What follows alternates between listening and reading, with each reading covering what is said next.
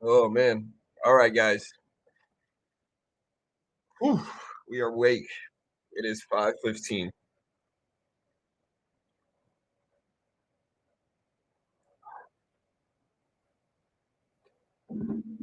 Whew.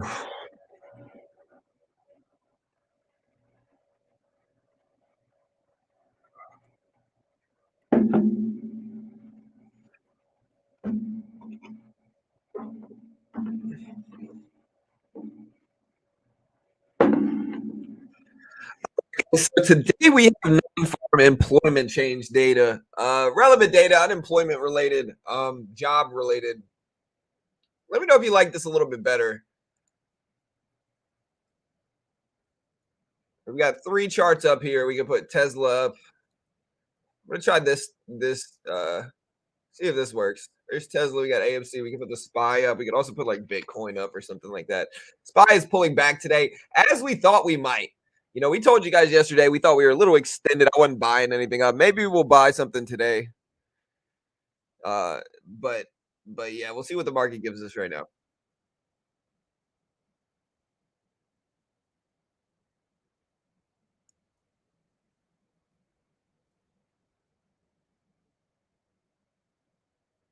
Hey, thank you, David.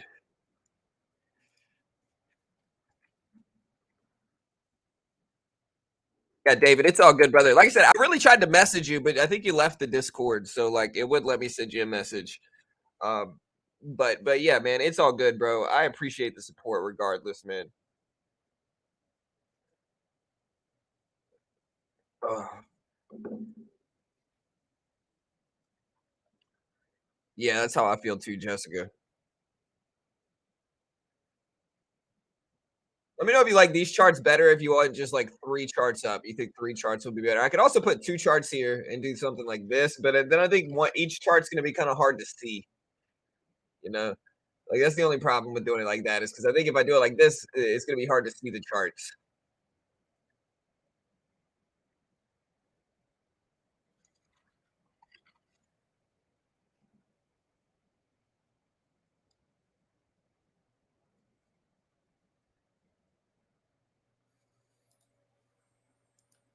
Yeah, Discord's free. Yeah, you can check it out right here.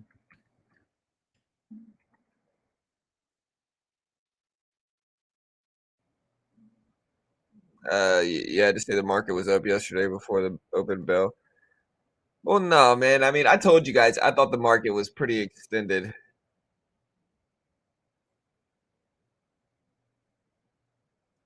Yeah, so I told you guys I thought the market was extended heading into the day. I mean, generally, the thing to understand is this: like, I've been saying this for the last 2 days, and so obviously, the first day I was definitely wrong about uh about the direction of the market because the market ended up ripping up even more. But the thing to understand is like understanding extension eventually it's going to work, right? So when you look at extension, like a stock is not going to be able to go up forever. Eventually, we're going to pull back some. Markets are not going to continue to push up forever and ever and ever and just continue ripping up without worry. That's just not how it works. Extension plays a huge factor if you're talking specifically about blue chip healthy companies, not penny stocks. Penny stocks can keep going down indefinitely. It doesn't really matter. They can keep going down, eventually get delisted. They go to pink sheets and you'll never see them again. Blue chips are different though. Blue chips in that regard are generally gonna be based off of extension short term. So like if the market pushes up over and over again one day and then pushes up again the next day and the next day and the next day, it's pretty logical to assume, and it's never 100%. Like you don't know for sure anything because anything could happen. The market, they always say an efficient market is unpredictable, right? So you never really know, but you base it off of probabilities. And if the market continues to push up every day, it's pretty logical to assume a pullback is near. Because again, the basic logic behind that is that traders take profit. In blue chips, traders take profit. If the stock goes up forever and ever, eventually traders are going to say, "Hey, this is up so much, I'm going to sell some now," and then that's going to give us that extension pullback. And so that's why you want to pay attention to extension is because that's how you can kind of gauge everything in that regard.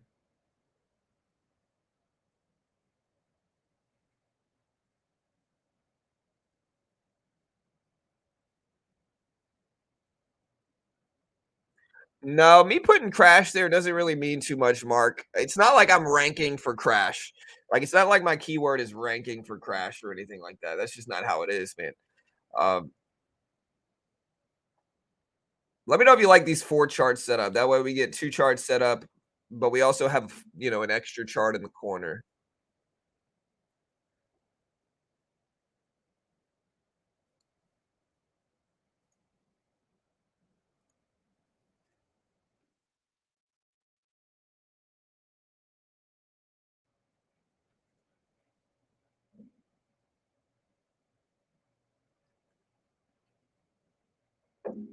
All right.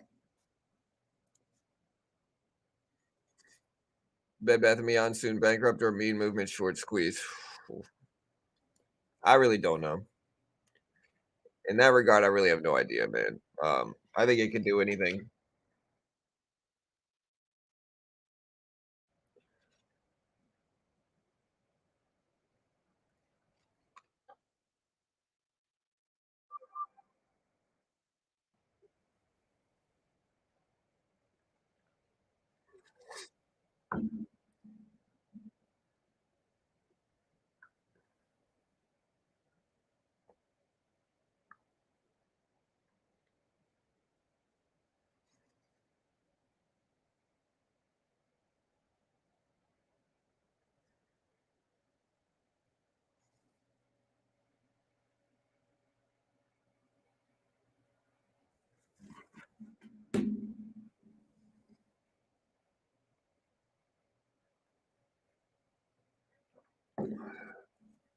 All right, guys.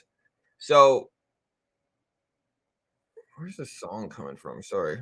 Okay, not too sad of a song for me. Uh,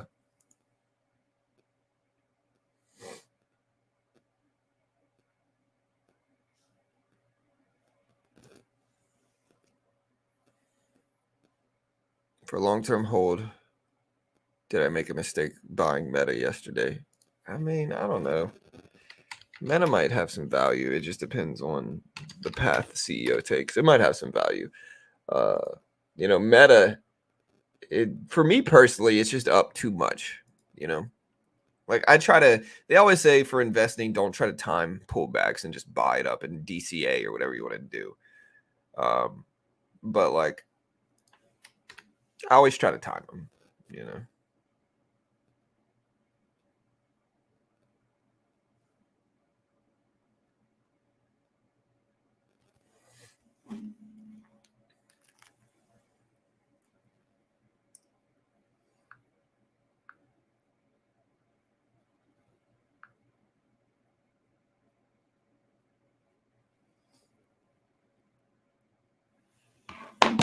All right, guys, so we're gonna get some music playing here.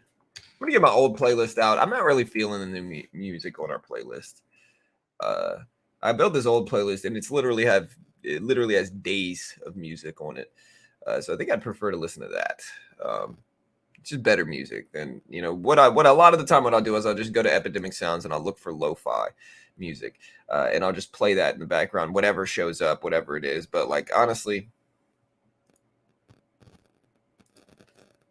I just don't really like some of the new music that's on that list, you know.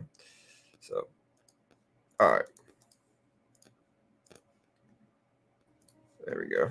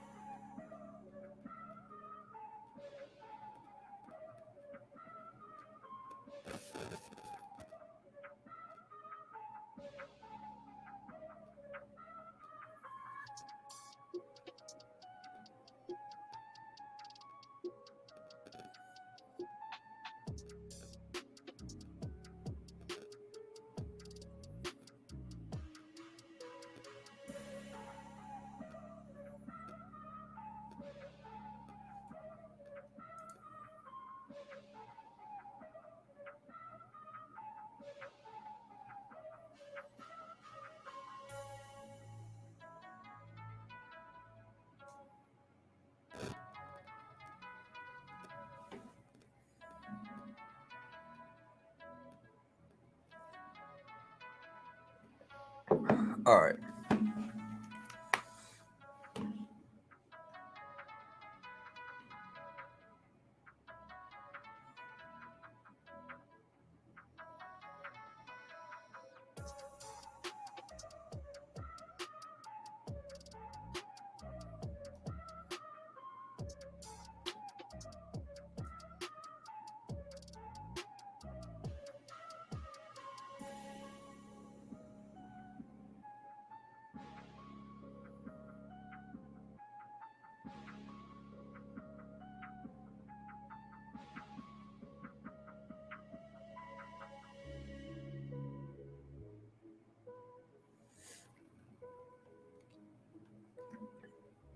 All right, guys. So, sorry, reading something.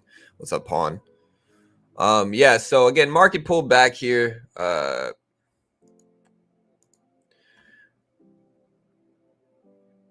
One of the ways that I've been trading is I've been looking for extension in terms of day trading on Top Step. One of the ways is I've been looking for extension, and then I have been taking longer term trades based off of that extension on Top Step. It's one of the reasons you might not see me trade too much at the open with Top Step lately. I still trade it, of course, but like I'm sitting in trades. And so again, based off of my bias yesterday, again, I thought we might pull back some. I thought the market was extended. And so what I started to do was I started to short it at the top. And you can see my profit from yesterday on Top Step. My drawdown was only 475, but we ended up making yesterday, which it still says for today. I can put this back and just go to yesterday. All right, let me exit out of this. This is still from yesterday. Let me reset the account performance tab. There we go. So I can go to this and look at yesterday and pull this up and then there.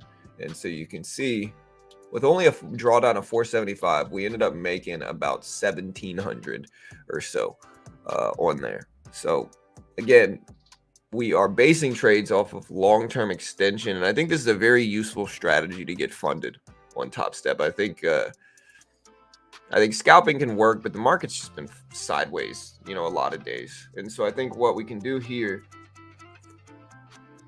and what I've been kind of doing is I've been looking for the market to just be extended and taking longer term day trades that I hold for hours and hours based off of extension whenever I think the market is at an uncontinuable level. I don't even know if that's a word, but when the market is at a level at which I don't think it can keep pushing up more. It could always do it. Market can do anything at once. But I think when we're as extended as we are yesterday, like yesterday's SPY, was at freaking 412s. I thought a pullback was very likely yesterday. And so again, that's kind of what we did. And it worked really well. And I think it's a kind of a little bit quieter way to get funded there.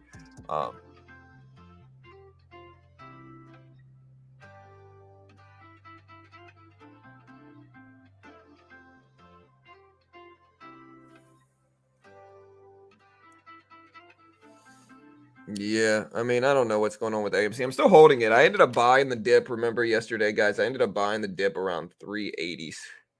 And then I took some profit off as it ripped up to 450, most of the profit. And then now I'm still holding on a little bit, but I'm actually break even. And that actually helps the trade. Like I was red in AMC for the last year. Now I have basically a little bit larger position, but I'm green on the position. And I've taken profit on the position already. And so I kind of took what was a losing trade on AMC over the last year, added to it on the big pullback yesterday down to 360s, and then let it bounce and then took some profit off on the bounce. And now I'm still holding more than I was before the trade yesterday. But I'm in the green.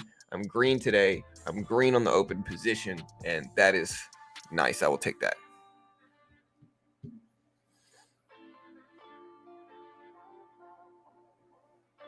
No, I made money on the long side, not on the short side. What's up? What's up, Beach? What's up, man? What's up, DS?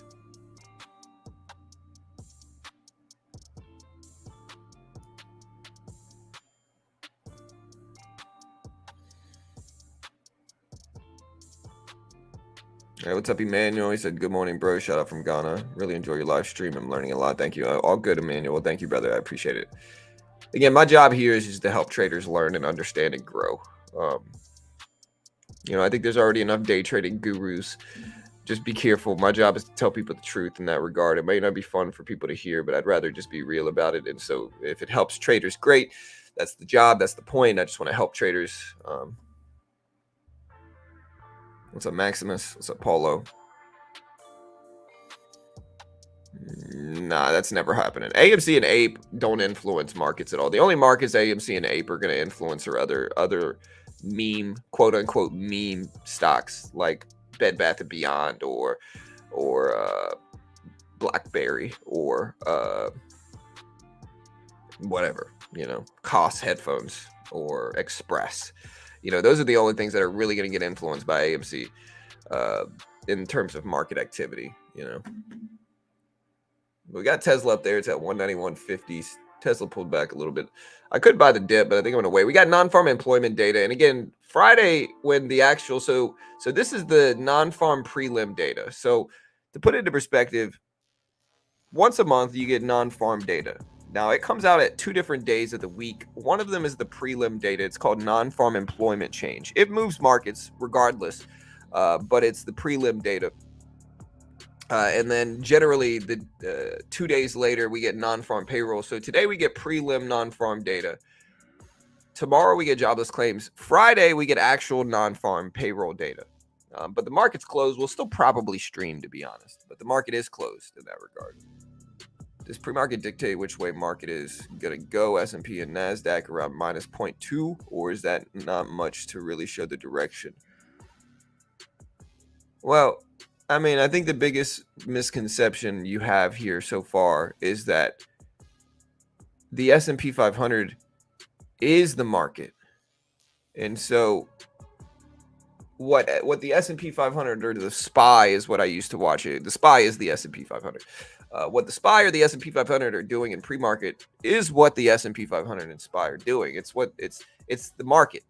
So it's not like pre-market doesn't exist and it's just kind of influencing the whole market. Like the reality of it is where the S&P 500 is now. Okay. I guess the big thing to understand is that while the S&P 500, this is probably the one nuance that I missed out that I forgot to mention here. So the S&P 500 is closed right now, but whatever the SPY and the E-mini futures do, and so whatever the index futures do in pre-market, the SPY will correct to at the opening bell.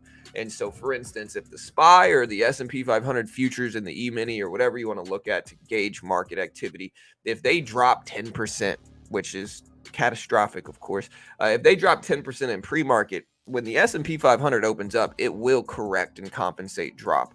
It will follow that. It'll essentially gap down the equivalent amount of that to even out. So again, what a lot of people look at outside the S&P 500 is what's called the SPY, because the SPY is basically the S&P 500, but it's open in pre-market. And so we can see the S&P 500 right now in pre-market is gapping down basically about, the SPY is gapping down about 67 cents. But it's weak in pre-market right now. It's not super weak. It's not like really bad drop. But again, this is going to end, like when the S&P 500 opens up, it will correct to this because they're the same thing.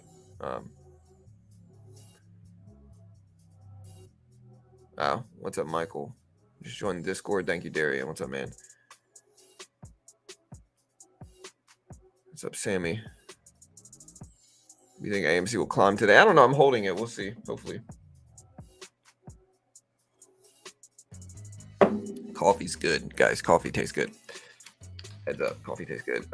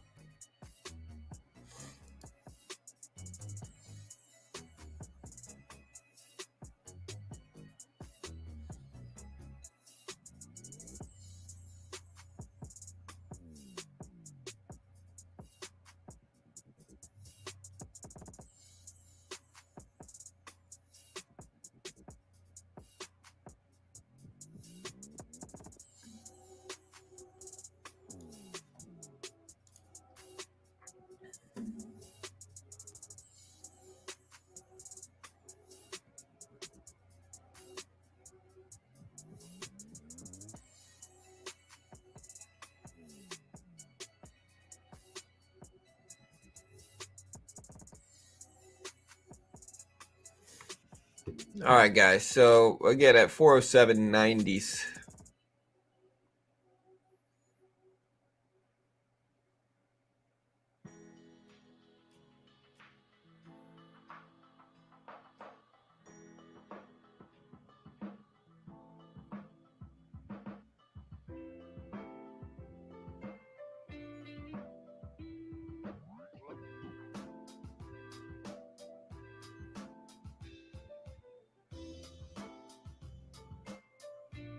Again, so AMC right under $4. We'll see if it breaks over 4.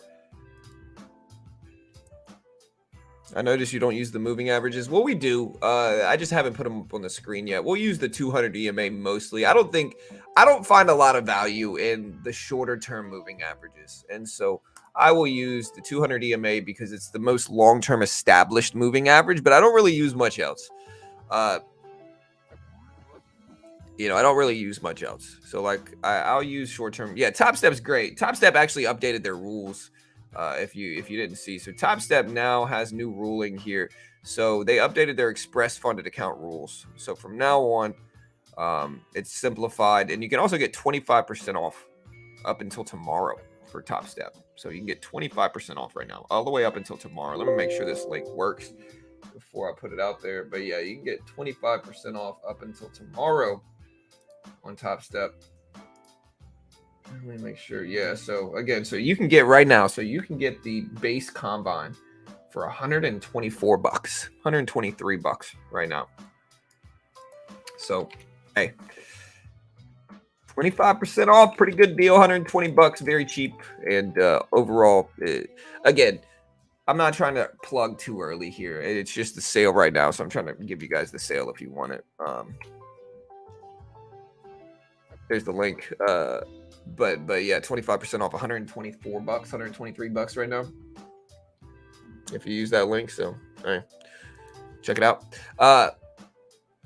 Again, SPY up to 408s, AMC up to 390s here.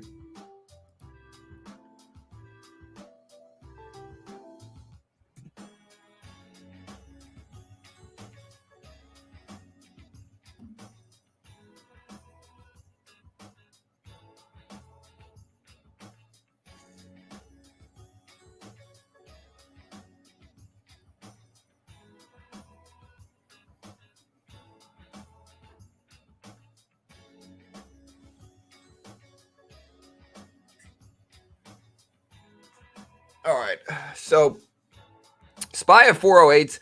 I don't know how I feel. Part of me wants to short. Part of me wants to go long. And so I'll probably just wait at this point in time.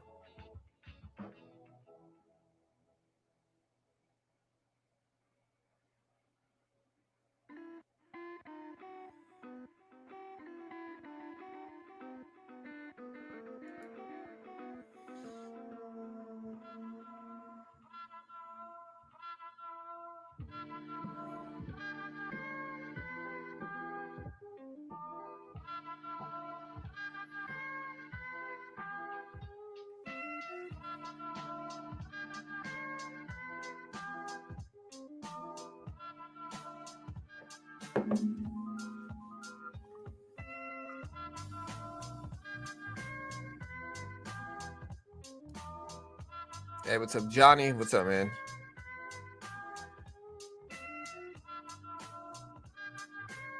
What are top steps payout restrictions for the first few months once you're funded?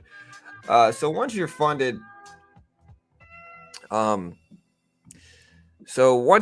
basically you get to keep $5,000 of your first withdrawal or for your first profit. So you can't withdraw on a funded account until you have 5 green days, and which I think is reasonable because I think like it costs money to withdraw and pay people.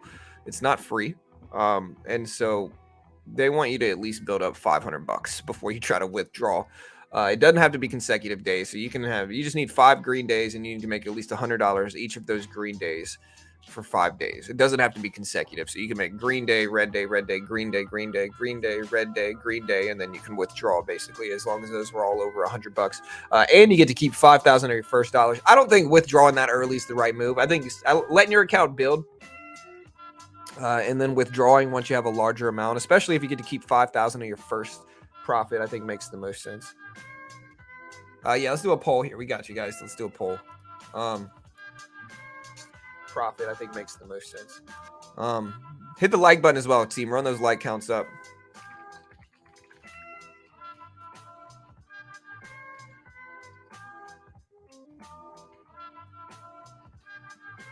Bullish or bearish on today's non-farm data? Bull or bear? Vote on the poll. We're also going to do a Twitter poll.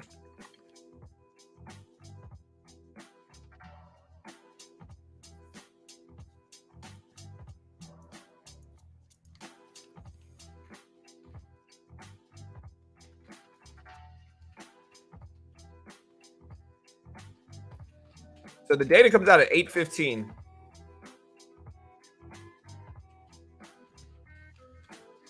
All right, so we're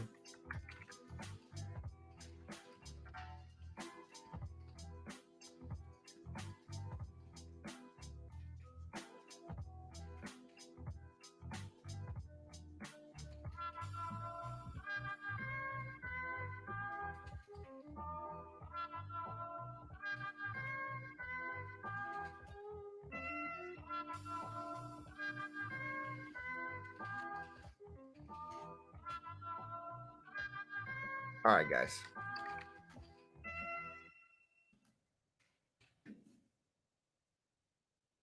You're going to plug this stream. We got a Twitter poll going live as well. Again, hit that like button, guys. Let's run those like counts up to over 100 if we can. Do it now. I would never pressure you, but if you don't, I'll hate you forever. Do it now. I appreciate the love and support, guys. Thank you so much. AMC stock trending right now.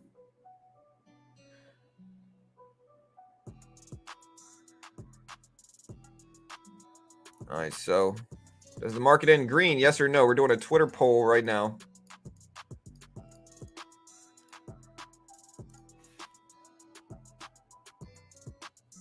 We're going to get a timer up as well here. Wait. Let's make this 3 hours. See if 5:30, 6:30, 7:30.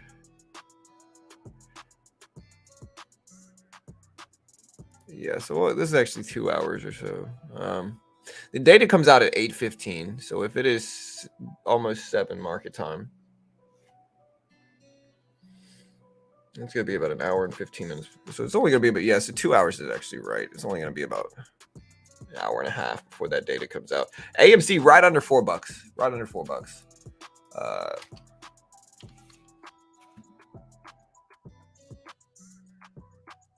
So yeah, there's the data timer. We got the timer in the corner here. And let me know if you like this 4-screen setup. We're trying something different here. Let me know if you like this 4-screen setup.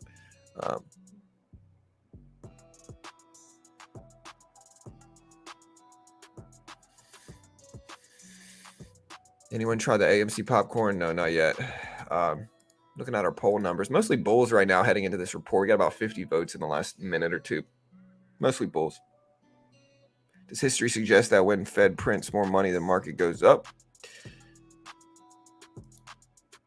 Well, it depends on what time frame you're looking at. You know, whether quantitative easing benefits the market depends on time frame and depends on what part of the market you zoom in at. And yeah, you can see AMC right now right under $4.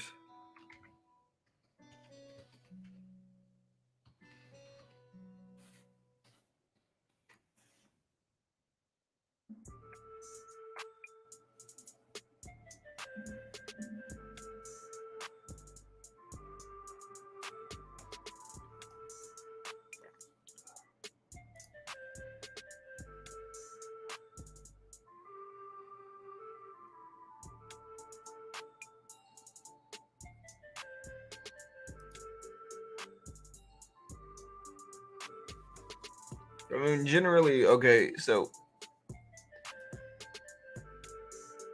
yeah, I see a couple comments here about that. Yeah, so generally when we have quantitative easing, when the Fed is injecting money into the market, when that happens, uh, generally it's good for the market, but it causes inflation problems. And so there's always a balancing act in that regard of inflation versus recession fears, too much tightening and we could go into a recession and that makes the market go down, obviously. Too much easing and the market inflation could grow more and more profound over time and that could cause other problems, fears and market, influence. And so it depends. I'm not going to say QE is good for the market necessarily. Um, but I'm also not going to say it's bad either, because it's a little bit more nuanced than just good or bad. There's a different set of problems that comes with each monetary policy by the Fed, and that varies. And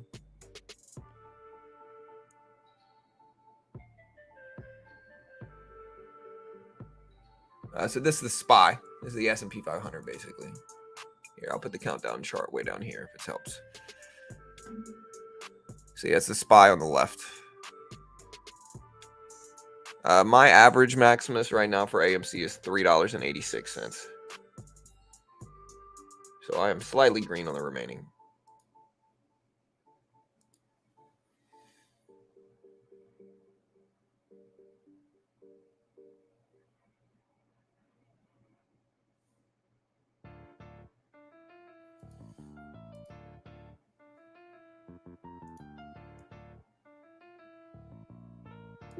Let me know if you like this old music. Let me know if you can hear the music better too. The other option I'm thinking about doing, guys, is on days when we don't have any big economic releases, starting the stream a little bit later. What do you guys think? Should I? Only on days where we don't have any big economic releases.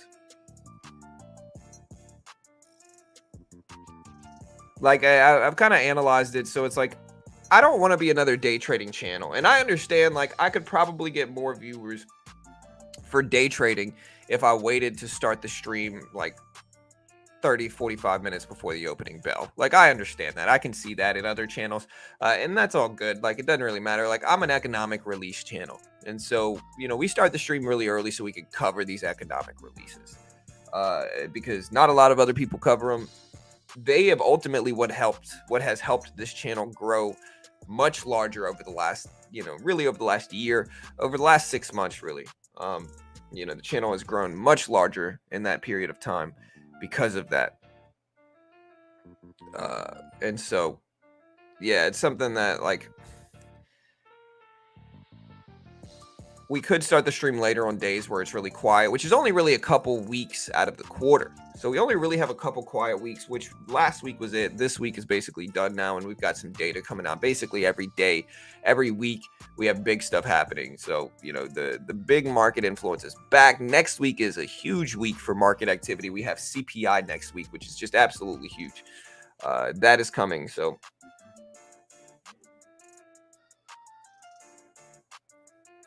yeah, we'll see what happens. Let me make sure I'm using this right. Okay, there we go.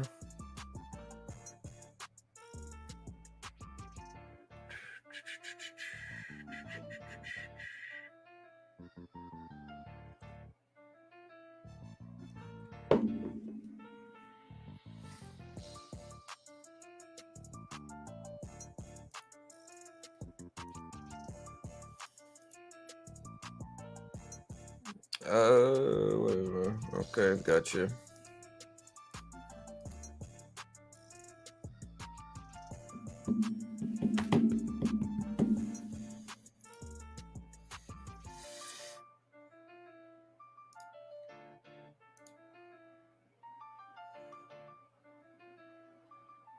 All right, guys. So,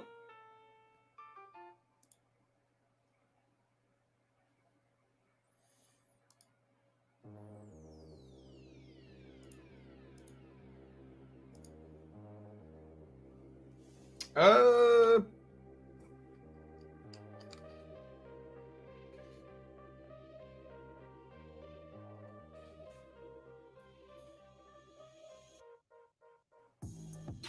Here, hold on, guys. I will be right back. Right back. Stay there. I'll be right back.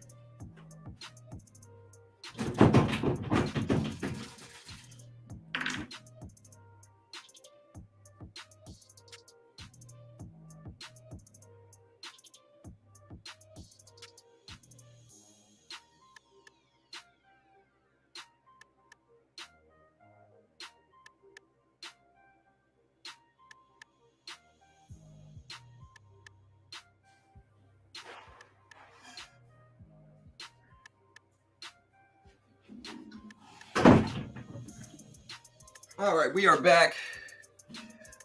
We're back. Look at the market gapping up a little bit. It's back up to 408.30s here. Whew. AMC's still right under $4.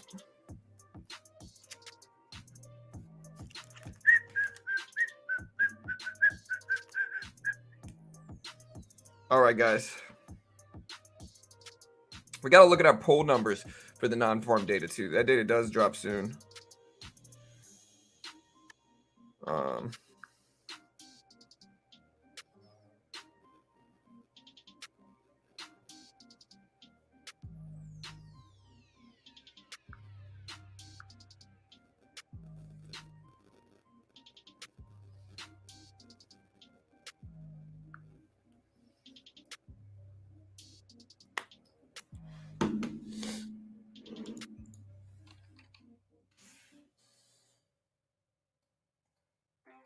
All right, guys. So what do you guys think I should do? I mean, I know you guys are a bunch of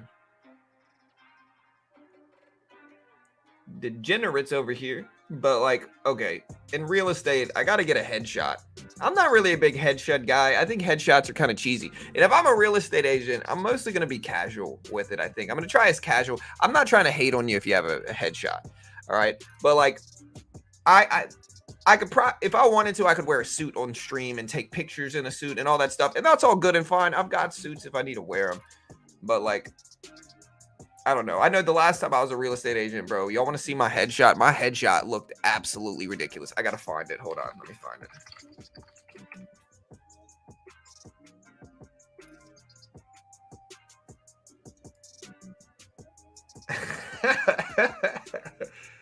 Hey, I got a good review. How nice.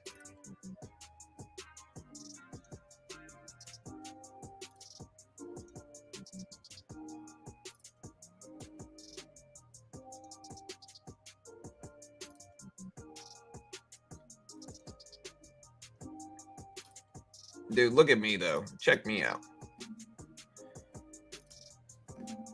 Man. All I'm saying is I got to keep this beard, bro. Bro, I was a terrible suit, dude. Honestly, now that I have nice suits, you can recognize a bad suit, you know? Like, now that I have nice suits, you can kind of recognize a bad suit. And this is a bad suit. If it's shiny, it's bad. Look at 23-year-old John over here. You know? I'm pretty sure that was a Snapple and tie, too.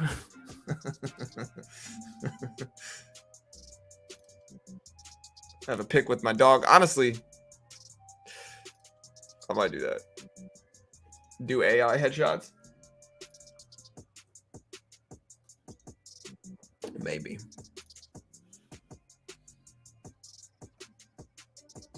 Bro, this could be turned into a meme so fast, bro. Look at me. This could be turned into a meme so fast. You know?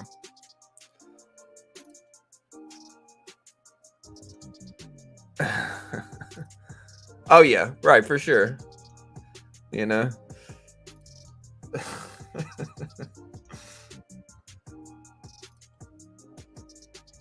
Again, I was young and naive and didn't know anything. You know, I know how to sell a house, though. I did good deals. You know, I know how to sell a house, though. But, like, you know, I got to make fun of myself a little bit.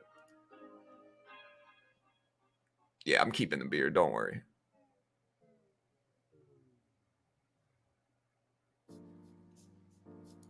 I think it's funny. Um,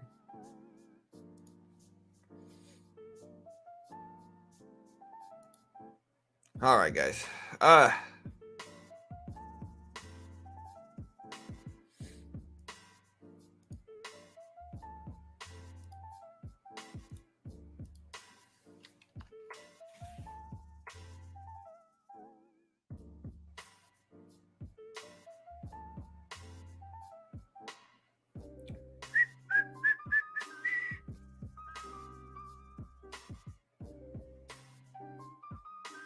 All right, guys. So again, SPY bounces back up again, right at the 200 EMA. Right at the 200 EMA.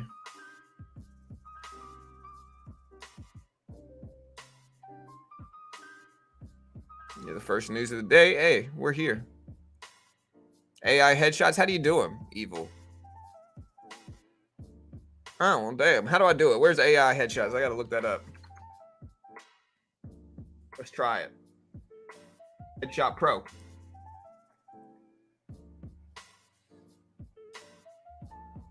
How it works. Let's look this up. All right, guys. Market's up there too. Market's up there too.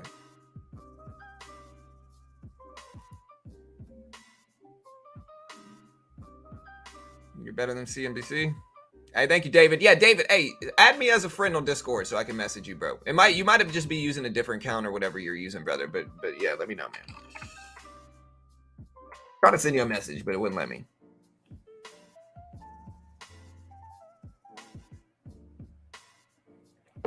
Honestly, nobody remind me of the freaking Astros game. Honestly, I'm so freaking tired of these stupid restrictions, bro. Who in the world thinks it's a good idea to freaking restrict your home team unless you have one obscure service? Bro, we don't even get AT&T cable out here. We don't even get it. We can't even get AT&T cable where I live, bro, but the restrictions are there so that's the only place I can watch the Astros. Who in their right mind designed that, man? That's an absolutely ridiculous rule. I'm not happy about it. It's absolutely ridiculous. I had to watch the freaking Mariners versus the Yankees yesterday. Or no, I had to watch the freaking Phillies versus the Yankees yesterday. The Phillies won. I couldn't watch the Astros. And it's ridiculous here. I'm so angry about this. Like, it's absolutely ridiculous. When are they going to get rid of these blackout restrictions? Like, they make no sense if you're a baseball fan. How are you supposed to watch your home team?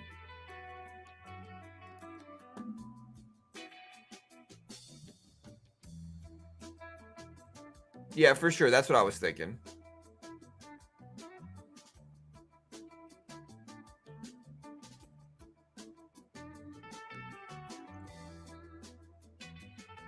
The short sellers are the ones that ruined my Astros game. It was them.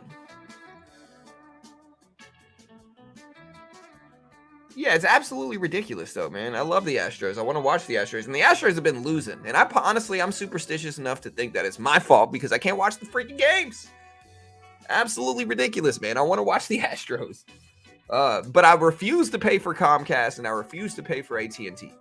You know, honestly, Comcast has scammed me so much that I have the money to pay for it. The money's not an issue. The problem with Comcast is that they will just straight up lie to you. They'll be like, yeah, man, we locked your rate in. It's $115 out the door. You know, you're like, okay, so you're sure it's only going to be $115? Yeah, that's it. You know, net $115 out the door. That's it. Sign the contract. Okay, great. Sign the contract. You get the bill. It's $300. You're like, hey, guys, what's up with this? You said 115. Oh, no, we didn't. We never said that. Prove it. What? Like, that's how y'all are running business, Comcast? So because of that, it's the principle of the matter. I'm not giving Comcast a penny. It felt so good to cancel. But now I don't have Astros games, and I'm kind of disappointed about it. How else can I watch Astros games? I gotta look this up now.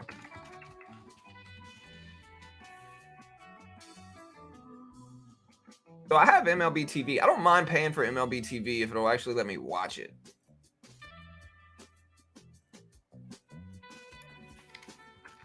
I don't even have AT&T.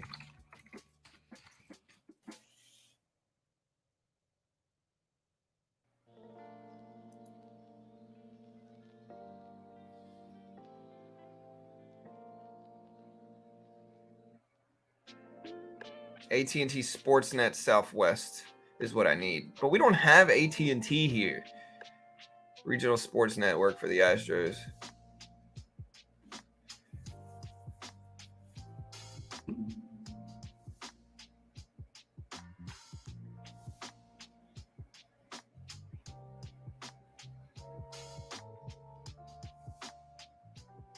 I refuse to get DirecTV too.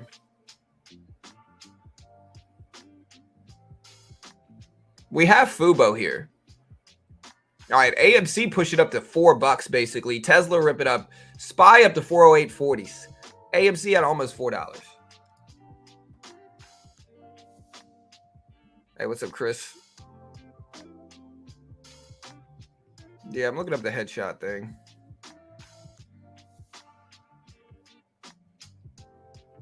I've got some pictures I can use.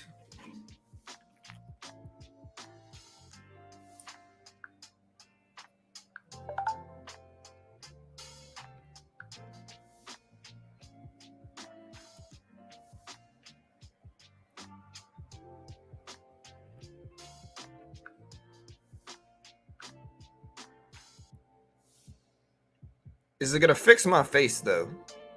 You know?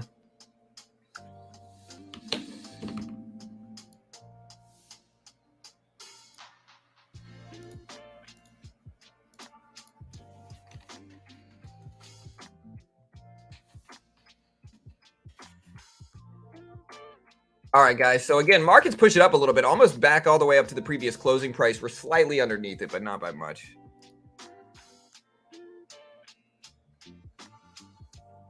Yeah, I'm not going to one of those sketchy sites.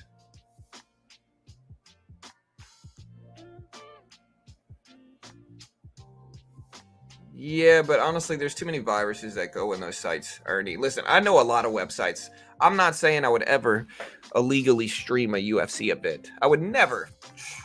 Man, I don't even know what illegally streaming is. I don't even know. First Row Sports, I've never even heard of that, you know? But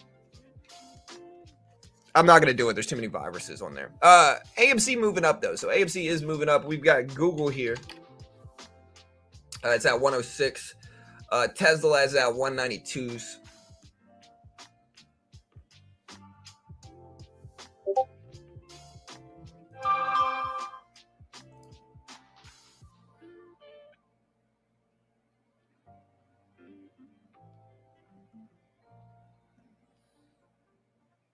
How long did it take to get the headshots back, though?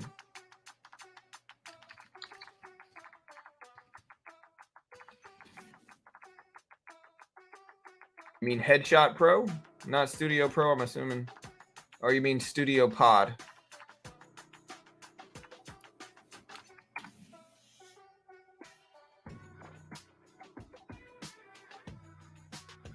There's Studio Shot, Headshots by AI.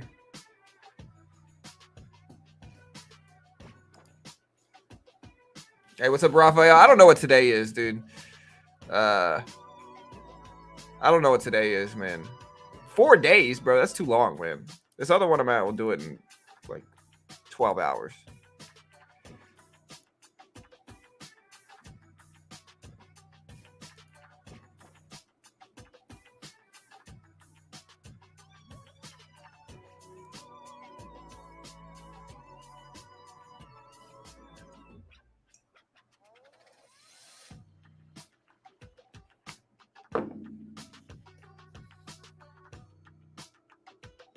All right, guys, look at Google rip up here. Google up to 106 right now. What's Disney doing here? Hopefully it drags AMC up. I'm in AMC right now. Disney up to 99.50s. Disney's lagging behind the market a little bit. Honestly, if Disney continues to fall, I will buy it back.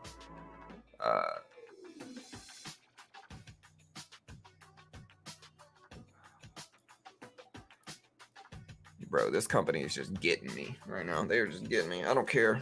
Take my money, you know. Go ahead and take it.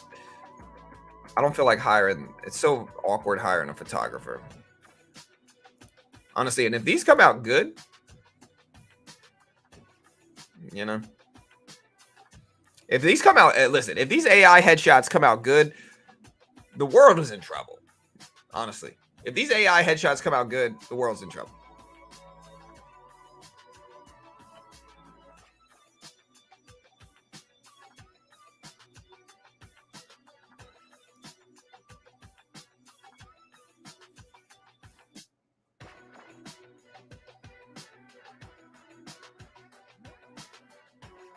Ooh, dude, I can give myself a suit. You love it. The problem is it needs to be a specific type of background. I like the outside park one. I guess I'm just going to go with that. A gray suit.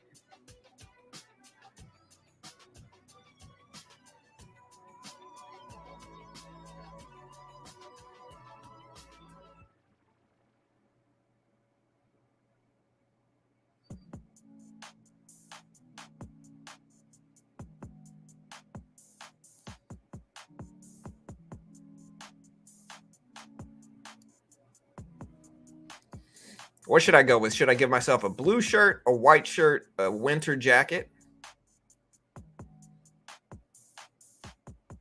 a gray suit?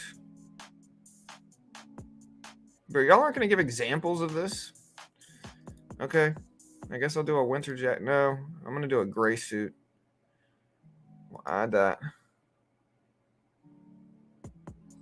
Where is this gray suit? I guess that's it. It looks kind of blue to me, but like that's okay. Hey, look at Google rip it up. It's at 106s right now. Honestly, Tesla about to go green on the day as well here. Market's starting to pump up a little bit. I'm not really holding anything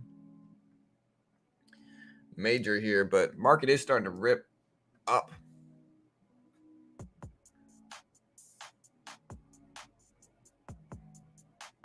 You're not a suit? That's good. Yeah, I'm definitely not a suit today. Top 3 suits in the world for sure, though. John is very selective of the advertisers he chooses on his channel. What are y'all talking about? Let me see. Let me scroll up here.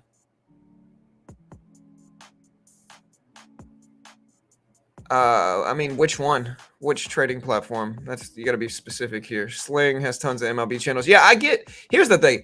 I have Fubo. So I have Fubo, but the problem is not like, okay, the problem is that restrictions in the US, like that's the problem, is that you can't watch the Astros game in the US, which is just freaking ridiculous. It's just ridiculous. Okay, there's the gray suit.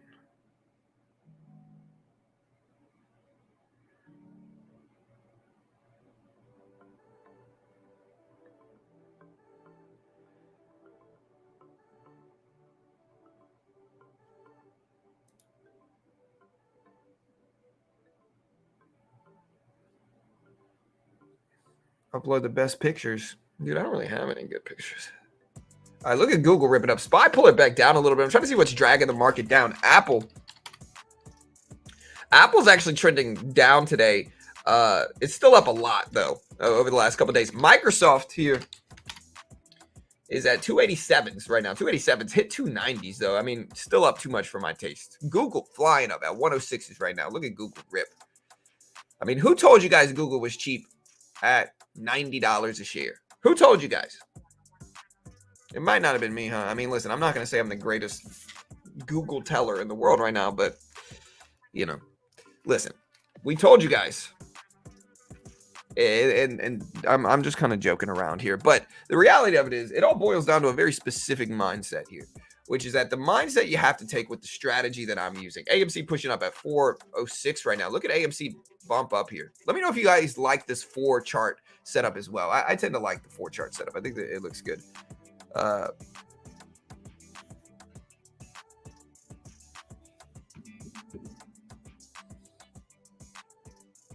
Disney too. Honestly, I've been talking about Disney since Disney was at like 85, 90 bucks. I always told, like, one of my big things is like, I always think Disney's cheap when it gets to the low 90s. Low 90s is usually a really good buy spot for Disney. I can't guarantee it's going to do anything, but yeah. So, and again, the logic behind these trades is simple.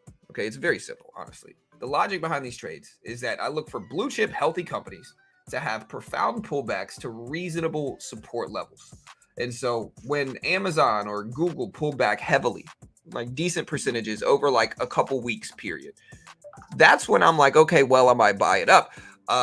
And again, I generally have kind of buy levels. A lot of it is, to be honest, for whatever reason, a lot of them are $90 a share. So if you look at a daily chart for Google, for instance, $90 a share is my buy level for Google. It's the same buy level I have for Disney, which is around $90 a share. you can see here, here's a great example of how I trade. And again, the mindset you have to have in this is you have to be willing to hold it indefinitely. Again, so you got to be willing to hold this for years if you need to, because again, that's where the true edge is with this. Okay, so the whole logic. Look at Tesla. Tesla just broke over the previous closing price over the 192.70 level. Green on the day now for Tesla. But again, you got to understand it like this. The previous closing price level. I'm sorry. You have to understand it like this, is that these large cap companies are going to generally go up long term. All right. That's the first thing to understand, is that these large cap healthy companies are generally going to go up long term. You could isolate any individual one that doesn't and try to prove me wrong, and that's fine. But again, any long term blue chip company is going to go up most of the time. With that in mind, what I like to do is like, okay, so if value investing, for instance, gives you 6 to 12% a year, basically, if value investing gives you 6 to 12% a year, why don't I try to add a little bit more to that edge by implementing a buy system where we only buy up blue chips that in general, by the previous logic, are going to go up long term, right? So these stocks, if you zoom way out, they're going to move up long term, despite any short-term weakness with market weakness or crashes or bad news or bad earnings or whatever it is, right? Despite any of that stuff, you zoom out long enough, the stock's going to go up long term. And so why not try to add a little bit more to that edge by looking for very large pullbacks short term to buy, to choose that as the opportunity to buy it. You know, so for instance, Disney's going to go up long term. You know, if Disney pulls back to $90 a share, that's objectively cheap and valuable to me. You know, that is when I start to buy that stock up. That is why I call it out every time it does it, and we've been wildly correct about it. Same thing with Google here. Okay, so Google obviously going to be okay long term. You know, we're on Google right now on YouTube. And so Google owns everything. It's diversified. Disney owns Star Wars, Marvel, ESPN, you know, a list of acquisitions and assets, media assets. Same thing with Google.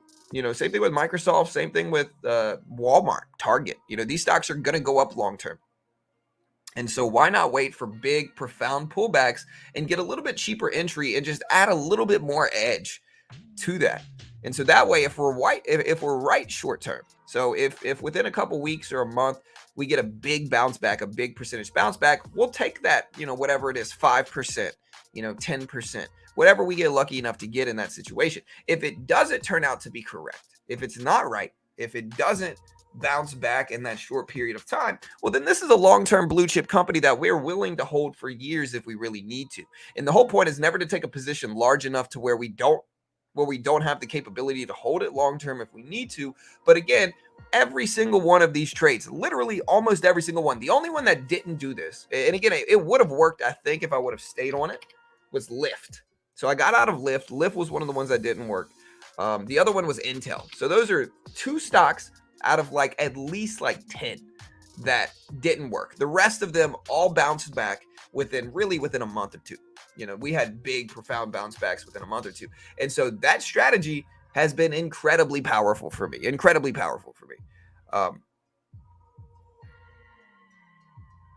Yeah, sure, Chris. Some never return. Sure. But again, isolating the one that doesn't is, again, it doesn't matter. You know, again, some of them are not going to work. You know, again, I brought up two examples of ones that failed. Intel didn't work. Lyft didn't work. But when I did it at least 4 times on Disney, where I did it on Google a couple times, when I did it on Amazon, when I did it on Microsoft multiple times, I did it on Snapchat. I did it on SQ. Another example of it is again, if we zoom in here and we look at it a little bit closer to some other examples, another example is this right here. So SQ, another way I like finding these pullbacks is from economic releases, right? So sometimes you'll have like short reports like SQ.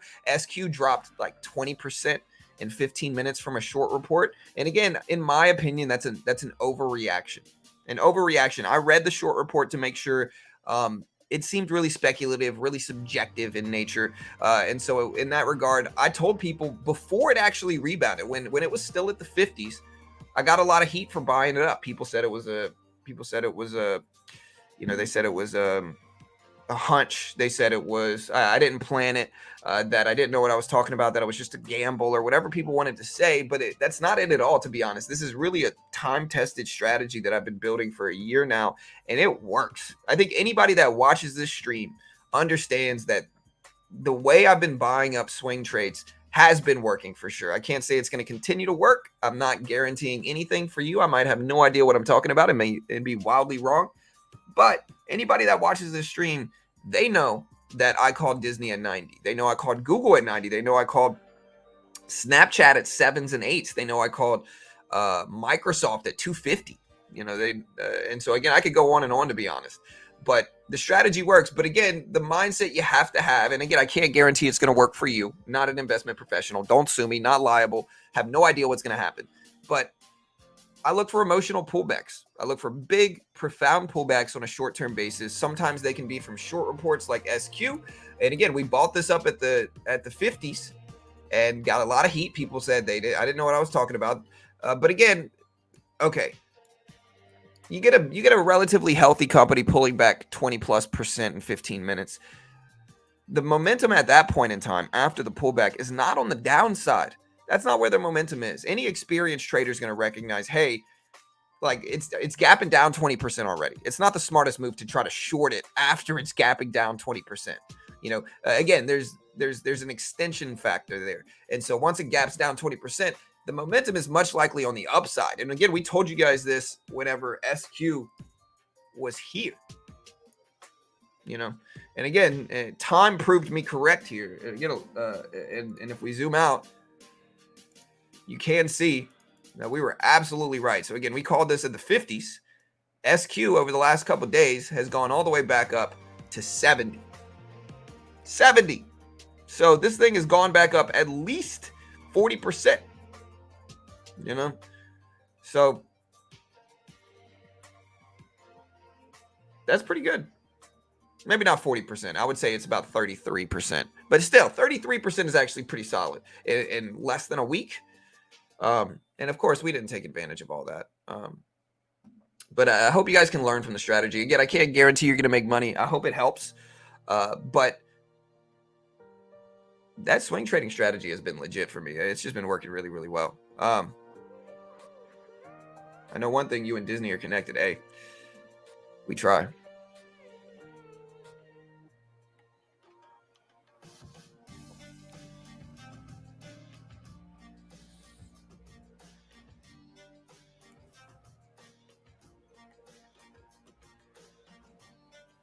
Oh, I believe that. Christopher. But stocks like Disney are different. Stocks like, again, I'm not just buying up any blue chip. Like, to be honest, I'm not going to buy up stocks that I don't know. Okay. And so sure, the blue chips listed in the broad market exchanges and the index funds and all that stuff, they change over time. I understand that for sure. Completely understand that.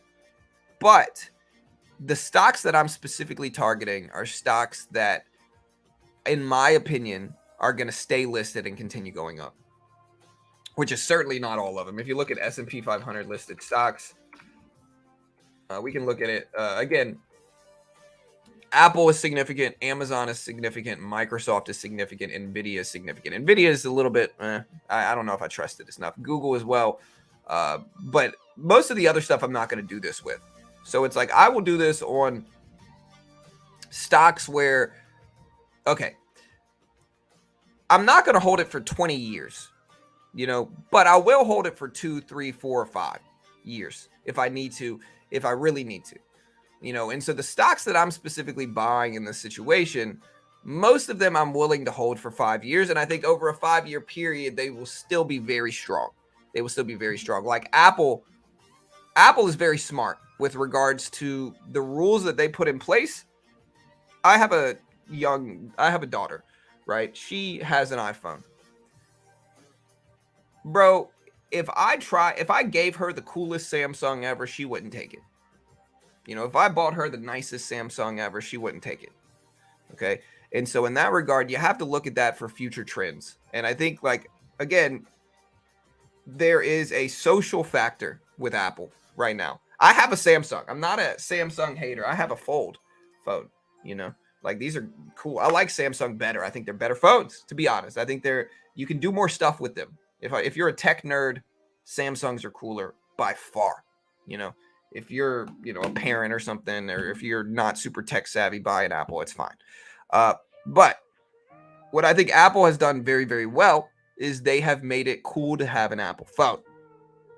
And what I mean by that is, like, in group chat, for instance, previously it was really hard to even allow other phones to group chat with Apple phones. Now, again, you're kind of isolated in that regard by you're a completely different. You have a different overlay if you are on anything besides an Apple. And so that ostracizes people who don't have an Apple phone in the social groups for young people. And while old, adults are going to be like, who cares? Young people care about that stuff, And so Apple is very smart in that, like, it's got a lock on young people. Like, young people want to use Apples, especially like, especially if, like, well-off young people, they want an Apple phone. If they can afford it, they're going to get an Apple most of the time if you're young. And so I think that's very telling of future trends. And I think that Apple is one of the easiest long-term holds because, again, it's just it takes up so much market space here. Those are the types of companies that you do this on. There's companies like that where you could have that thought process and understand that, hey, these will probably be fine long-term. Now, of course, anything could happen. And again, if we start to dip too much, I will cut it. Like I said, I cut Lyft with very small loss. I cut Intel with very small losses. And so in that regard, like, it's not like I'm never going to sell anything and just kind of ride it forever. But it depends on the stock, to be honest. It depends on the stock. Intel, I didn't trust enough for that long-term strength. And, I could have held it and it would have made money regardless. Intel, it was at the high 20s. Right now, Intel's at about $33. And so I could have held Intel and it worked. Lyft, different story. But,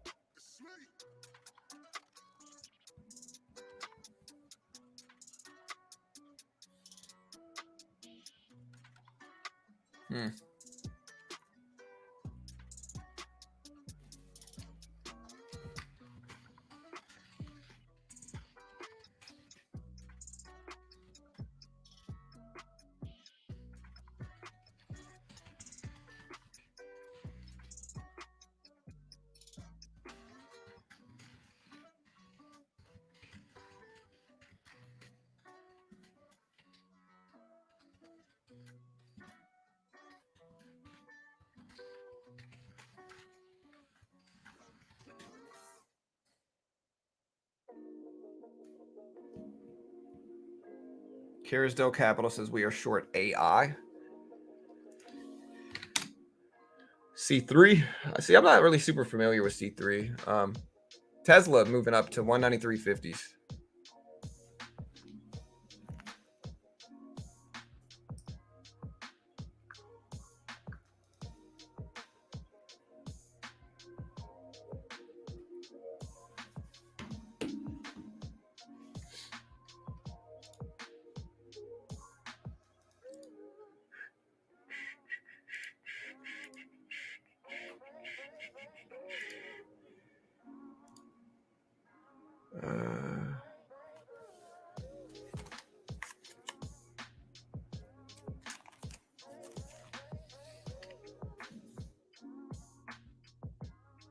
All right, guys. So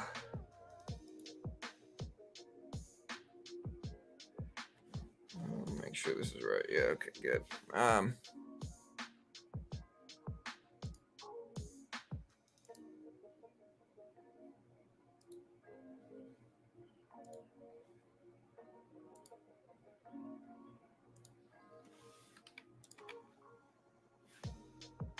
Again, got a nice little ride up here of the market. SPY at 408s here.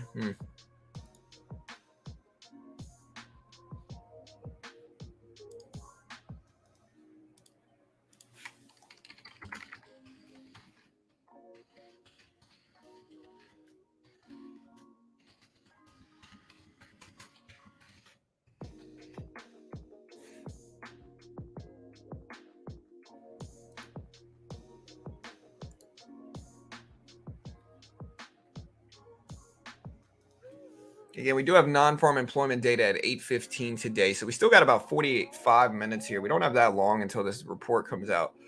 So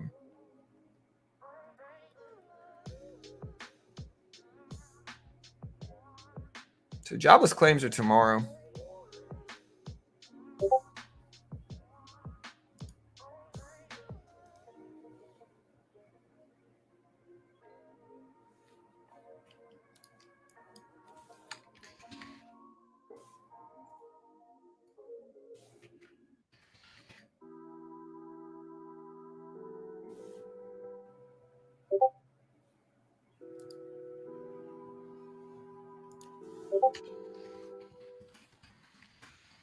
All right, so again, SPY rip it up.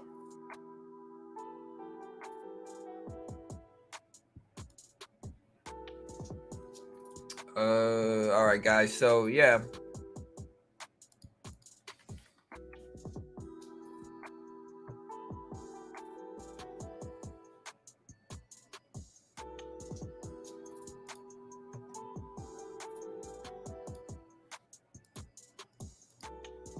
Look at Tesla rip up. Tesla at 194, basically.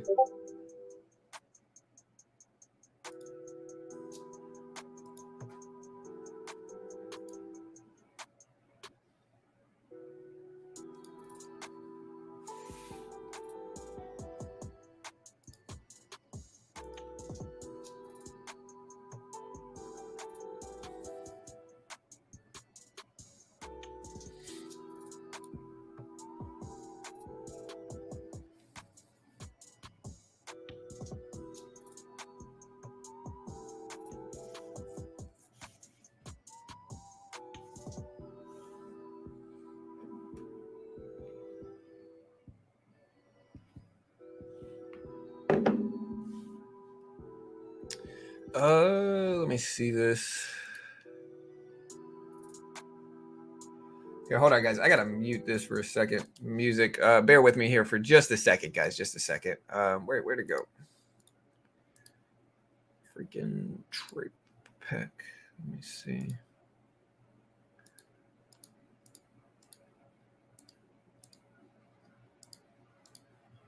Bear with me, guys.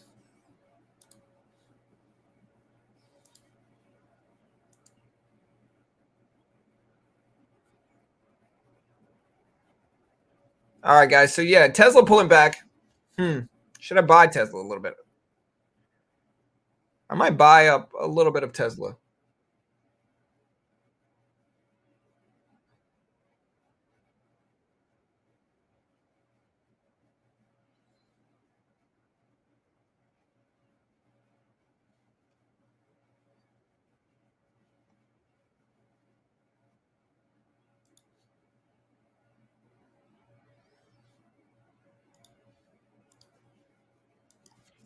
All right, guys.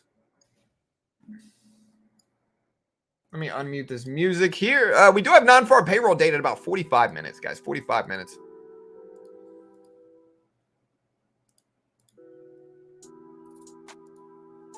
All right, team.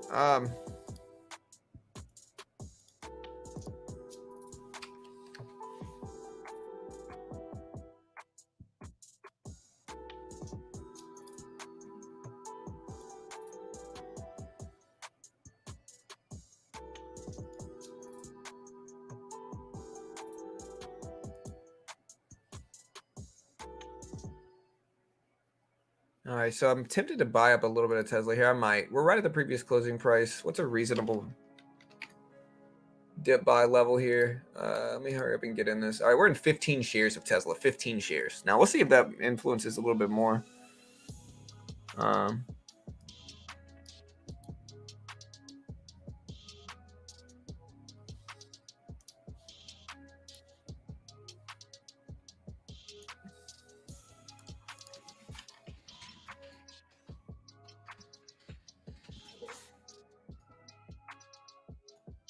So again, we're in a little bit of Tesla here.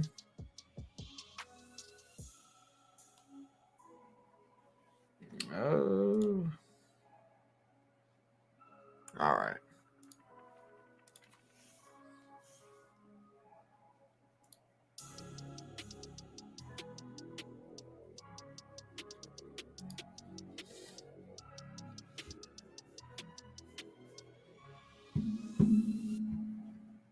Look at the SPY ripping back up. Hopefully it drags the market up itself. Again, I don't know if I trust it enough to really buy a pullback, but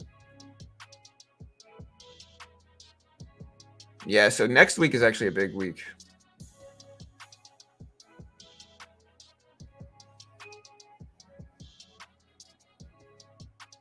Yeah, there goes Tesla. I should have bought Tesla, honestly. I bought a little bit, but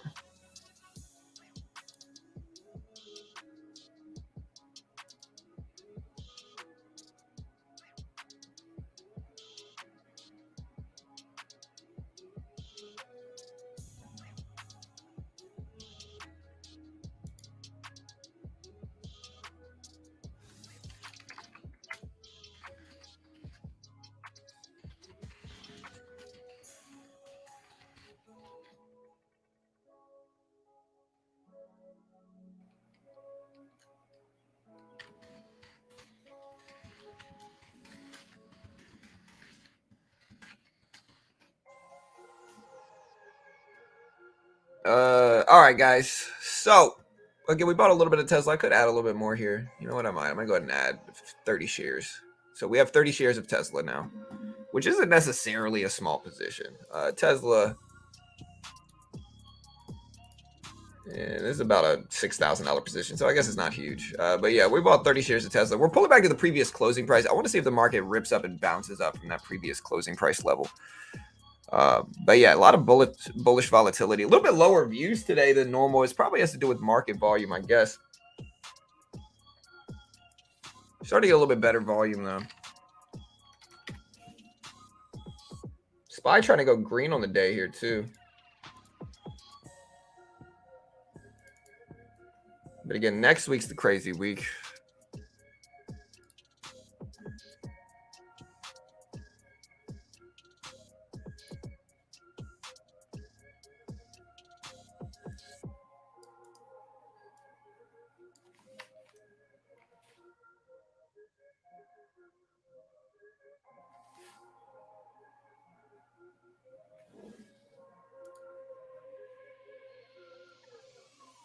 All right, guys. So Tesla back close to green here. We're almost green. We got 30 shares. So we're basically flat right now. We will take profit quickly on a pop if we can.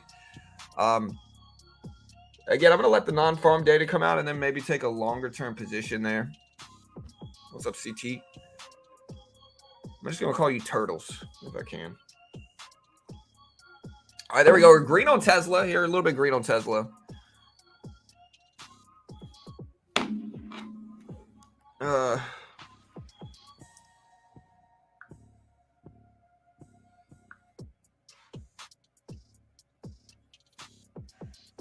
Let's see if we get that little pop that we're looking for here. We just want a little bit of baby pop. You know? Just a little baby pop here if we can get it. We're right around that level now. We're basically flat. AMC finally dipped back down. Went all the way up to 405, but kind of did pull back some now. Again, SQ right there in the middle, all the way up to basically 70. Apple back green on the day. Hopefully that drags the market up with us here too.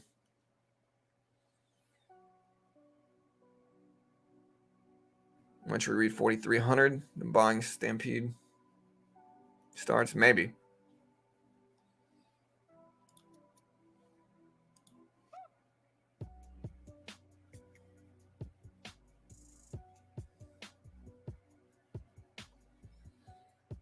All right, guys, starting to run up a little bit more on the SPY at 408.60s here, 408.60s. Apple at 165s, almost 166 here.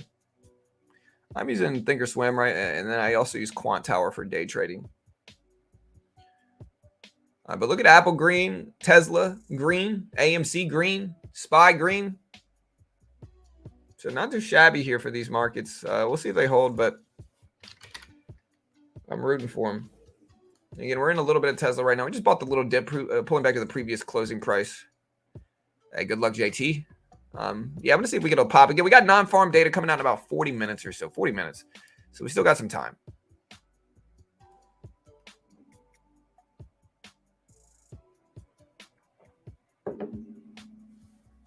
Again, still sitting in this. I think I got to be patient. Look at the SPY start to test this previous closing price up there, though. So the SPY really is starting to test that level.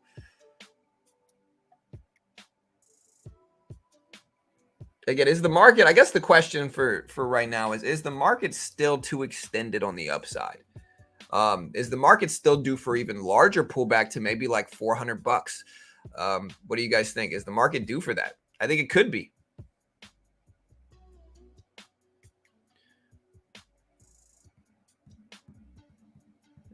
Tesla completely flat right now. And again, I think we got to just give it some time.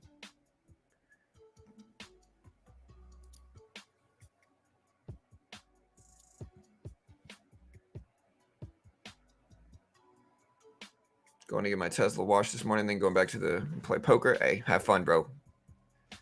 Hit a royal flush for me, man. You know, or quad aces or something. Honestly, my favorite hand to hit is actually trips. So trips is probably the most powerful hand that you can ever hit because it's disguised, right? So for instance, you have pocket threes or whatever, pocket twos, and you hit another two on the flop, right? As long as there's no straight in play or flush, then you're going to get called a lot of the time by top pair. You know, top pair is going to call you a lot of the time in that situation. And so that's where you get the most value is trips, you know. John, will AMC go to $8 in your opinion, obviously? I don't know. I hope so. I think eventually, yes, but who knows? Anything could happen. I think eventually, though, yes, but who knows? Cars are bad investments. Well, it's more nuanced than that, but generally new cars are. It depends on what you're doing, though. Like, again, there's a few ways. Like cars most of the time are depreciating assets most of the time, right? So most cars are depreciating assets. Now, you could buy a rare car that is like a very rare, hard to find car. And if it's a popular enough car and it's rare enough, if you keep it safe and you basically put it in a cool, like an air controlled environment, and you don't add miles to it, it can appreciate, right? But generally, buying a new car is one of the worst investments you'll ever make. You know, you buy it when you right off the lot, you lose 20K, 10K. You know, you lose huge percentage of value just driving it off the lot as a new car. And so in that regard, buying a new car is one of the worst investments you can ever make. You know, again, it's how car salesmen survive is because they understand, especially financing a new car. One of the worst decisions you could ever make. I mean, aside from it, the credit building aspect of it, like it can build your credit. And that's good and fine and all. But in terms of just value, that car, by the time you're done paying that thing off, that car is going to be, you know, lose 90% of its value. And so you're essentially, again, for a lot of people, what a lot of wealthy people do, a lot of people think that wealthy people think, a lot of people think that wealthy people only buy stuff. They have to own it. You know, honestly, a lot of wealthy people just lease their cars. You know, they lease it, they spend 10K a year or whatever it is, and at the end of the year they trade it in for the newer version, and then they pay 10K a year for that, and at the end of the year they trade it in for a newer version, and they just kind of keep leasing the newest and best so that they always have the new car. They always have the 2023, 2024, 2025 model. And it's also, you know, they don't mind spending that 10K to drive per year because that's small for them, but it makes it so that they're able to always have the newest model instead of having to buy it and then at the end of the year selling it. You know, leasing it is what a lot of people do. Anyways, don't mean to get too off topic, but again, Tesla is dipping down some. I'm not going to hold this forever. I'll let it test the previous closing price. We'll see what that one does. Yeah, baseball cards, terrible investment. Yeah, for sure, JT. Yeah, you need a car, but just in general, I guess the way you have to look at it is like a car is not an investment. That's absolutely true, and so you shouldn't put money into it like it is. Like again, buying a new car is usually like you could buy a really nice used car for 40% less. You know, really nice used car, 40% less. You know, got 50,000, 60,000 miles on it. Might be a year old. You know, you're gonna get much less. You know. But again, it depends on how much money you have. If you really have enough money, then it doesn't really matter much, in all honesty. So if you have enough money, it doesn't really matter. You can buy whatever you want. But what I'm saying is that if you don't have, you know, a huge supply of money, then don't finance a new car. unless like you really need to build credit or whatever, you know. Yeah, swing trading has been powerful for me, man. It really has. Swing trading has just been really, really powerful.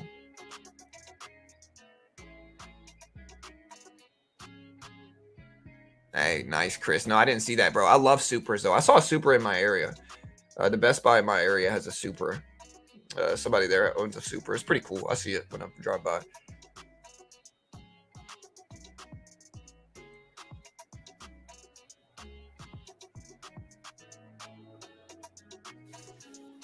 Yeah, Ricky says, I swing trade almost exclusively now. I mostly missed out on the last week of upward movement because I've been waiting for correction. Honestly, you sound like me, Ricky. Don't want to buy at the top. Yeah, me too, brother. Again, I'm just not confident enough and maybe we rip, but if we pull back more today, maybe I'll consider buying up small size first, and then I could add to it as we pull back more. That's a strategy, but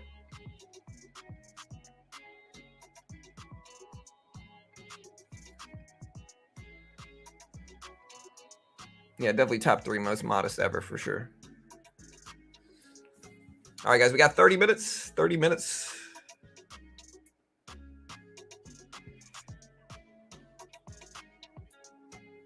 Well, I mean, heavy. You know what I've got to say about that. As Forrest Gump once said, I don't think we have to crash necessarily, and I think a lot of people have been saying it every single day, but I'm not going to rant about it today. That's about all I've got to say about that. Forrest Gump. But yeah, so we're in Tesla right now. We will see if Tesla bounces. We are at 193.20s.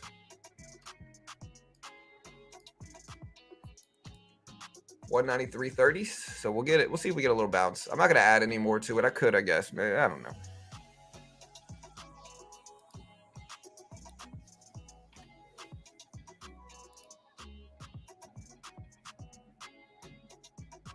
All right, so we're going to give this time to bounce.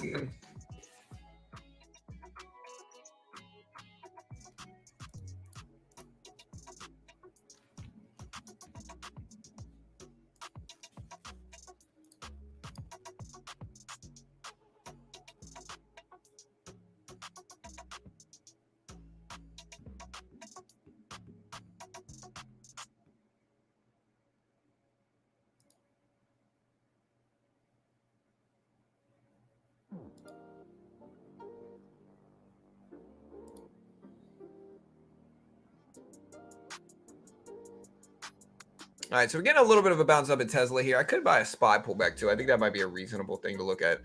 Still an AMC as well.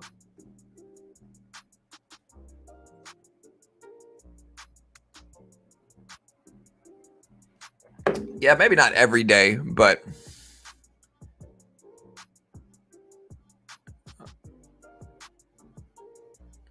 what video, Chris? Oh, the Supra. Yeah, got you, man. I'll check it out. What comes in a Tesla stock? I'd like to buy it right before the close on down days. Seems to pop up in the mornings.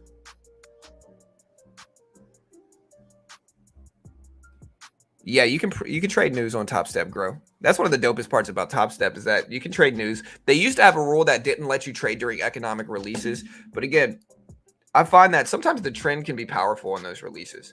So you can trade the trend. And again, right now, Top Step has a 25% off sale going on. So right now, you can get Top Step for 25% off, packages. And so very useful. If you want to check it out, there's the link. But yeah, you can trade news on Top Step now. It really is like if you don't have a large account, if you don't have the equity to trade large in day trading, and again, the futures market, you're essentially day trading the S&P. Like that's what you're doing. That's what you see me do a lot. Again, we traded it yesterday. We thought the market was extended, shorted the market yesterday, did really well. Win-loss ratio yesterday was 21 to 1. We made about 1,700 or so net. But yeah, we shorted the market when it was up there. No PDT rule in day trading on futures. You can day trade short, all that stuff. And yeah, they did change the rules. Yeah, we use Chart Prime.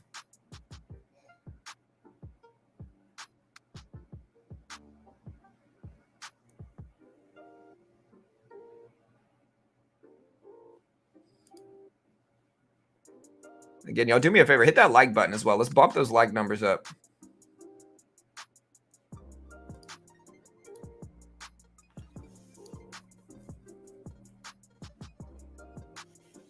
Again, we're in Tesla. It's consolidating right now. It's consolidating. We got about 30 minutes before non-farm data. 30 minutes. Remember, this data comes out at 8:15 today, not 8:30. 8:15 today, guys. So we got about 30 minutes.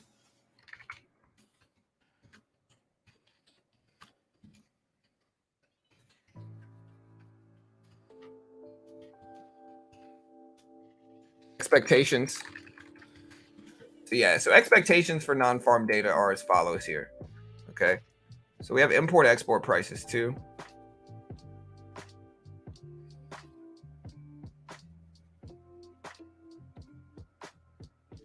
And we got the JOLTS job. Today is Wednesday. Yeah, so we got ADP non-farm employment change, and then we got import-export prices coming after that. And then we don't really have anything else today. We've got ISM non-manufacturing PMI data. So ISM non-manufacturing PMI data. So very relevant week.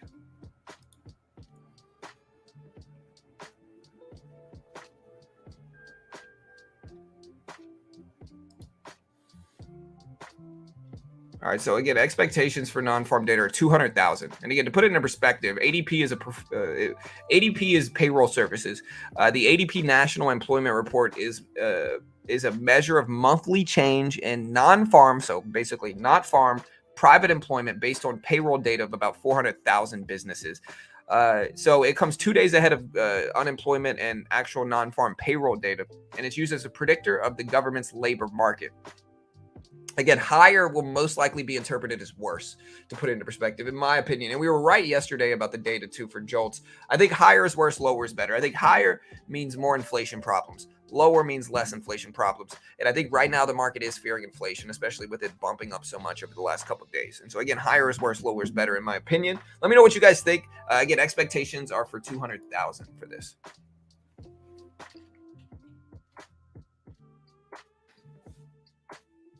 That up right there. And we'll put the timer up so you can catch it.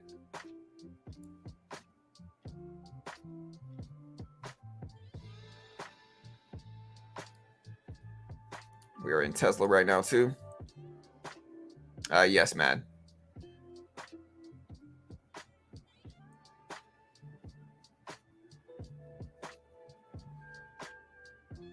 All right, so the Fed's master says the Fed will not keep hiking unless inflation reaches 2%. Did SPY go to 414 yesterday in pre-market? No.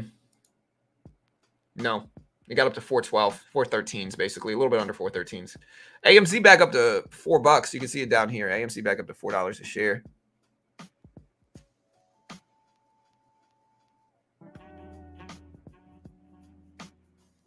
Is higher considered bad now? Well, I think so, because I think of inflation problems. All good obsessed.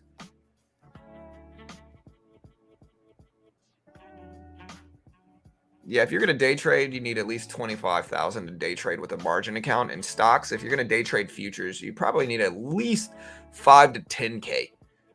And so again, if you don't have that much money, even if you do have that much money, I think the funded account programs are useful because they're just a lower barrier of entry, and you can test your skill before you risk big money. That's the way the real value is.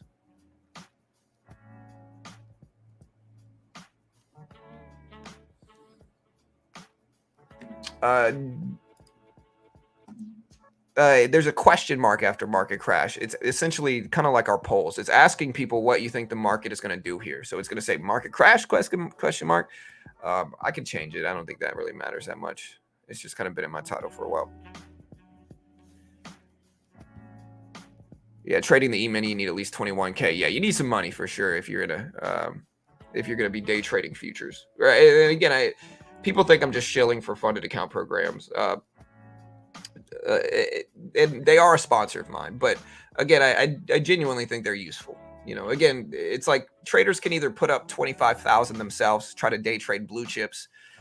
They can put up 25K in futures and day trade, what influences blue chips and what really, if you look at the SPY and you look at Apple, pretty similar chart here for SPY and Apple, and so you can either trade in futures what influences large caps, or you can trade the large caps, but you need 25K, or you could just test your skill and if you're good enough, get funded in a funded account program. And I think that makes a lot of sense. Well, I mean, 30K is not really a lot to me, but it's a lot to a lot of other people. You know, it's relative, I guess is the easiest way to put it.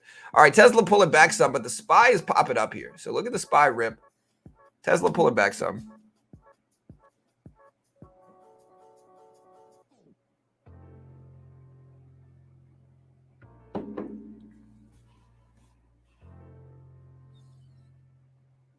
Yeah, for sure.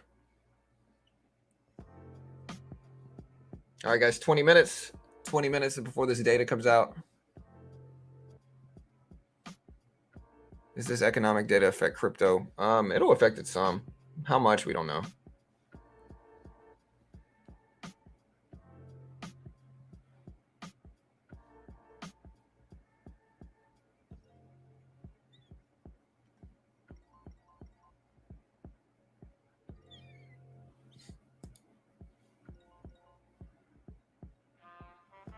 Are you holding Tesla through this release? It depends. It really depends. I don't know. You know, we still got time before the release. I don't know what I want to do with it yet, to be honest.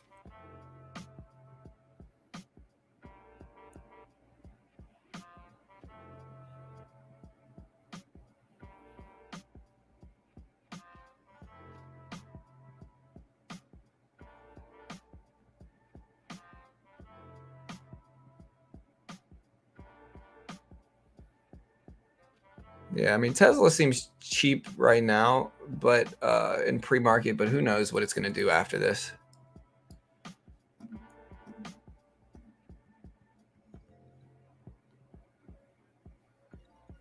Yeah, that's kind of what you have to do is once you get funded, you trade small until you build up a cushion. Even still, like you get 50K, the logic is to make a couple thousand a month, I would say, and continue to kind of do that and do that and do that. You know, that's the way you really have longevity there. You know, a lot of people give me hate when I trade my Thinkorswim account, which has got about 150, 160,000 in buying power, and they act like I should trade much larger than I'm doing, and I just disagree. I don't think taking huge risk in a large account is necessarily good. I think that, you know, I think there's a ceiling to how much you can make relative to account size. And I think if you try to make 10K in a $30,000 account, you're trying to make 33% it, you know, a month, you're going to lose your whole account eventually, you know, and that's what people don't understand. There's a lot of people who are really just kind of really just gamblers who, you know, kind of feel better about themselves by calling themselves traders when really they're just kind of gambling in the market. I mean, there's some real traders too, of course. And I mean, trading can be a powerful thing if you learn how to do it right. But I think a lot of people use it to justify, you know, gambling. And if they weren't trading, they put it all on red and roulette or whatever it is, you know. Um, so.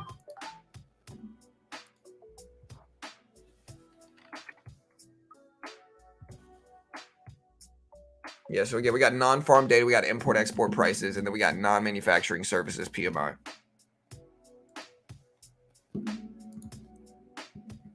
So.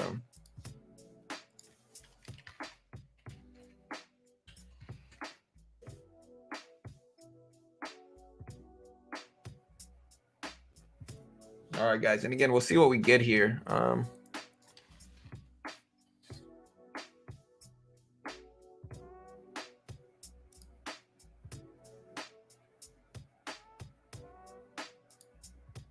Tesla pulling back a little bit. We still got 20 minutes. Hey, my guy. Thank you, brother. I appreciate you, man. Thank you so much. George, he says, fan from Melbourne. It's about 10 p.m. on a Wednesday. Can you please explain non-farm data numbers that come up and what tends to happen in gold, euro, US dollar? Thank you. Yeah, all good, man. I appreciate the donation, brother. So non-farm data is relevant to the economy here. I'll probably close out Tesla here. It's dipping a little bit too much now. We'll figure out what we want to do. We might add it right back. But okay, so basically non-farm data is jobs data. All right, so it's employment data. Every time this comes out, so once a month we get non-farm data coming out. Generally the way it works is Wednesday we'll get non-farm employment change data, which is today. That's what we're having right now. Again, in my opinion, higher is worse, lower is better. Higher means economical growth, and I don't think the market necessarily wants to see economical growth right now. I think it's instead it wants to see economical pullbacks and contractions because of inflation fear. So I think higher is worse, lower is better today, but I'm really not 100% sure what kind of response that we're going to get there. So I really don't know what kind of response we're going to get there. What I will say is I think higher is worse, lower is better. But this is just the prelim number. The real number drops Friday. So today is non-farm employment change data. We also have import-export, non-manufacturing PMI data. But generally, 2 days later, we get the actual non-farm payroll data, which is supposed to come out Friday. The market's closed Friday. The futures market will be open for a small period of time, but the market's essentially closed Friday. And so we'll still probably stream it, but yeah, so that's kind of the nuance of the market. Now, this is a much smaller release relative to like other stuff. So this is a smaller release. It's still relevant and important, but it's not as big as like actual non-farm payroll data, which drops Friday with unemployment.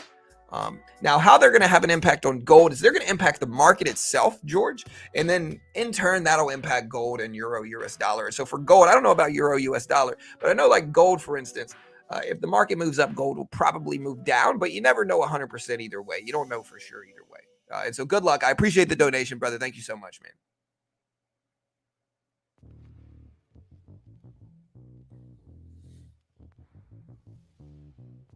ADP employment change is not at 10. It's at 8:15 market time. So it is in 17 minutes.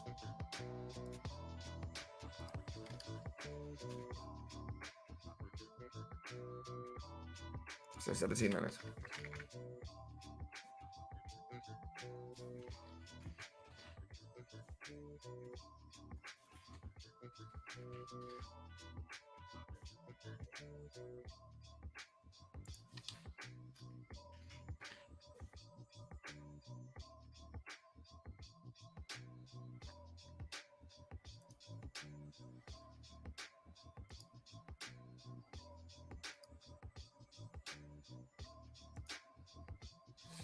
All right, guys. So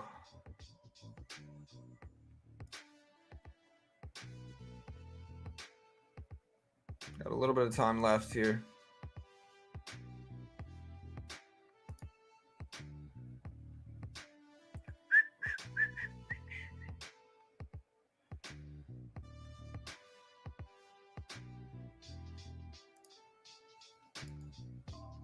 All right, guys, 15 minutes, 15 minutes. Market's pulling back. Tesla did bounce up a little bit more now. Now we do have 15 minutes, 16 minutes before the data releases. So we still got some time here. And we'll see how the impact on the market is. Still got about 15 minutes. But yeah, thank you so much for the donation. Yeah, all good, George.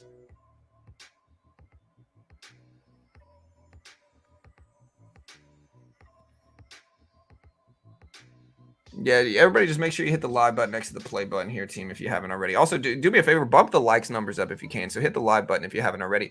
Vote on the poll as well. We got a Twitter poll going live too. We get about 46% of people think the market is going to end green today relative to this data. 54% think the market is not going to end green today relative to this data here. So again, we'll see what happens, but yeah. SPY pulling back a little bit ahead of this.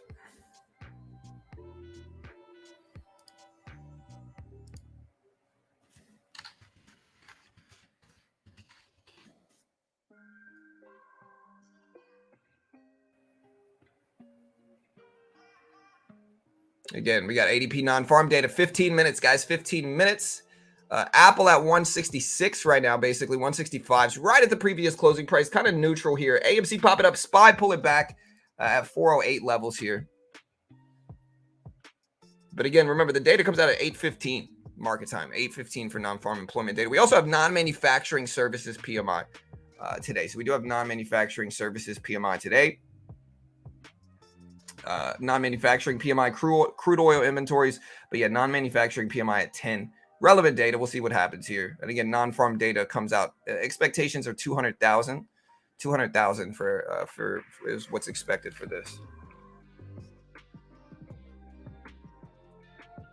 When was the last ADP non-farm employment release here? I want to say it was about a month ago, same time. So let's look it up. So it must have came out early March. So the last release, I'm trying to look at how the market responded.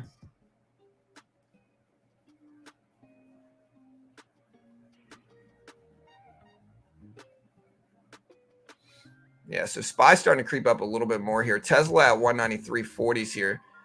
So Tesla did bounce back. I could have held it. There's the SPY back over the 200 EMA here. We still got 15 minutes, guys. About 15 minutes. Hey, thank you so much, George, for becoming a member, brother. I appreciate it, man. Thank you. And again, guys, here's the timer at the top left. But yeah, thank you for becoming a member, man. Now you have access to, some would say, majestic emojis right here, man. You know, some would say majestic. Some would say beautiful. I mean, I don't know what to call it, but, you know. Lovely. I should make that my headshot for real estate right there. Look at that headshot, man. Wow. You know, you got the don't sue me emoji. You get the good day, sir. You get Rosie. But yeah, so market popping up a little bit.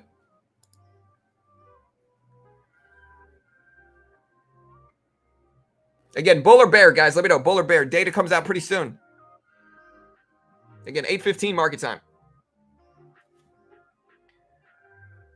Import-export prices come out at 8:32. So we'll see how these have any major long-lasting impact over the market.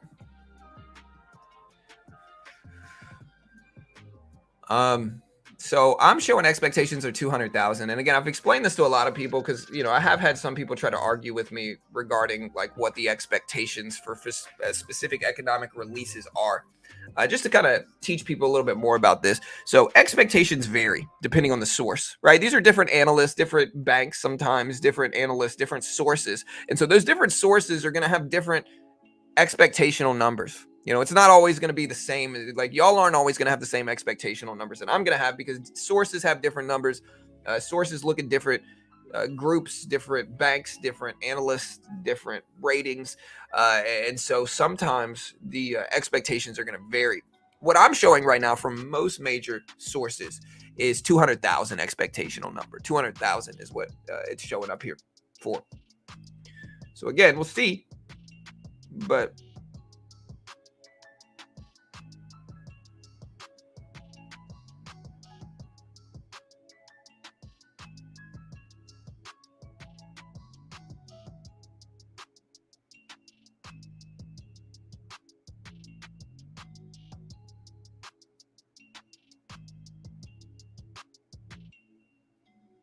SPY started to rip back up here. Tesla not really following it. AMC still up at 4.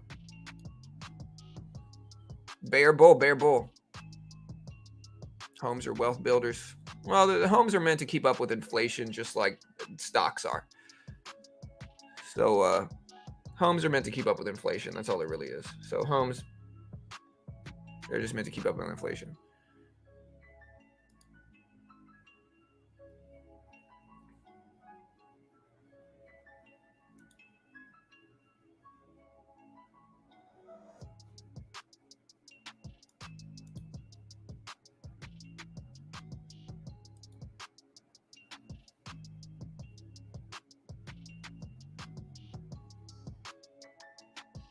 SPY still creeping up a little bit. AMC back up to 401s.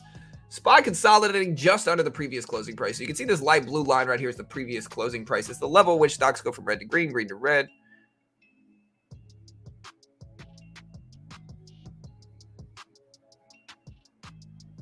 Yeah, Yowzer, I'm pretty sure you have had that emoji sent to you at least once before, no? Is lower than expected good for the dollar? Yes. Or no. I think higher is worse for the market, better for the dollar. So I think if it comes in higher than expected, it's good for the dollar. Lower than expected is bad for the dollar, but vice versa for the market.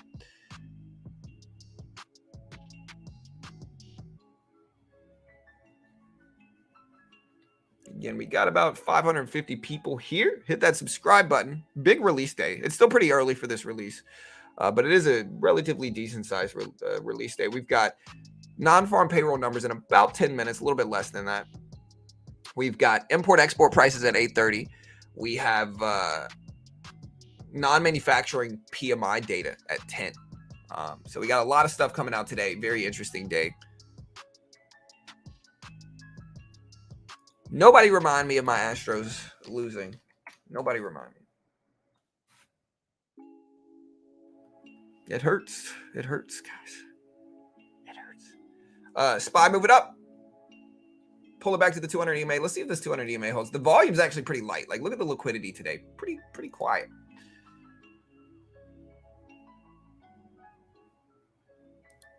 So kind of a low liquidity day, and that's okay.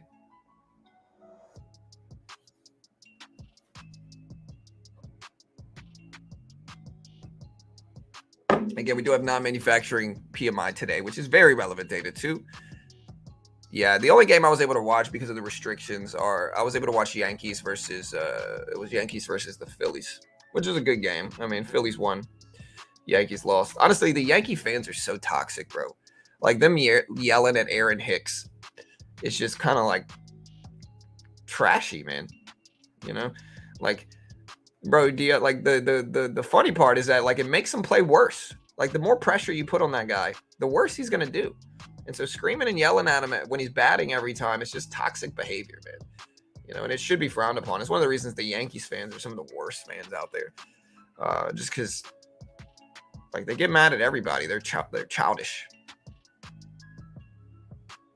How do we feel about the AMC dip? We bought the AMC dip yesterday. So we ended up buying the AMC dip, riding the bounce back ups, taking profit on the bounce. And we were red on AMC for the last, like, 8 months or so. I don't know how long. But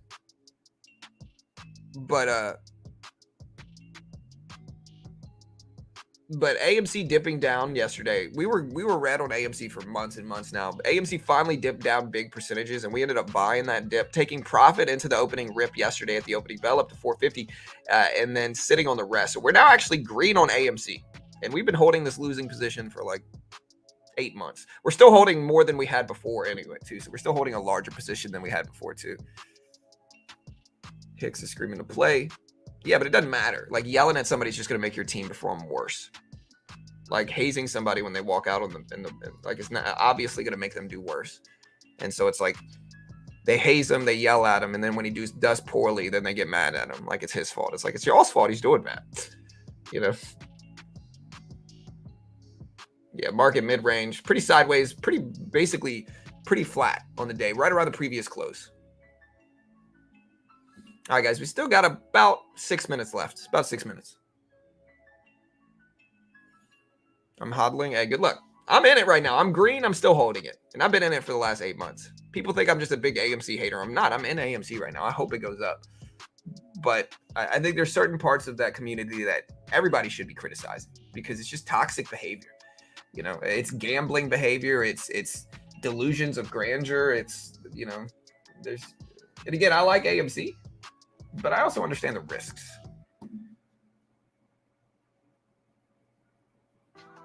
We have young kids that deserve to play. The Astros win because they play young talent. Yeah, for sure. But you also want to respect the legends. And I don't. Sorry, even coming out of my mouth, that didn't sound right. Hicks is not a legend. But I think you got to let the old players play, man. You know, let them play. Hicks has done all right. Like, give him a chance. It's a new year. Like, he only got a couple years left. You know, y'all aren't losing because of Hicks. You know what I mean? Anyways, SPY at 408.30s here. We'll see if it holds. AMC back up to 401s. Starting to make moves. My average price on AMC is 380s here. Tesla did continue dipping, so it looks like it was the right move to cut a piece of it. And again, maybe if we have some positive data here, we'll end up taking a larger position.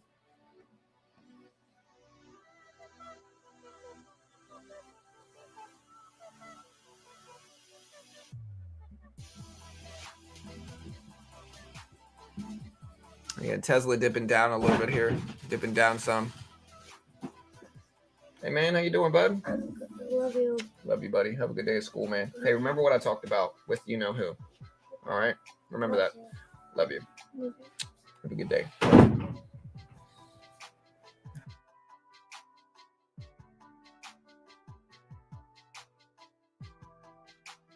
Don't lose your bet. What? Don't lose your bet. I'm not gonna lose. You're not going to lose the bet. All right.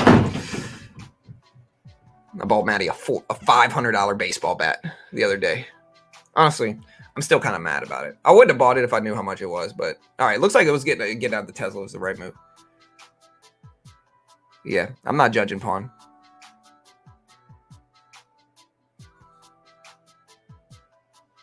Bed Bath & Beyond restore capital to buy up to 120 mil on a revolving basis at any given time of prearranged merchandise. So what is it? What do you mean by that? Again, we got about 3 minutes here. Vendor consignment program. New vendor consignment program with restore capital as the company attempts to boost its inventory. Yeah, but the problem with Bed Bath & Beyond is that it's a ghost town if you walk in that store, bro. It's a ghost town. There's nobody ever in there ever. Like, every time I go to Best Buy, there's a Bed Bath & Beyond right next door. Carol wants to go in Bed Bath & Beyond. I've never seen more than one other person shopping there at the same time as us. Never. You know? Like, there's nobody ever there. You know? Like, there's nobody ever there. Like, they can't be doing well. And so I don't care what kind of inventory. Their inventory is probably already pretty high. They don't need to get more inventory. My guess is they need to figure out a way to get people in that store. All right, there's Apple pulling back some. It looks like me cutting Tesla was the right move. Look at Apple pull back. SPY at 408 here. We got about 2 minutes before the data comes out. Maybe it's leading that a little bit. Yeah, for sure. Amazon's really what's destroying Bed Bath & Beyond. Voldemort. He who should not be said. The GOAT. All right, so again, the SPY pulling back here. It's at 408, so we'll see if it actually bounces right there. Tesla, right at the previous closing price. Right at the previous close. Again, we'll see if it holds.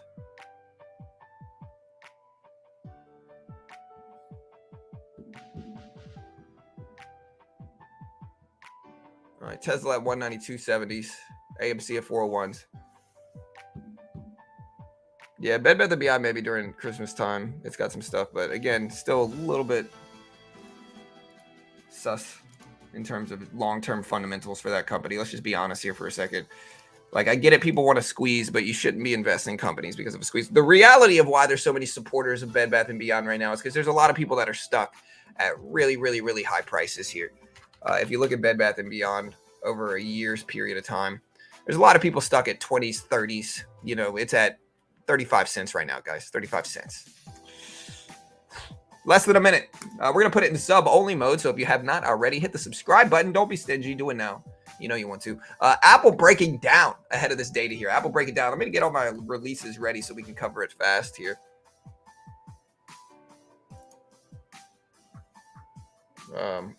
We got our releases ready. Again, ADP non-farm employment change. Expectations are 200,000. 200,000 is what's expected here. Okay, 200K is what's expected.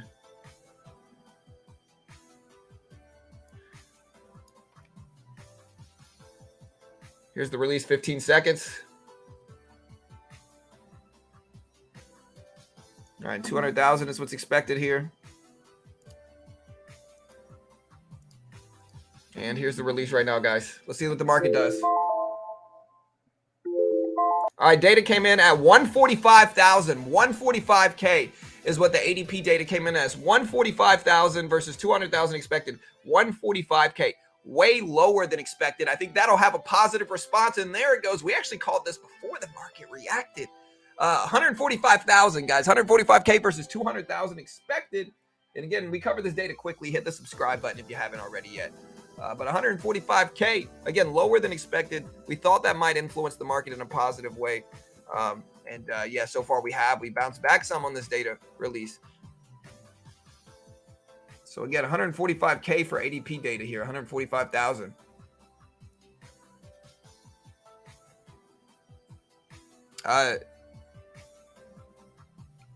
And now the market is reversing back down here. So interesting. 145K, 200,000 expected. Market is not loving it, I guess.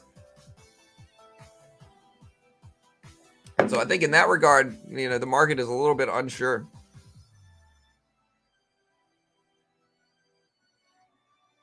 Yeah, so this is basically a predictor of the non-farm payroll numbers. I think it's pretty safe to assume that non-farm payrolls are probably going to come in lower than what was initially expected for Friday. And again, Friday, it was expected to show up for non-farm payroll data at 240. So I'm pretty sure it's pretty safe to assume that that data is going to come in under that. Who knows though for sure? But right now we got a negative response, initially a positive one, and then the market really quickly retracted about that back down to a negative release here. Again, 145,000 import export prices come out in 14 minutes as well. We've got the S&P Global Composite PMI at 945. We got non-manufacturing PMI dropping at 10.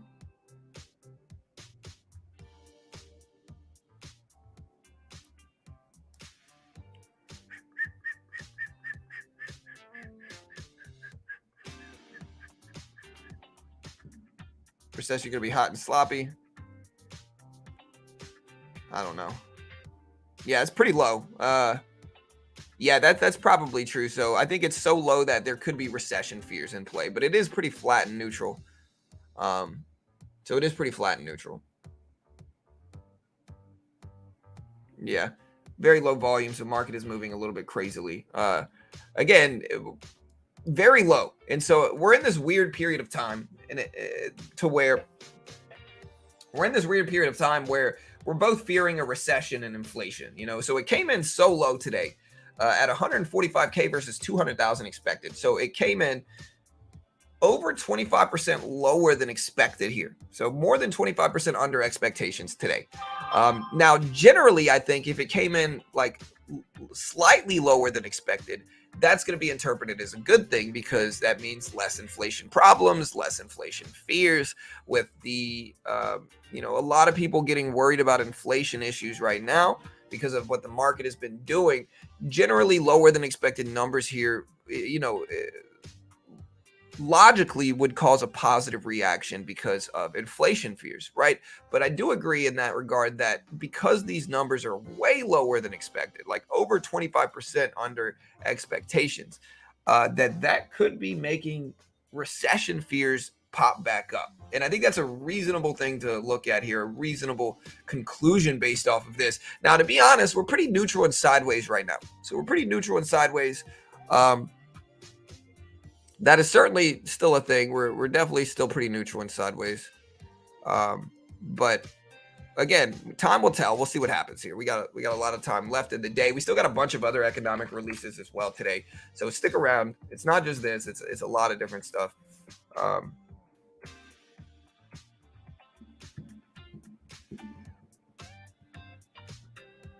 Again, Apple at 165.50s here. Bed Bath & Beyond at 46.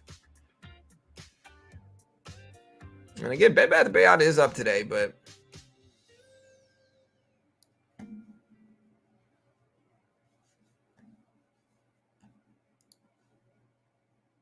yeah, these releases are a little bit different than normal here.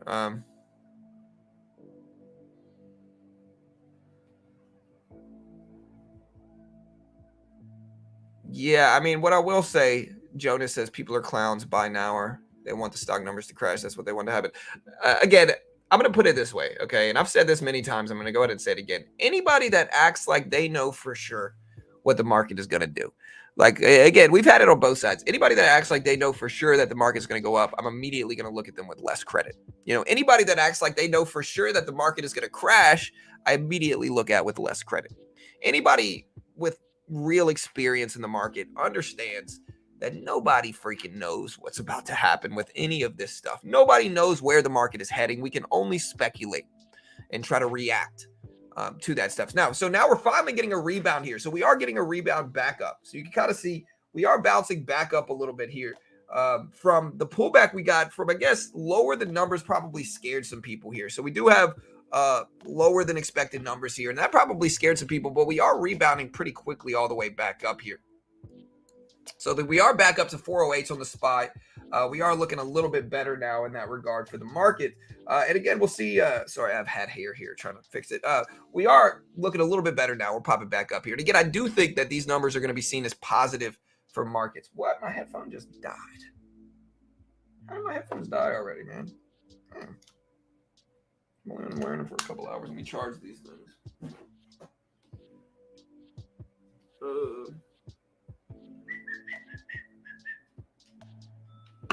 We got the OG headphones in here. But yeah, market started to rip back up. I could buy a little bit of this. I might buy a little bit of it. We'll see.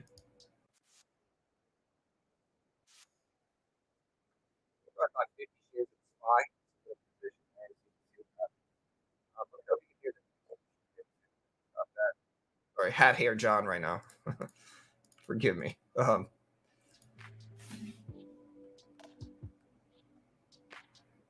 Have you seen CPI and PPI? Yes, I've seen it.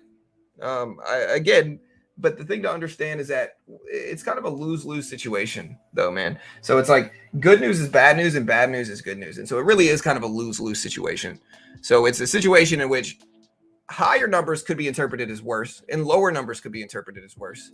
All right, so we got a quick little pop here on the SPY, and so again, inflation lower is better, of course. I saw inflation numbers getting better. I saw CPI coming in lower. CPI is actually the largest stream we do. But again, 1 month CPI report. And I think we have seen positive signs of inflation getting better. So I do think we've seen inflation getting better over time. But that doesn't necessarily mean we're out the woods yet. And I think nobody really knows. I think we're still right on the year. I think that we do have inflation getting better, but it's still very much a problem. Prices are still pretty high in that regard.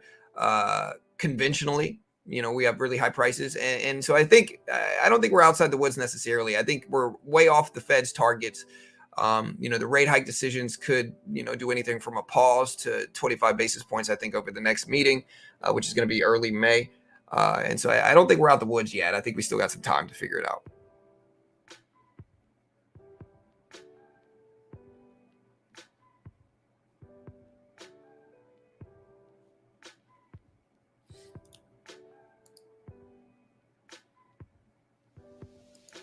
All right, so we did buy this little dip, 50 shares here. Could add a little bit more. I'm going to go ahead and take 75 if I can get filled. No fill there. Let's try it again. All right, now we're in 75 shares. We might get up to 100 if we want. Bed Bath & Beyond is ripping up here. We can look at AMC too.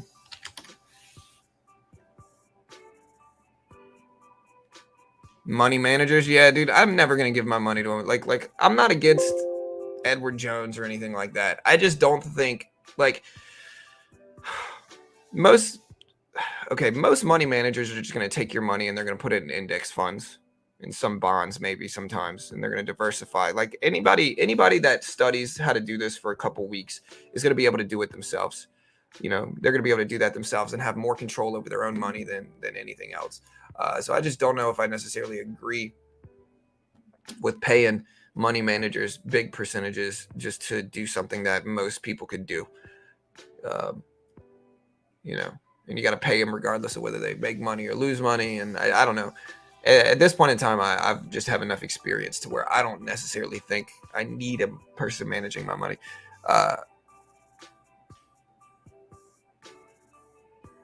Okay, get out of here, bot. Nobody cares about your shady product. Get out of here, sir. Not today. Good day to you. Everybody get their good days in chat out. We had a bot trying to scam people.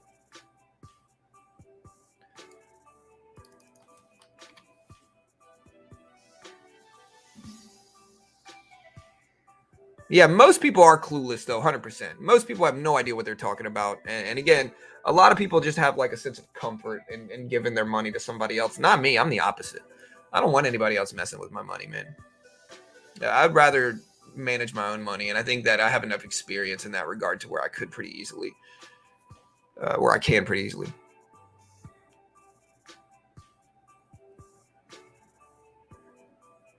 Yeah, for sure.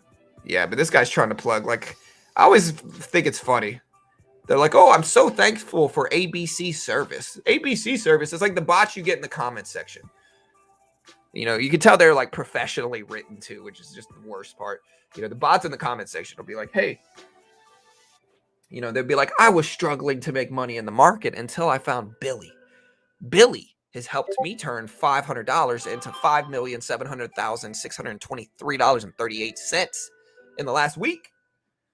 Kindly message him on Telegram here. Find Billy here. So it's just kind of like, all right, who falls for that? Anybody that actually falls for that? I mean, honestly, the only people that are really going to fall for that are like really old, senile people, like grandmas who, I'm not saying all grandmas. Some grandmas are sharp, but the only ones really falling for that are like old, senile grandmas who just, not really paying attention.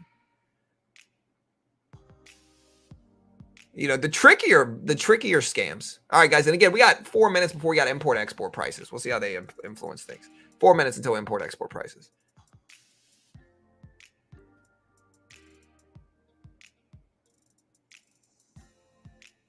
Billy the man, the GOAT.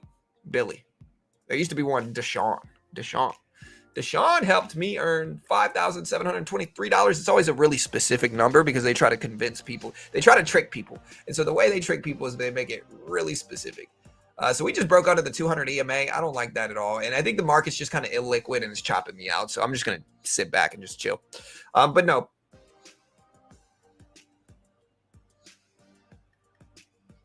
But yeah, so they'll make it a really specific number. I'm trying to teach you the game of how they scam you. They make it a really specific number so it seems real, right? So it's like, oh, well, Deshaun helped me make $537.26 in the last 30 minutes. Kindly find Deshaun here. Or Billy helped me earn $7,628.38.5 yesterday. So it seems real because they're like, okay, well, who's going to make up a random number like that? That's how they scam you. The trickier scams are when they create fake accounts for public figures. So they'll create one for like Bill Gates or like Elon Musk, and they'll send it thousands and thousands of bot views, and they'll name it the same thing. They'll name it, Tesla, or they'll name it Microsoft. And then they'll splice together old interviews. They'll splice together old interviews with Jack Dorsey, with Elon Musk, with Kathy Wood from ARK Invest, and they'll splice these interviews together and they'll make it look like it's a new interview. And then they'll send it thousands of bot views. And what they'll do is they'll say, hey, we're doing a crypto giveaway. Send me a crypto and we'll double it back, out of the kindness in my heart. And so anybody actually watching that, I've had a lot of people that I knew that worked with the channel sometimes that would email me or that would message me and be like, hey, man, you see Jack Dorsey and Elon doing an interview right now? And I'd be like, yo, that's a scam. And they'd be like, no, it's not. That's not a scam. I've been watching it for an hour and a half. And I would say, no, that is a scam. Do not send it any crypto. And so those are the really tricky ones that get a lot of people because people pay attention to it. They watch it and they don't understand. They're completely oblivious to the fact that it's an old 2-year-old interview. And that's the point. And so then they'll just, they'll talk people into sending them crypto and you'll never see the crypto ever again. So you're just giving away your cryptocurrency. You're giving away your Bitcoin, to these scammers. So very, very tricky scam. That's the hard one. That gets a lot of people.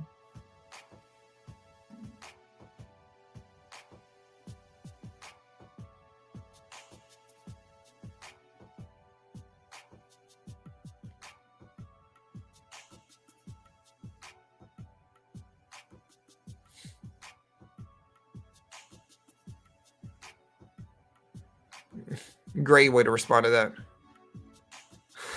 Yeah, type Johnson & Johnson. I don't know. I think Johnson & Johnson has just had too much negative publicity over the last 5 years for me to really feel comfortable buying them.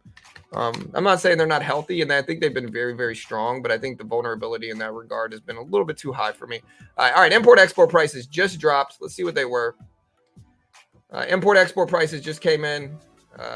Let's see what they showed up as. Market's not really reacting to it much.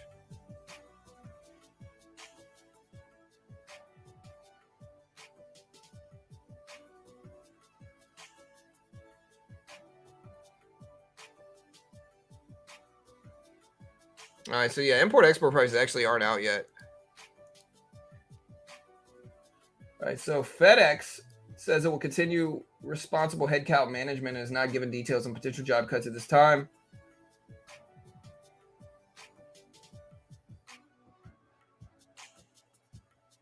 ADP national employment came in 145K, as we said. Import-export prices, I don't even know if they're out yet. I don't even know if they're coming out today. Sometimes they do get this wrong. Today is Wednesday the 5th.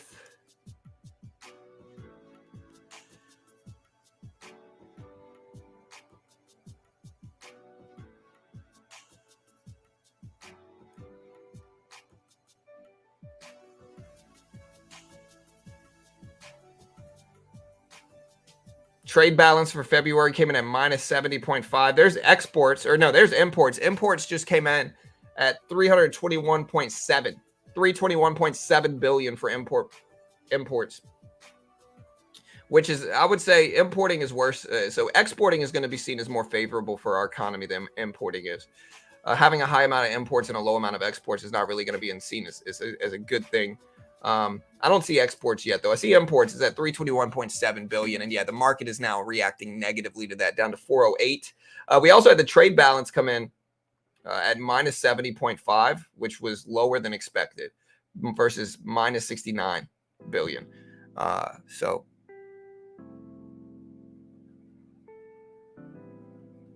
well, no, I'm using Deshaun because Deshaun was an actual name of one of the scammers they used to have. So he's the like that's one of the actual names of the scammers that they have. Is Deshaun.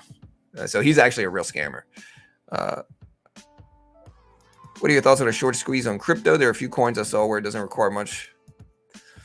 I don't know. Yeah, the data's out right now. It might be right underneath me. Ahmed. It could be right here. It might be. I'm not saying it is, but weatherman it really quick, you know. Right over here. You know.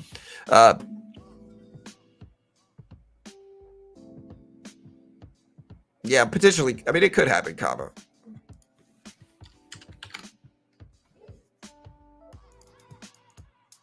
Bitcoin now basically almost up to 29K again. If we could break 30K, that'd be great. SPY started to break down here.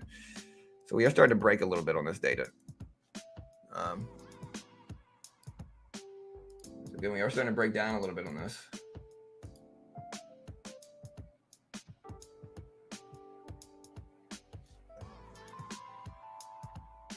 Ron? Yes, the ADP numbers are right underneath you, brother. Also, hit the live button next to the play button, guys, if you haven't already. Hit the live button next to play. Make sure you're caught up on the stream.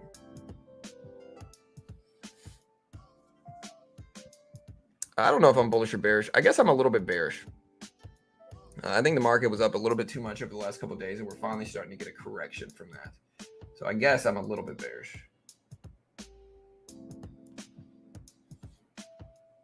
We just made about $50 shorting the E-mini.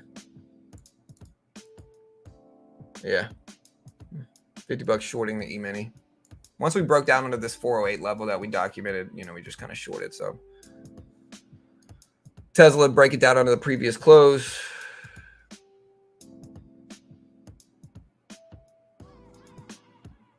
Exports 251. So yeah, exports came in at 251 versus no, exports, yeah, 251 versus 250. So we exported more than expected here, which might be seen as a positive, but I don't know. So again, now we have, we're going to get this ready because now we have non-manufacturing.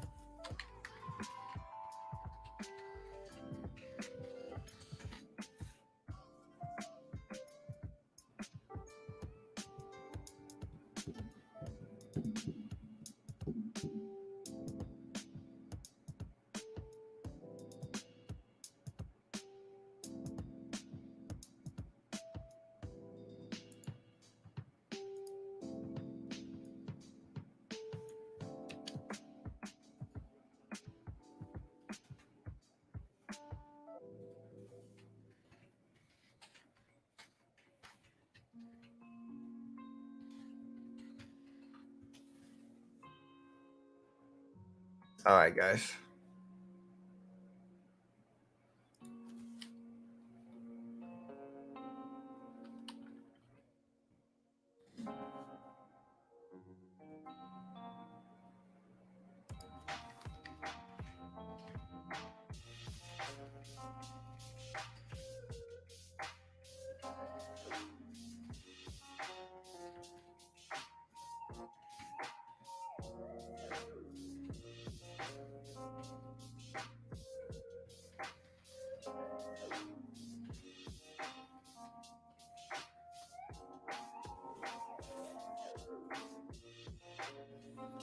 All right, guys. So market's starting to break down a little bit more. There's Apple. You can see AMC still up there. Let's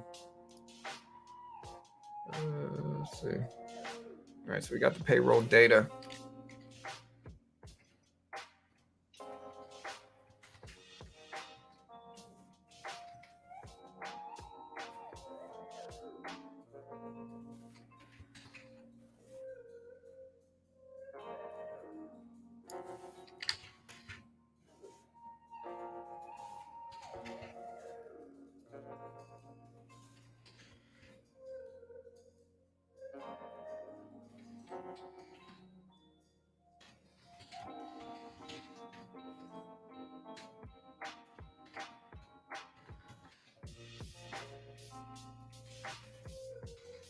All right, guys. So yeah, so ISM non-manufacturing data market's kind of breaking down here. Look at Tesla dumb. So it looks like me cutting that was the right move too. A little red today, but that's all right.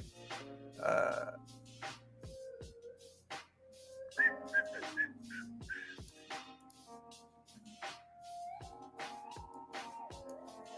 we do have ISM data coming out pretty soon.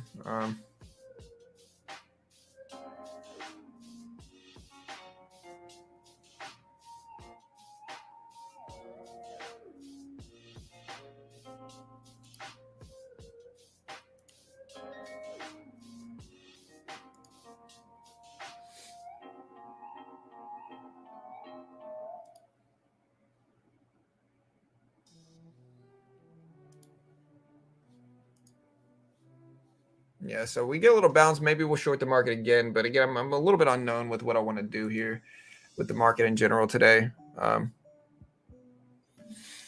so PMI is expansion versus contraction. So PMI is expansion versus contraction, and so in that regard, like higher output is going to be higher economical and GDP growth. Now, whether that's going to be seen as good or bad varies, but it just means higher economical and GDP growth.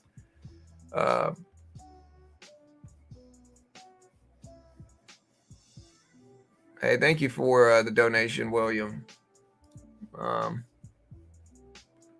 you so much. I don't know how much this is, but I appreciate it regardless. It is $2. Hey, thank you, man. So I do a couple different things. I'm a real estate agent right now. I do a little bit of software development as well with like JavaScript and React and mobile React Native programming. We run this YouTube channel, which we certainly make money from for sure. We live stream and we trade, but we certainly don't live off of trading profits only. So we certainly don't just live off of our trading profit.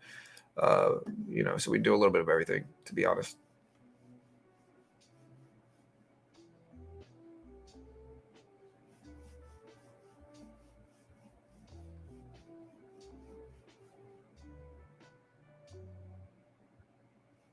But yeah, with regarding employment data and manufacturing data here. So with manufacturing data, it is something where higher is going to be seen as worse, most likely, and lower is going to be seen as better. But it really isn't a for sure thing, and nobody really knows. So it's like we think higher is going to be better, or we think higher is worse, lower is better. Again, higher over 50. So with PMI, over 50 means expanding sector. So the non-manufacturing sector, if it's over 50, is going to be expanding. And if it's under 50, the non-manufacturing sector is going to be contracting in that way. So what that means here is that basically, does the market fear inflation? If the market's fearing inflation, the higher the number, the worse it is, and the market will probably react worse if it's higher. If it's lower, then the less inflationary problems the market is going to see. But again, it's definitely not for sure. We don't really know. What's up, Michael? No, I don't. No, I don't really need that. I mean, if my computer died, It's not the end of the world, I guess.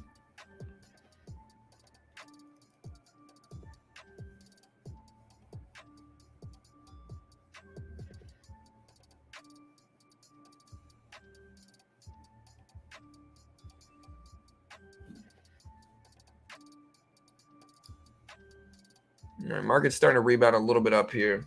Again, I don't really trust it enough to take any like big size position here yet. I think the market is very volatile at this point, and so got faked out a little bit. Please, guys, can anyone tell me what news are coming out today? So again, we got non-manufacturing PMI data coming out today. So non-manufacturing PMI that drops at 10 o'clock. So we'll put a timer up for that as well. So again, what time is it? We got about an hour, and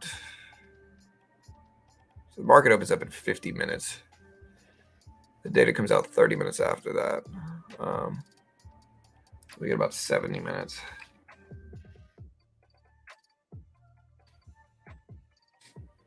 hour and 20 minutes is what that means.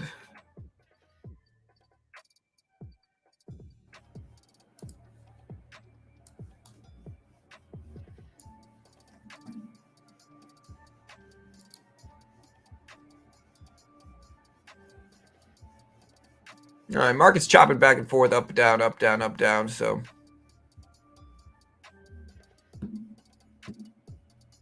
see the market continues to rip. Tesla pulling back up a little bit now. Import-export data is already out.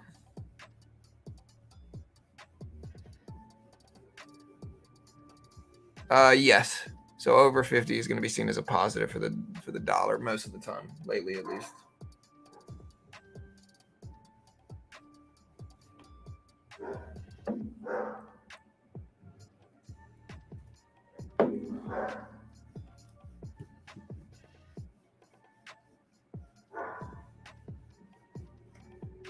All right, market's testing that 408 level. We'll see if we reject here. Yeah, all good. Most of the time. I don't know for sure. Not an investment professional, not liable if you lose. Also, guys, check out Top Step. You want to trade these economic releases here. Again, the futures market is the easiest way to do it. You can see the SPY here, but the futures market contract of the SPY, you can day trade without PDT restriction. If you zoom in here, you'll notice it's the same thing. It's the same price action. Let me zoom in a little bit more so you can understand it. It's the same thing. Look, big red, bounce, big red, bounce. Same price action. You can trade this middle one with no PDT rule, no restrictions. You don't need 25K to do it. You can short it, go long with a margin account, no PDT restrictions. And again, Top Step is the most legit futures funded program in the world. For the time being, you get 25% off as well. They updated their new express funding.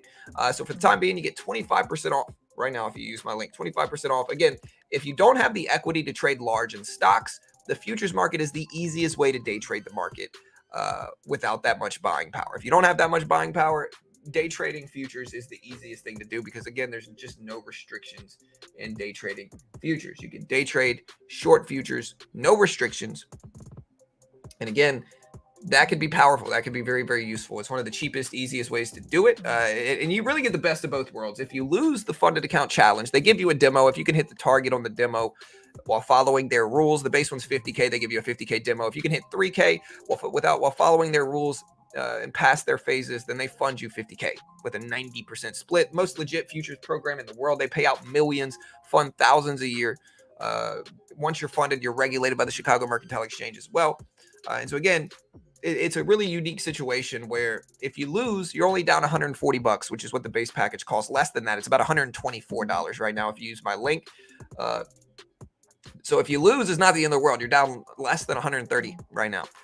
But if you're good enough and you pass it, you still keep 90% of your profit. So it's the best of both worlds. Again, the easiest way to gain exposure to day trading without needing 20K plus in buying power. Check out the link right there. Great way to help support the channel. For the time being, you get 25% off. They are a sponsor of mine. I'm definitely biased in their favor because they pay me money. But yeah, check them out. Again, market's consolidating right now, bouncing back a little bit over the last 10 minutes. We will see if they continue.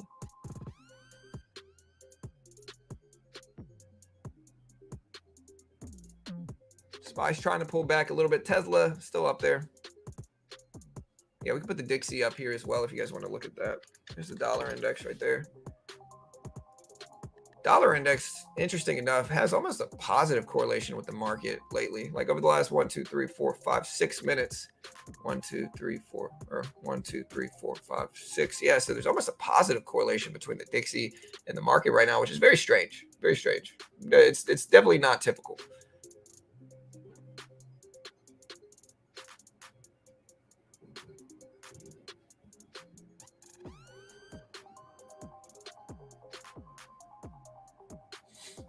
I'll be right back. Or I'm here. I'm just going to hide my face real quick. So it's hot over here.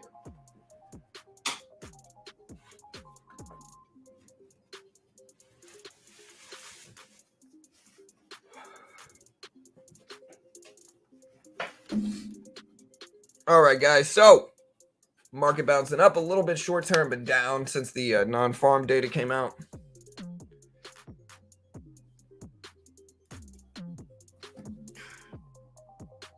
Uh, 10 p.m. Eastern Standard Time.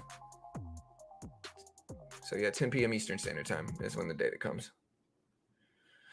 Again, we'll stream it all live like we always do. Hit the sub button if you haven't yet.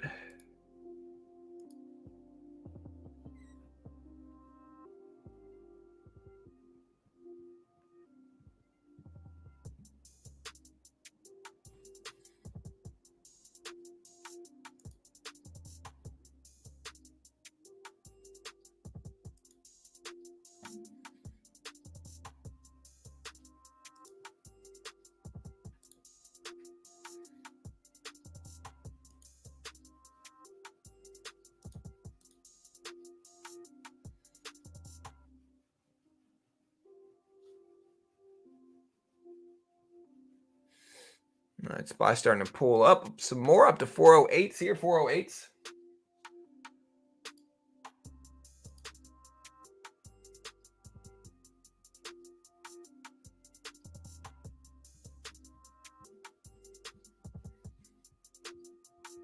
Very choppy day right now. I mean, again, I think the market's gapping down some right now. And so I think if we had to bet on like essentially extension here, it could be on the upside. It could be on the downside. I call this pretty neutral. I think if you look at a 10-day chart, obviously the market has been incredibly strong over the last 10-day period.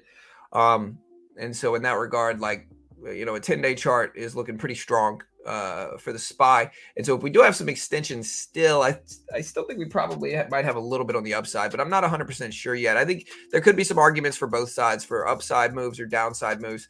And again, I really don't know.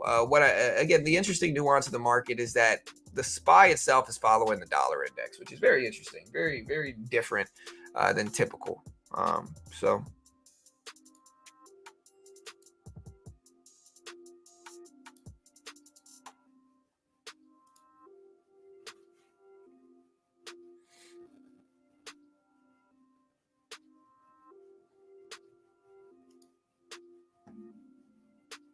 now for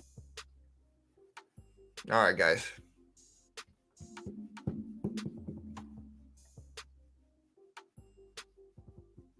Sorry, I was looking at my subscribers. I clicked one of whoever the common kings are.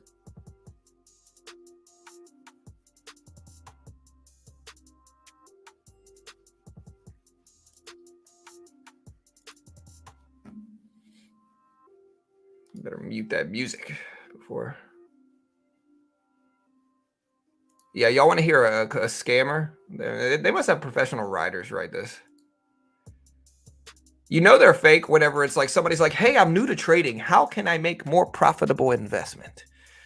And then you got like 20 people comment on it in like 30 seconds. Like the odds of 20 people seeing that comment and all responding at the same time are incredibly low. And so that's how you know they're scams. Just if you want to look it up. If you want to look up how to find these and recognize the scammers, that's how you do it. Just futures.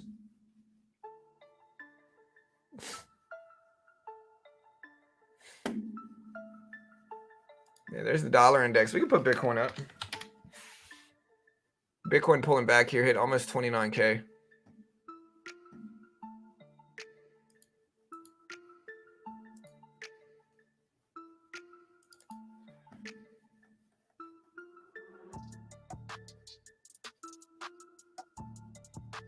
Yeah, ChatGPT. Yeah, I mean, I'm not going to say I use ChatGPT to answer my real estate continuing education questions. I mean, I would never do anything like that, you know. Of course not. I don't even know what ChatGPT is. But, you know. All right, guys. So Bitcoin pulling back, Tesla breaking under the lows, SPY pulling back under 408s, E-mini at 4120s, Bitcoin at 28.8.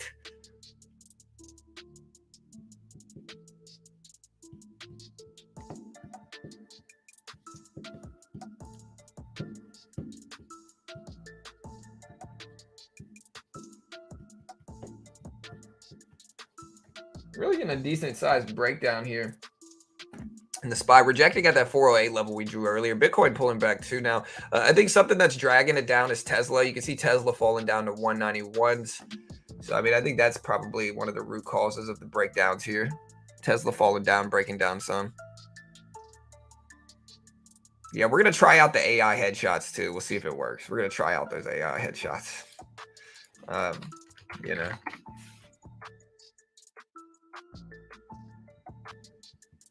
we'll let you guys know how it is. Getting the breakdown here.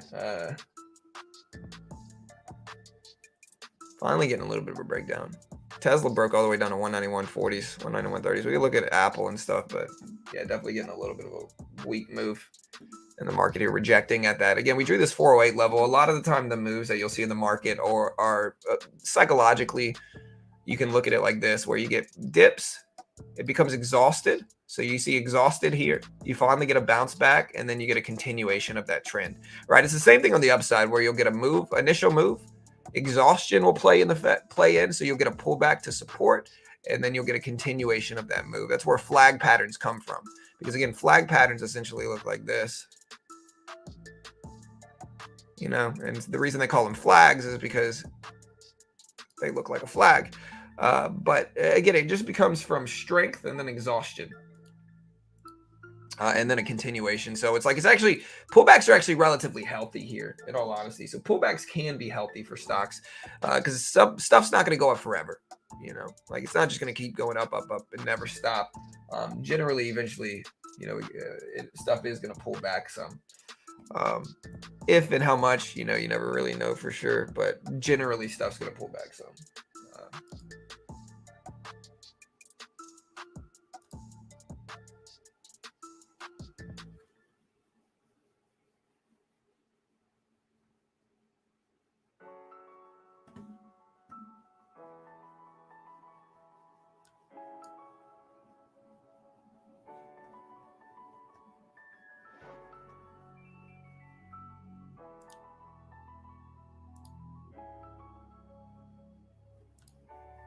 All right, so we just made a solid little amount. We took a short position based off of this 408 level in futures.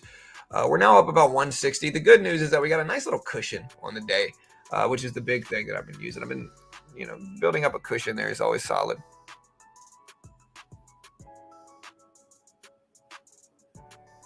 Yeah, he also has that Wu-Tang Clan CD, which is, Ernie, Wu-Tang for life, you know what I mean? Market's bouncing back up a little bit.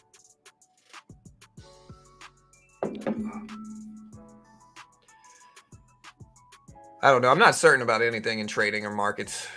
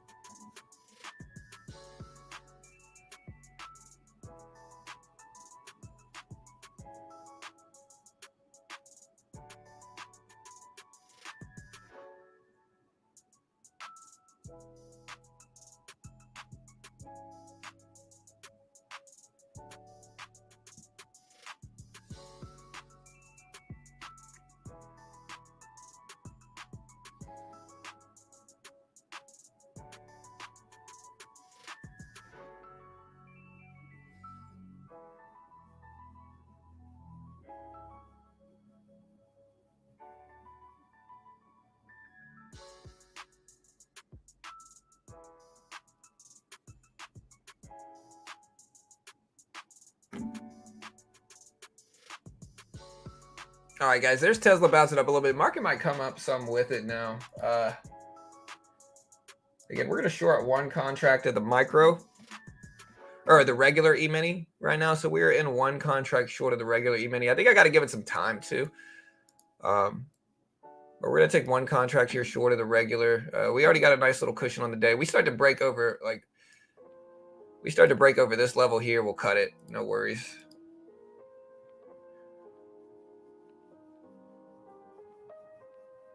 I'd love to give it time to retrace and pull back, though,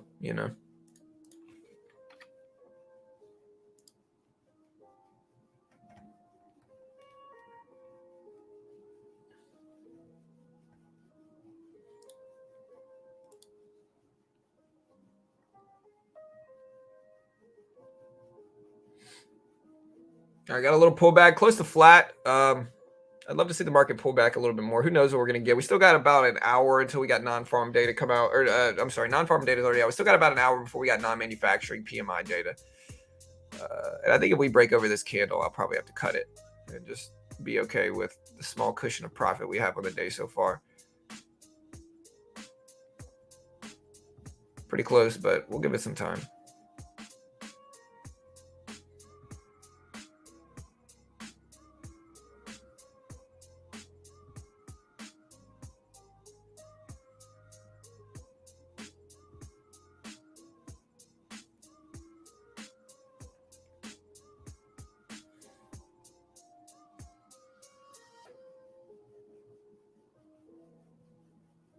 What's up, Daniel? Who? Oh, you're talking about Martin. Yeah. Paranoid. Me? What am I paranoid about? I don't know if you're talking about me.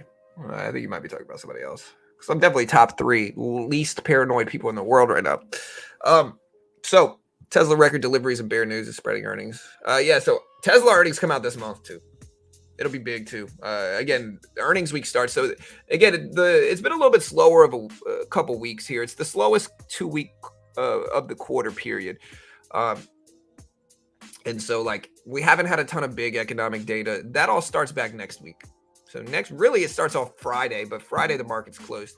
So the real big data starts next week with CPI, PPI, Fed minutes, jobless claims, bank earnings all start next week. Just big data coming out, man. Very relevant stuff.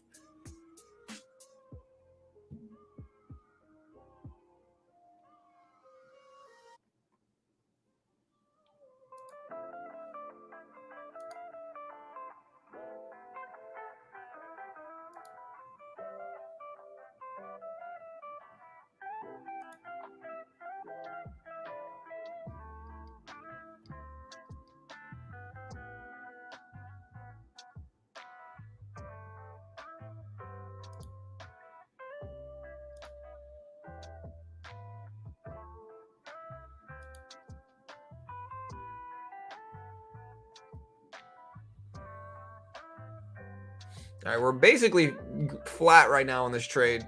Basically flat. Again, if you guys don't actually want to see it, there it is. You can see it right there. We're short. Let me see.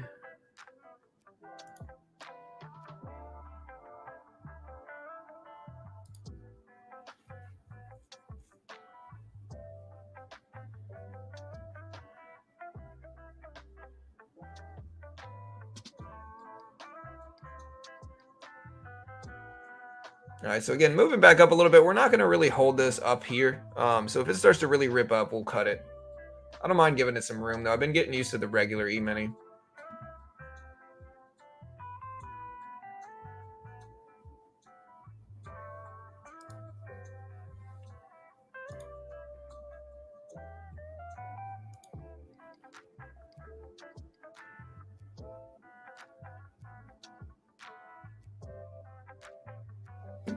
Getting to the level where we're going to cut it if it starts to really rip up here.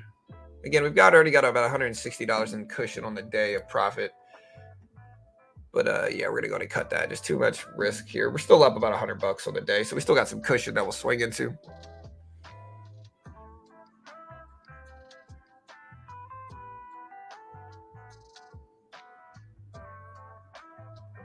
Yeah, we get a big upwick, we will.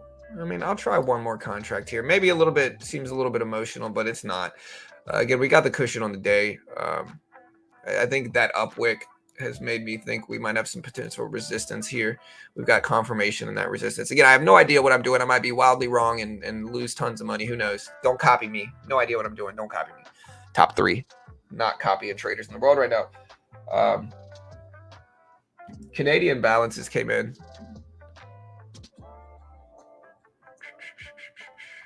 If we reject here again, I like it even more. Could add to it.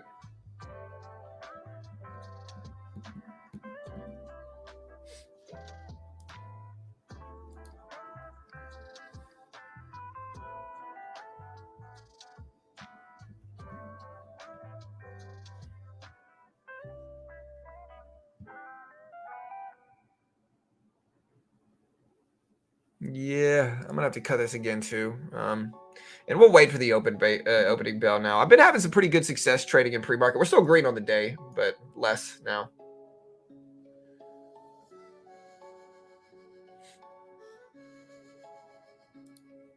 Yeah, whether you should hold Bitcoin, I don't know. Uh,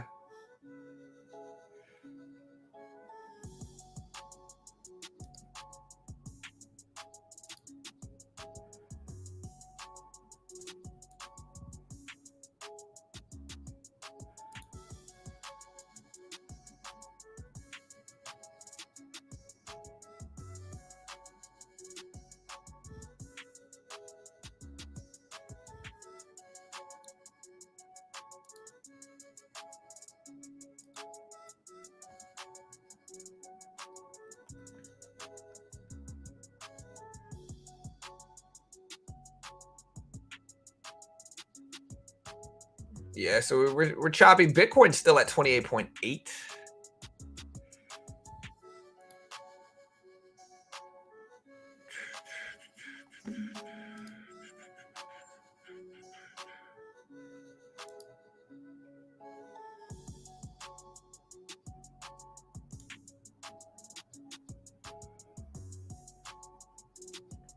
Um,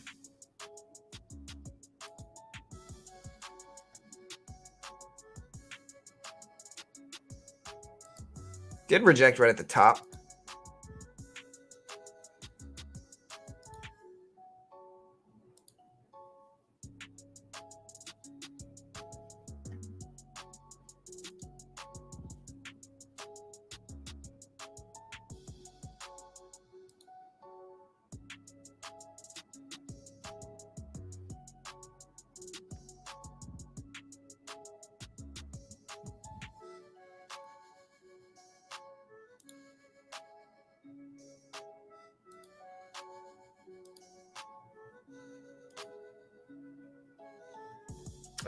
So yeah, market pulling back a little bit, but that's just confirming the choppy trend right now. I'm looking at like Tesla still breaking down to 191 here. Is there value in a dip buy? I don't know.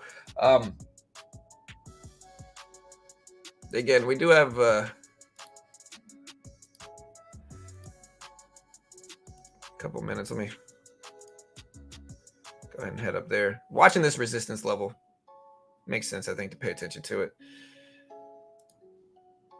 Bear flag, yeah, it could be a bear flag for sure, but who knows?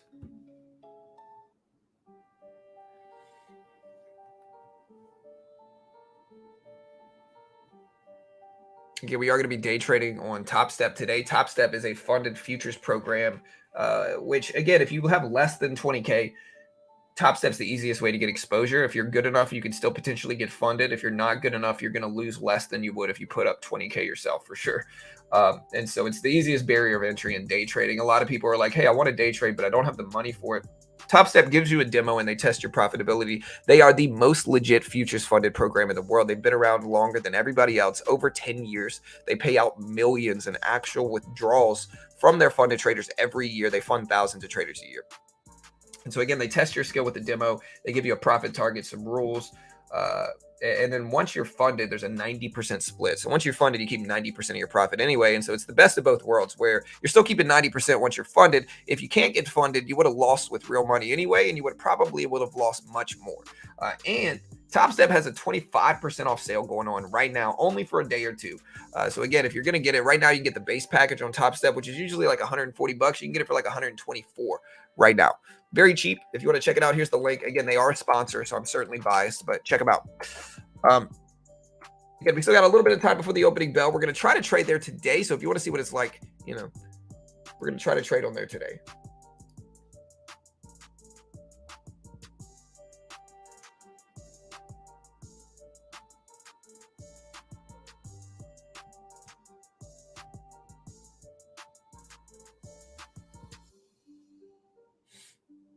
Yeah, maybe we have some resistance. Again, we're pretty flat right now. Market's going up and down, up and down. We do have non-manufacturing data coming out at 10, which might influence the market in less than an hour. So we got some time before all that stuff comes out.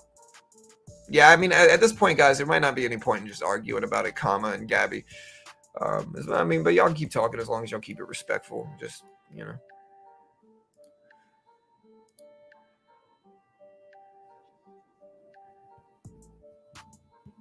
We do have ISM non-manufacturing PMI data at 10.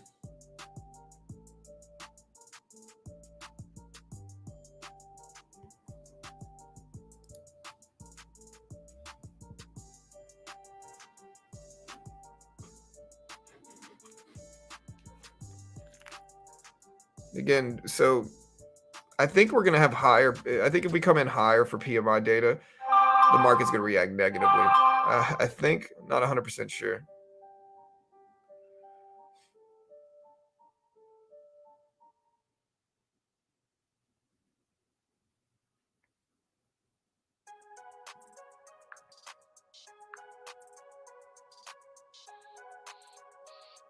All right, guys. So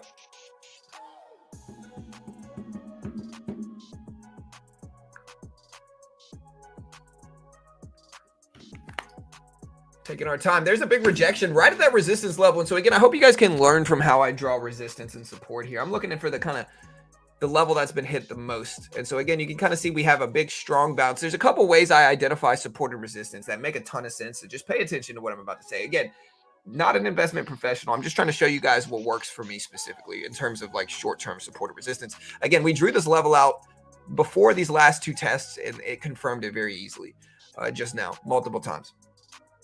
And so again, the way we do this is there's a few different methodologies we use to determine what's major support and resistance. One of the ones is isolation levels. So like, for instance, if we get a big move down and then immediately pop back up, and then we don't really test that level for a while, that isolated level down here is very relevant. Why? Why is it relevant? Because in technical analysis, stuff only works because people think it works, right? So you're looking at emotion, you're looking at psychology, you're looking at what everybody else is seeing and doing. So you're trying to find levels that everybody else sees. Those are going to be the most emotional reaction levels where you get bounces as support, where when you break them, you get breakdowns as resistance. That's where you're going to have the emotional levels on a chart, right? And so in that regard, when we look at this level here, you get a really isolated level. You get a level that everybody pays attention to, everybody sees. And so again, you can kind of see when we break down underneath that level here, you get some strong momentum on the downside. But that level turned into resistance. And so again, you have the level here. When you move back up, you get a resistance level there. So multiple confirmations means we're going to start watching it. And so when we start watching it, that's how we're able to see this and this and basically find that level, is because it was isolated right here. And again, the real thought experiment you have to do is just say, hey, what's everybody else see? Everybody else sees this level here. It's obvious. It's an obvious level. It's isolated away from other levels. There's a big up wick and down wick, and it's just very clear as a level, right? It's very relatively short term. That's how we're identifying these levels. And again, you can kind of see with what happened afterwards that kind of thought process can work. Nothing's 100% though, but that kind of thought process can and will work sometimes.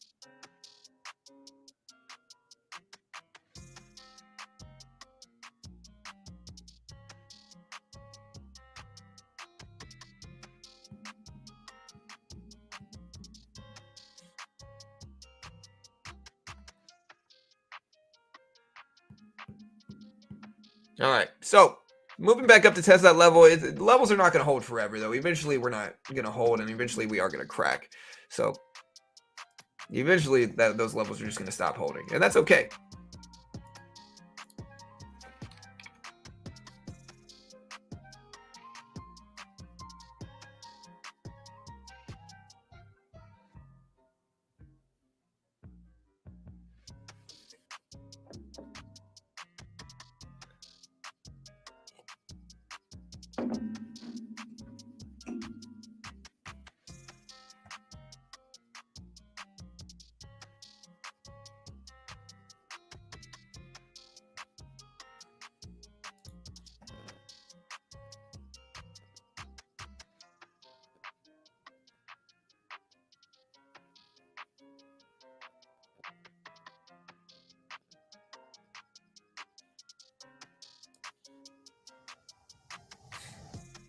Yeah, it might have been a right move to not check a trade. It's been choppy at this point. Maybe we'll get some momentum at the opening bell, but again, it's one of those days where it's like it's not really polarized in terms of momentum and extension here. Like generally, I can look at stuff and say, hey, like we're up a lot.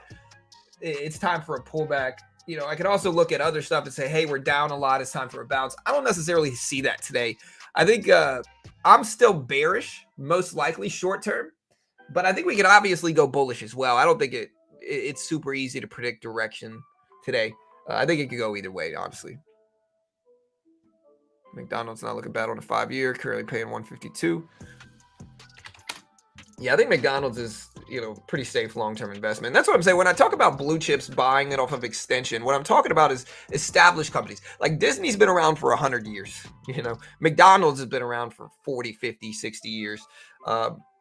And so in that regard, like those are companies where when you get big, profound pullbacks, those are usually the safest ones to buy up. As long as you're willing to hold and you don't mind locking up your buying power for any period of time that you need to hold it for. Those are usually like, if we get a big percentage dip in stocks like that, I usually look to buy it up, and it works really well for me. All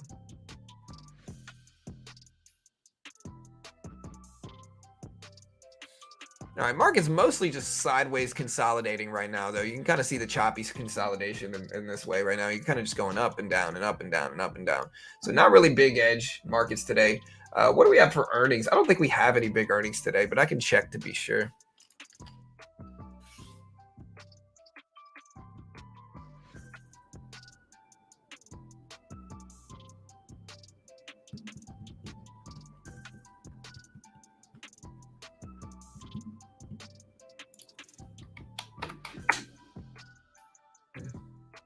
It's not my internet acting funny. There it goes. Okay, so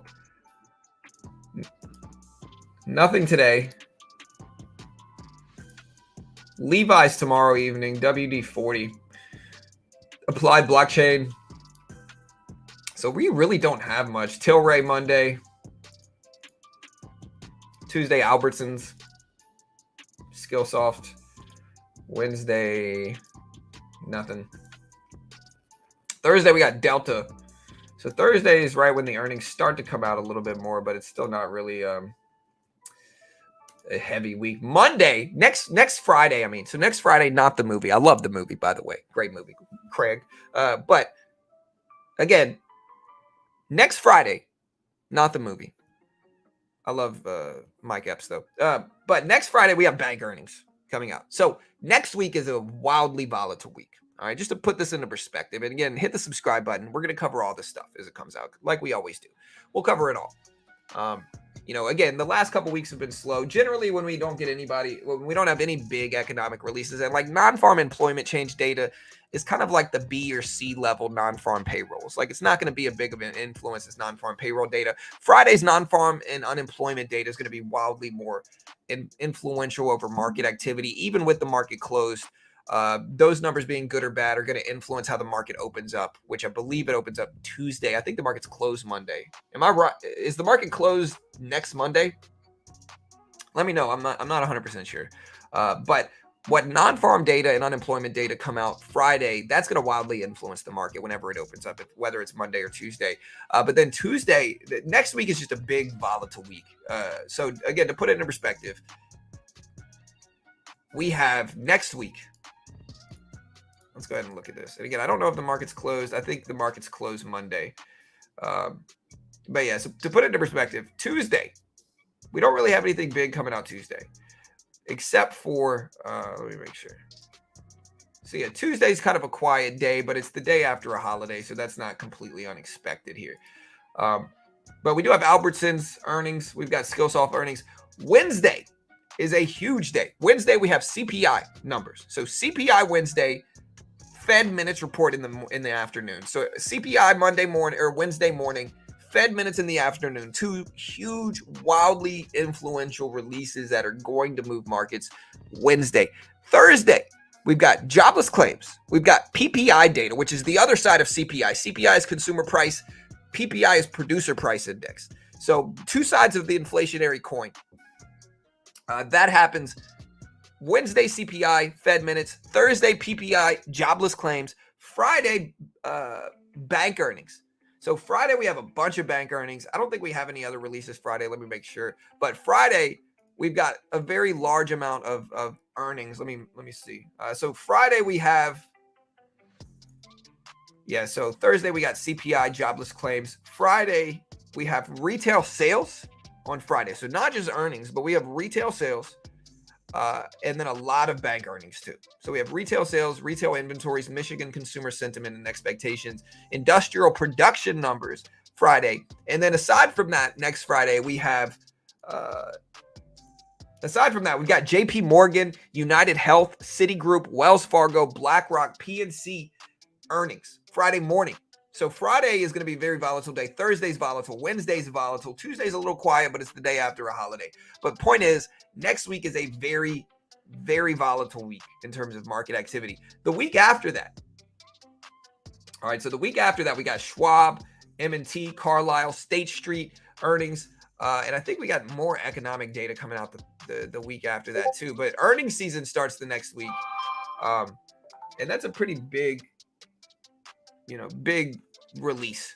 A lot of stuff going on, a lot of stuff happening those weeks. Is my chart freaking out for Tesla? Yeah, I don't know what's going on there. But again, listen, guys, we look at AMC rip up. Again, we talked about this resistance level, and look at how many times we've tested that level. And so again, the logic that I have in terms of support and resistance is certainly relevant, for documenting charts. Again, isolation levels, important levels. Isolation levels are key. You can really use them a lot. We'll try to make a short maybe about those.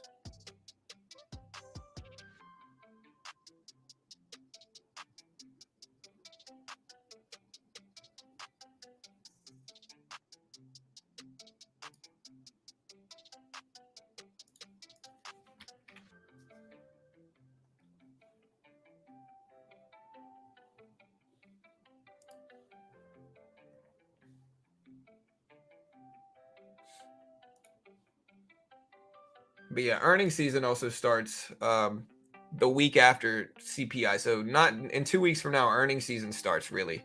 Like that's really when earnings season pops off with Bank of America, Johnson & Johnson, Goldman Sachs, Bank of New York, Mercantile, Ericsson, Commerce Bankshare, Netflix, Hancock Whitney, United Community, Western Alliance, which is really interesting. Bank earnings are going to be crazy influential because of the banking crisis that we had over the last month. First Horizon, that all starts 18 of April. So in 2 weeks, we got bank earnings too, and we got big earnings coming out. That sparks earnings season. And then earnings season heats back up with Wednesday after that, Morgan Stanley, Baker Hughes, Abbott, Citizens, NASDAQ, Ally, US Bancorp, Allegiance, and then Tesla on the 19th. Tesla on the 19th, IBM on the 19th. Thursday, AT&T, American Express, Nokia, Rite Aid, Philip Morris, bunch of earnings coming out. Nothing really in the evening though, but still a lot of morning earnings. Friday, P&G, Procter & Gamble, SLB, and a few other ones. And then the Monday after that, more earnings with Coca-Cola. So yeah, earnings season starts. So again, next week we've got PPI, CPI, jobless claims, retail sales, bank earnings Friday. The week after that, we've got Tesla, Netflix, Coca-Cola, Morgan Stanley, a bunch of big earnings the next week as well. So a very, very interesting couple weeks here, a very volatile couple weeks, which I'm ready for because it's been a slow couple weeks here. We just haven't had much economic data come out. What I think McDonald's is pushing up a little bit too much right now.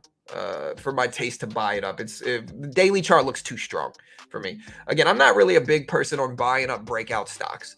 I'm instead somebody that looks for profound pullbacks on healthy. Like if McDonald's dipped down to like 250s short term, I'm usually there to buy it up. But right now the daily chart looks like this for McDonald's. So it's just a little bit too strong for me here. Like here's McDonald's. Here's the daily chart. So you zoom out here, it's kind of breaking highs right now. So just not really. Like look, there's the daily chart. It's got a breaking highs up here. It's just up a little bit too much for my taste to buy it up right now. Again, I think one of the worst mindsets people can have is trying to buy stuff up like as it breaks highs. I think high of the day breakouts are one of the worst trades you could ever get in most of the time.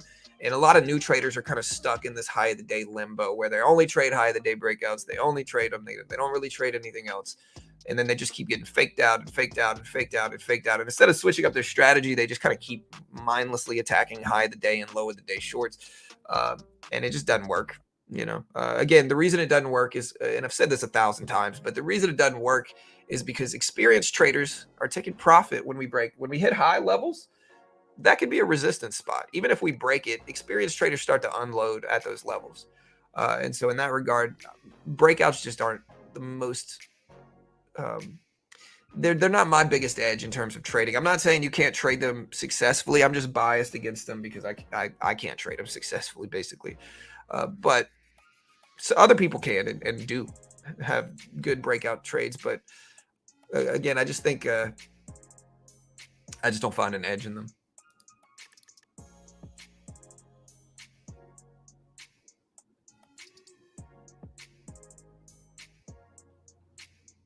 Yeah, all good.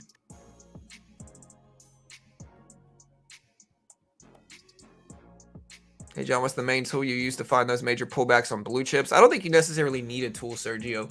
I think that I'm only doing this. I talked about it earlier. I'm not doing this on obscure blue chips. Like there are, again, blue chip kind of means well-known, but I'm not doing this on any S&P 500 listed stock. Like I'm not going to do this on every S&P 500 listed stock. I'm only going to do it on stocks where when I think about it in my head, like what's going to be healthy in 5 years. And so I think there's certain companies that have vulnerabilities in that regard, and there's other companies that have less vulnerabilities. I'm not saying they have none, but they're a little bit safer. Like Apple is a great example, right? Like Apple, very influential, culturally impactful stock. Everybody knows about it. The young people in this country love Apple. They again, I've got a 13-year-old daughter. She would, again, I could buy her the coolest newest Samsung and she would not use it over her old 3-year-old Apple phone. And so Apple in that regard is probably going to be fine over the next 5 years. And so when I look for pullbacks, so there's only, I guess the point is there's only a handful of stocks I'm willing to do it on. Now, there's also other pockets of opportunity in less for sure stocks. Like again, SQ is a good example of this. Am I willing to hold SQ long term? No. I'm not going to hold SQ long term. It's a software company. I just don't trust it. To be blunt, I just don't trust it. But when SQ pulls back like it did from the Hindenburg short report, where it's dropped, where I consider it an emotional overreaction. You know, again, SQ short report came out, it dropped 20-something% in just a few minutes. I consider that a very obvious emotional reaction. And so in that way, I'll buy it up. But again, I'm not going to hold that for 5 years. I just don't trust it enough to do so. If that one goes against me quickly, I'll cut it and sell it and, move on. So I guess the point is you just got to watch the blue chip stocks that again, most of the time, the stocks that I do this on will be in the news. Like whatever's dragging them down short term, there'll be a catalyst for it. Like there'll be some type of, reaction in the news from it. And that's how I identify it. It's not like I'm using a scanner per se to find these stocks. They're more so just well-known companies that are influential enough in stock market news. AI, yeah, Microsoft. I did this on Microsoft recently.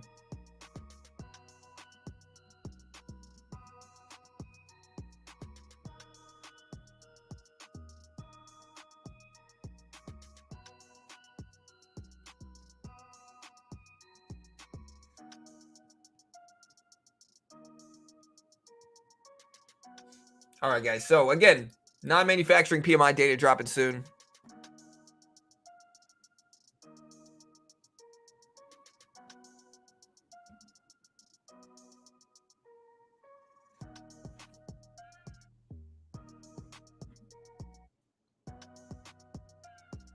Tesla breaking under lows probably will have some influence over the market, dragging it down.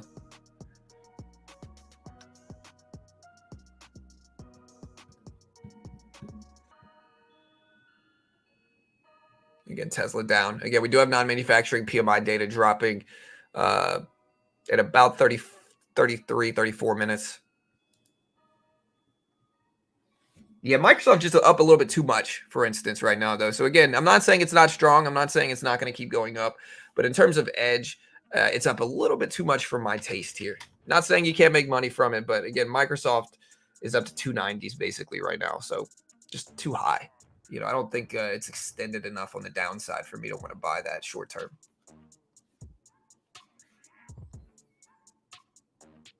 Yeah, I mean, TJ, so when I bought the dip on SQ, Again, I bought it immediately after. All right, there's a little pop on the spy. I bought it immediately after this. So like literally 15, 20 minutes after this report came out and the drop happened, I was telling people it was objectively cheap in the 50s. You can ask anybody that was here. Anybody that's honest will tell you. You know, they might get mad I bring it up too much, but again, I'm basically responding to the Kathy Woods bought it afterwards.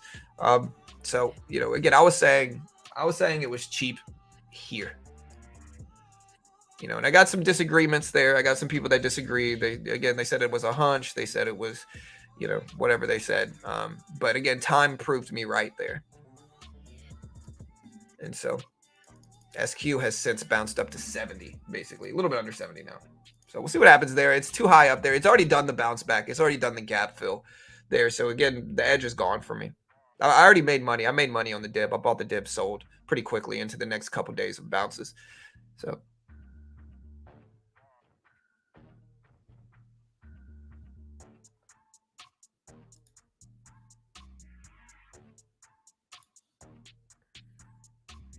yeah, I don't disagree with Kathy Wood in terms of long-term strategy. What I disagree with her on is like she tends to buy up. She's like, okay, I agree with the stocks that she buys most of the time, long term. So if we're talking about holding for 5 years or whatever, sure, I agree with those stocks most of the time because she targets, again, influential, well-known, like a lot of blue chips.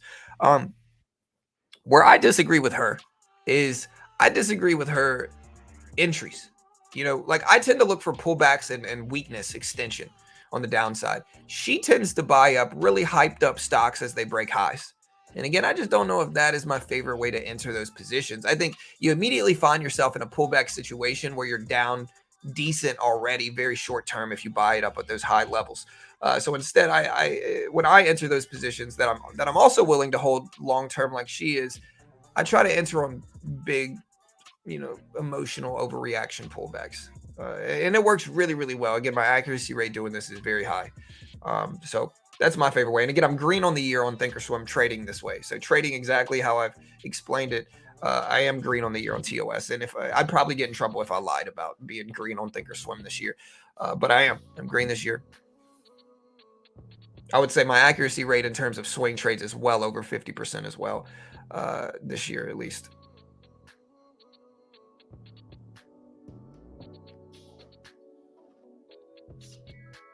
How do you find these pullbacks? You just wait for news. Sergio, a lot of the times it'll be around earnings. Like again, SQ was a good example. It was around like a short report that Hindenburg put out that I ended up reading. Like I read the short report. Market's about to open up, guys.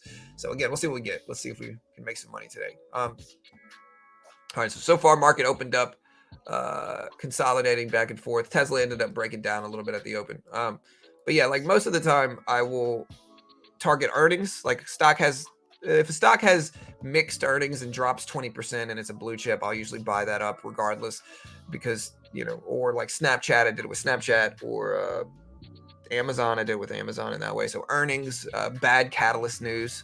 Now you got to understand the catalyst to make sure it's not like really bad. That's going to affect it long term. But, you know, the market tends to overreact from catalysts on the short term. And that's what I'm looking to take advantage of, I think.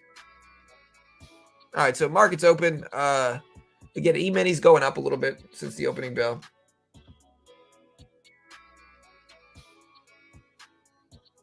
NPB says it may intervene in the FX market.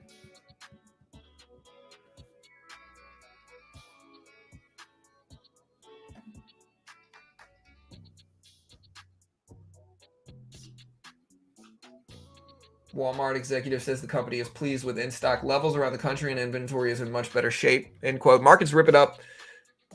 Don't get mad at me for saying rip. We're up to 408. It's over VWAP now. Let's see if the VWAP holds. Yeah, daily charts is what I use a lot.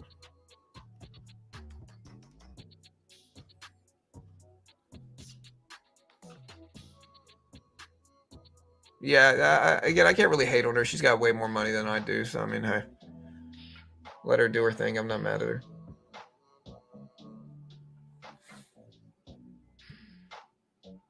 All right, finally broke over that resistance level here. What I will look for is if we reject back underneath this and then bounce back, I'll short into this resistance level if we reject.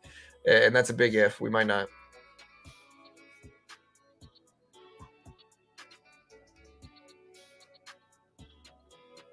All right, there's a rejection.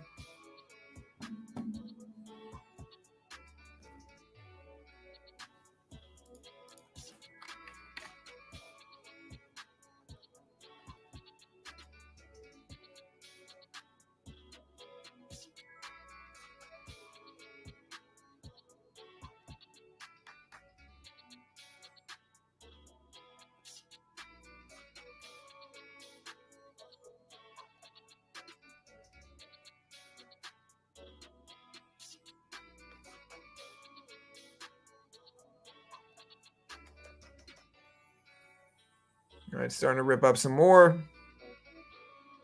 Big retracement back up, holding at 408, pulled back basically to the 408 level. Yeah, I don't know how I feel about the market. Right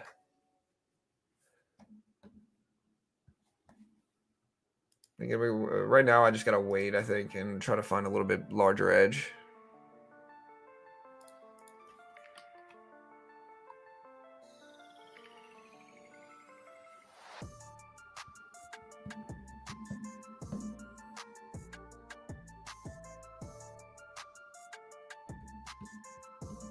Three green candles at the open, but they're not huge green.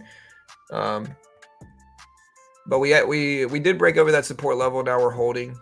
Watch Tesla a little bit here, though. I'm gonna watch like Apple here as well. See what Apple's looking like. See if it influences the market too. Also still in AMC if you remember from yesterday.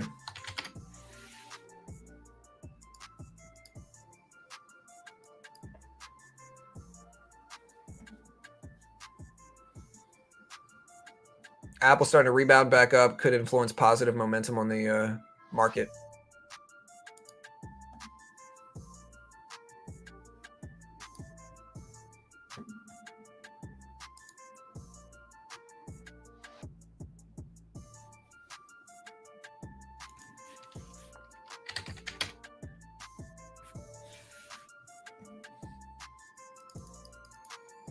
Again, we can watch for the support level that we drew earlier. That's pretty relevant, I would say.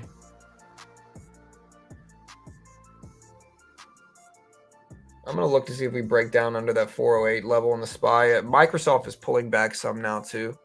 And so again, I'm sure that's influencing the market negatively here.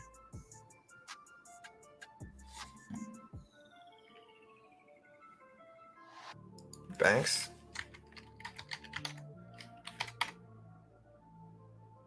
Yeah.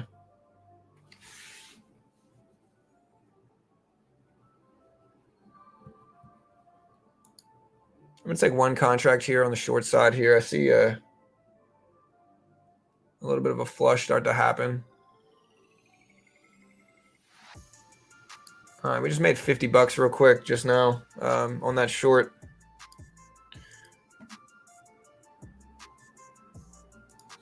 See if we can turn it into something. Looks like we got out right in time.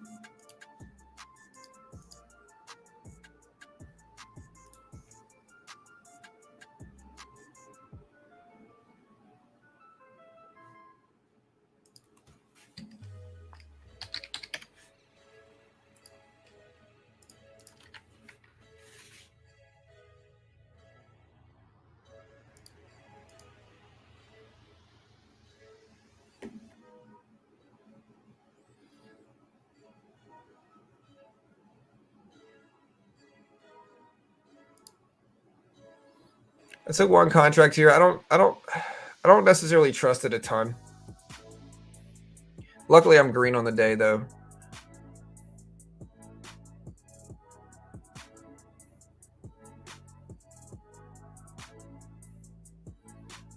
The reason I'm taking this is because Microsoft's starting to crack, but also FRC is bouncing up. So I think banks are playing a lot of banks are influencing this a lot, as well as Apple here. So we'll cut this. Maybe switch back to the micro E-mini since we're green on the day for a little bit at least. take like 5 contracts of this to take a little bit larger size there, if that makes sense.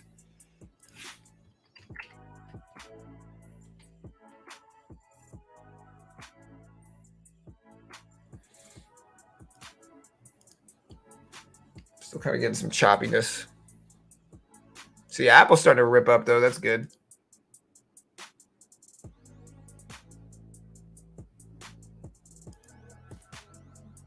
I'm getting this out of the way so I can watch some stuff on my other screen.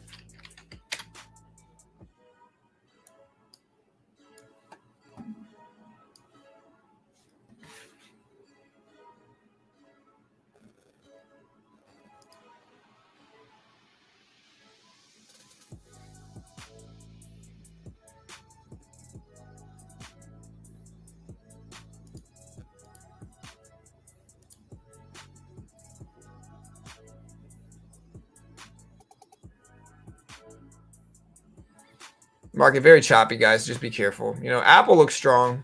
Tesla's breaking down, so we do have some influence there. Kind of a choppy open, though. I don't really see much going on right now.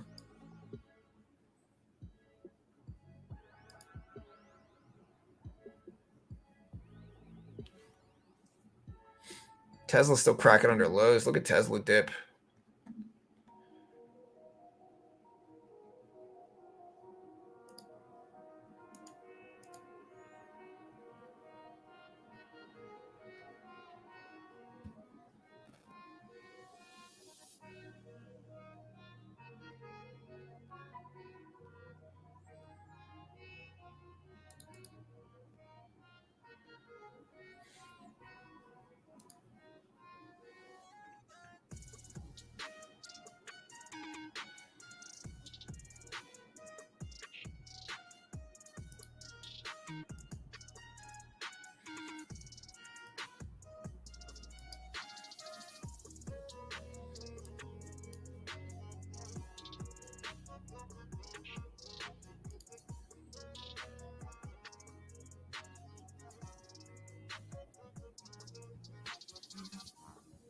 Very choppy trend, neutral trend here.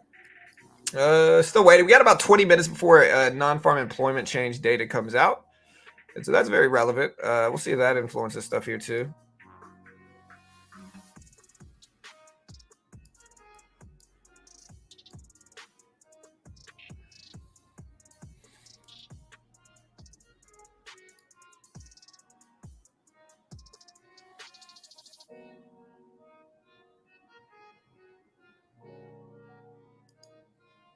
All right, so we're green on the day. You can kind of see our P&L just now. We're up about 50 bucks, going back and forth.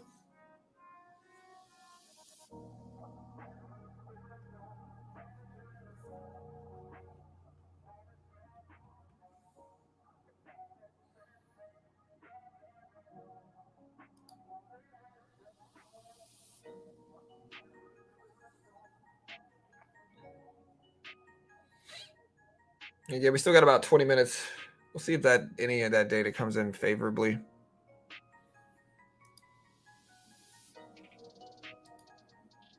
Try to be patient and let things play out. I could see a breakdown happening here, but it's definitely not for sure. The market's been too choppy.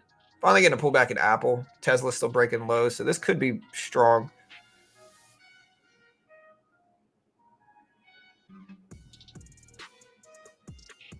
Watching Microsoft consolidate, but still break down some.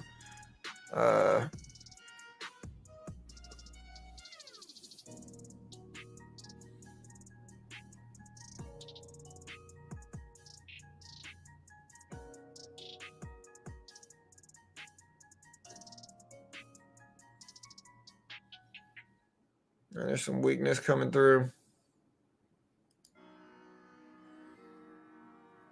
You can see I'm in another contract of the micro or the regular E-mini here. We're about break even on the rest. I want to see if we get a larger breakdown here, and we will cut it if it starts to rip up too much, which it looks like it's doing. Luckily, we took profit, though. We're pretty flat on the day. I'm looking at all these other blue chips to try to influence them, but yeah, we're going to cut it. Just too strong short term. A lot of fake outs. I'm just glad to be not down a ton. Opening bell has been basically this larger range now for sure, but I don't know if we're really going to get any big moves until we break down under this level here. You can kind of see how many times this level is consolidated and tested.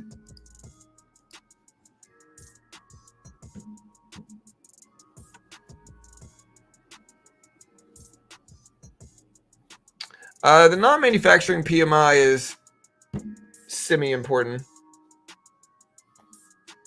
Yeah, so it looks like banks are popping back up, I think. Yeah, First Republic ripped all the way back up at 1350s. Kind of squeezing a lot of shorts out now, I think, and that's what's dragging the market up. It's just banking. But very, very bad opening market to trade. Just be careful. There's not really any huge edge. A lot of trading is just about waiting here. Somehow I've gotten out pretty flat on all this, which I'm very happy about. But yeah, just be careful, team.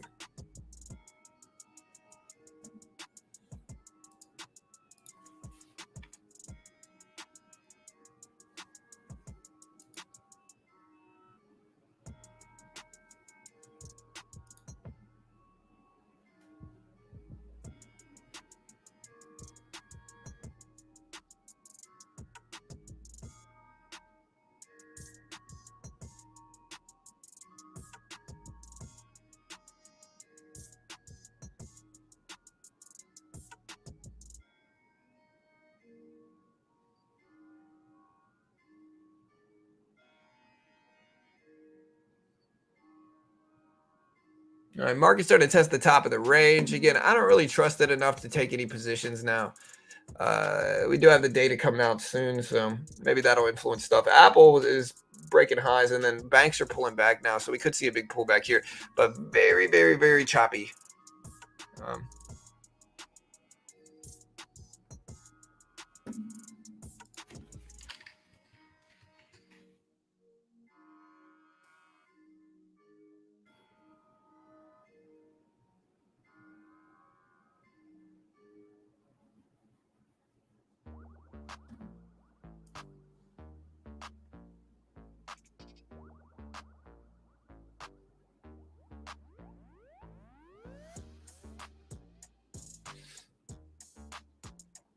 Probably had to do with bank worries. My guess is, Oscar.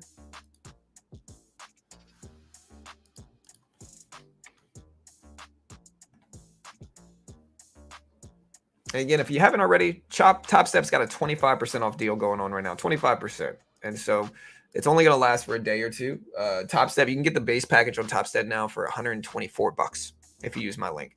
What they do with the base package is they give you a 50K demo and they test your profitability. And again, just taking this challenge builds skill. It teaches you how to trade. It conditions you to follow rules. You can edit your trading plan, and then it'll give you alerts with Trade IQ when you break your trading plan. But yeah, they give you that 50K demo. They test your skill. They give you all those resources. And if you can hit 3K in profit on that while following their rules and pass their phases, then they fund you 50 grand with a 90% split. Most legit futures funded program in the world, pay out millions every year in actual withdrawals, fund thousands a year. They're a sponsor of mine, but again, it genuinely is a great way to test your skill. And right now you get 25% off. So check it out. Here's the link.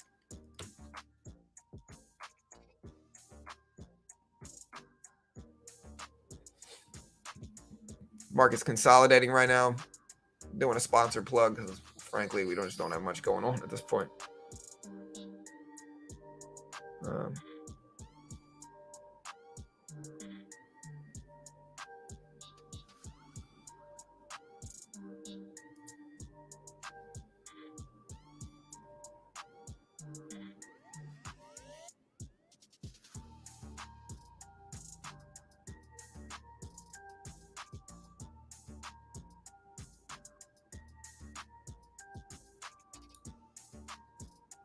All right, market's starting to pop back up. We got less than 15 minutes before this data comes out. Apple's turning here as well, so it's a very choppy market where some blue chips are ripping up, banks specifically, and some are not.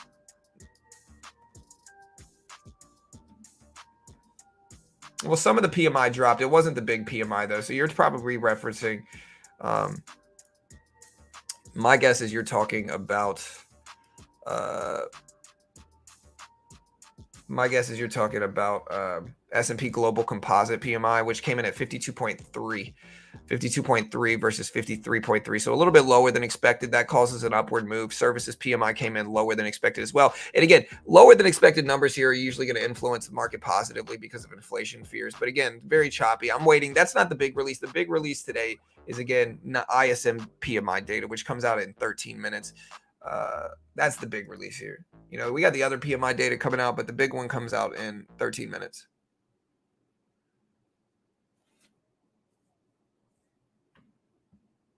Yeah, if it was only that simple, Eric, you know.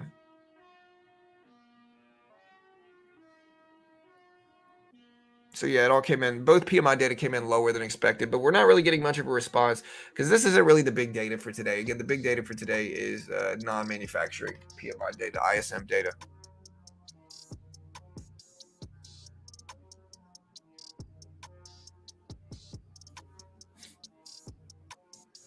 No, it's just futures, and there's no PDT in futures, so you can day trade short in futures with no PDT rule. Hey, what's up, MS? Hey, good luck, brother.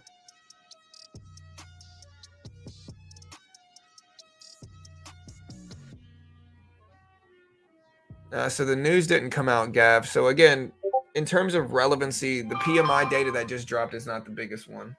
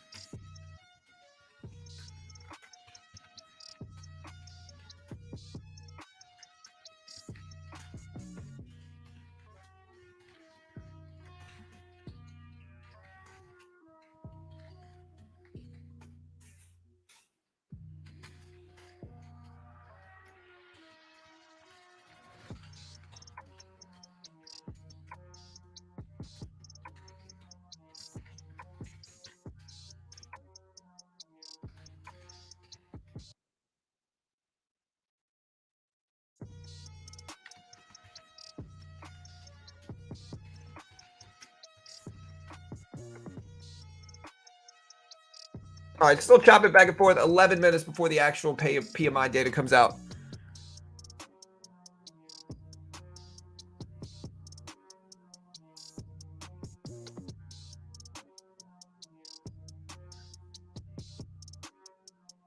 Is trading, it depends on what you consider gambling. Is trading gambling? It depends. If risking money with uncertain outcomes, yes. If risking money with unfavorable odds, I don't know. Maybe. Depends on the trader.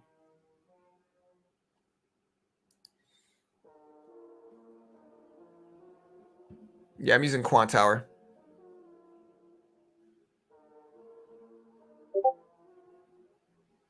Yeah, I'm just looking at the more influential data, which is the non-manufacturing PMI data, the ISM non-manufacturing PMI data. We had ISM manufacturing PMI yesterday, but the non-manufacturing data is the big release today, and it drops at 10.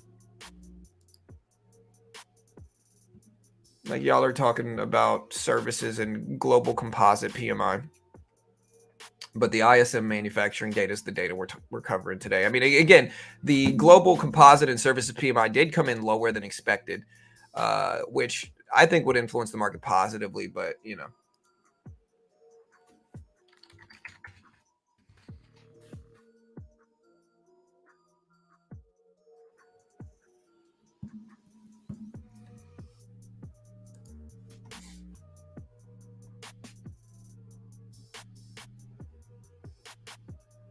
No, I don't know. Counting cards can have a big edge, and I think if you know how to count cards, as long as you can get away with it, you're gonna have more edge than most people do in trading.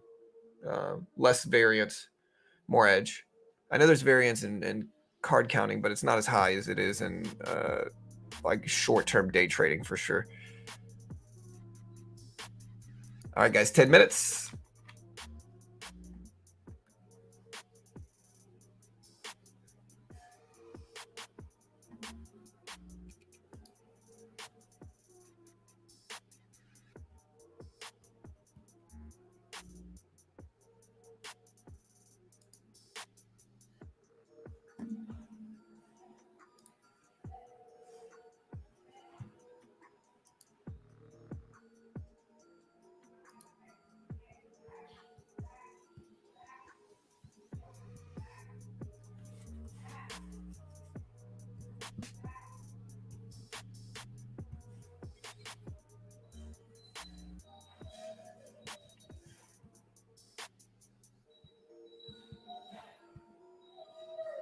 All right, again, very choppy market. We got 8 minutes. You can hear Bruce. Carol's feeding Bruce. Bruce, I'm pretty sure Bruce is a working dog. He almost certainly is. He is super excited about everything. He is. Look at him. He can't help himself. Like when we feed him, he spins around in circles and gets all excited and barks and yelps and just gets so excited. He's like, yeah, he's a sweet dog though. He really is. He's cool. But he's just got so much energy, and we run him and walk him and throw the ball with him and all that stuff. But him and Rosie will play. All right, there's the market ripping up, breaking high. So market finally broke over that range. I don't know if I trust it yet. We still got PMI data coming out in 7 minutes, but yeah, that's what I'm saying. If you can find some place that'll let you play, then card counting has a bigger edge and less variance than short-term day trading by far. Market's finally starting to rip back up a little bit here. We haven't really traded super heavy in all this, but market's finally starting to creep up.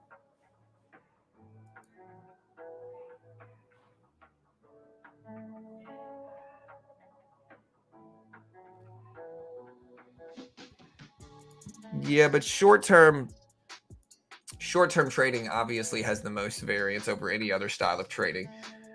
And so regardless of probabilities in short-term trading, like you're going to do everything right and still lose sometimes.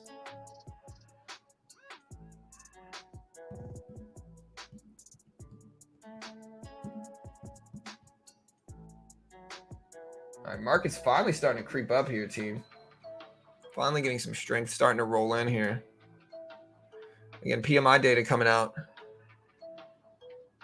5 minutes.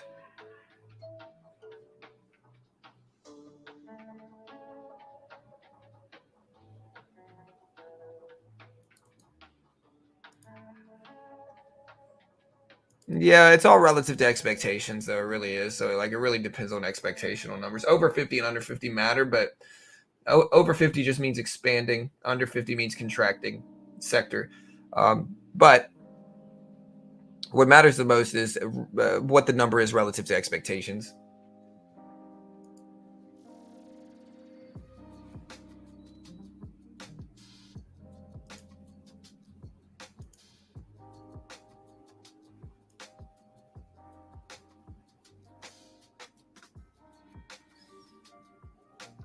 All right, SPY is finally starting to pull back a little bit here.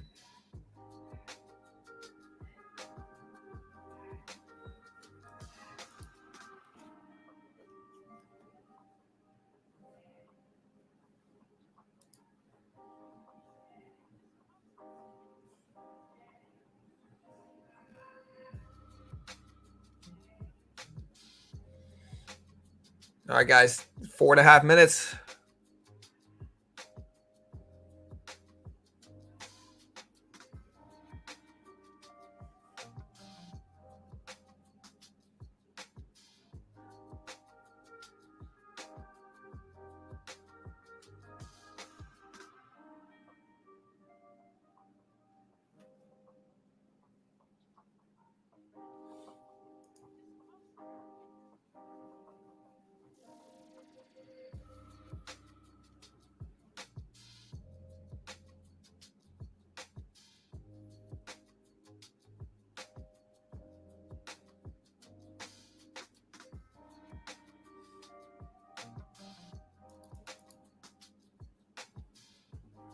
All right, guys, 3 minutes.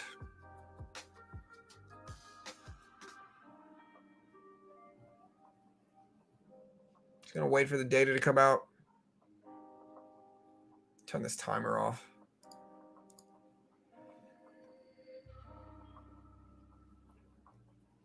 See if we get anything good today, guys.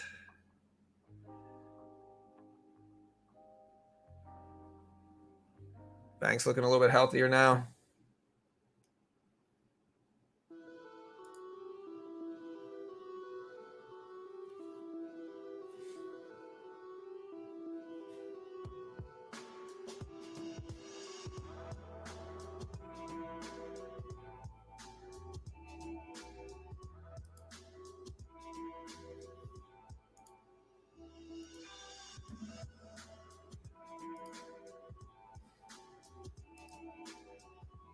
Market looks like it wants to break highs again.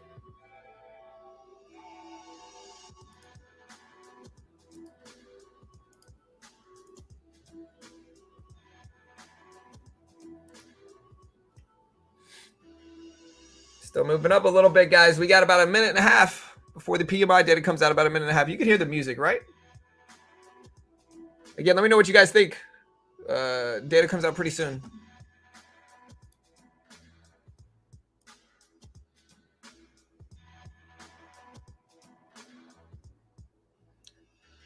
All right, we're going to get all our sources established and ready here now.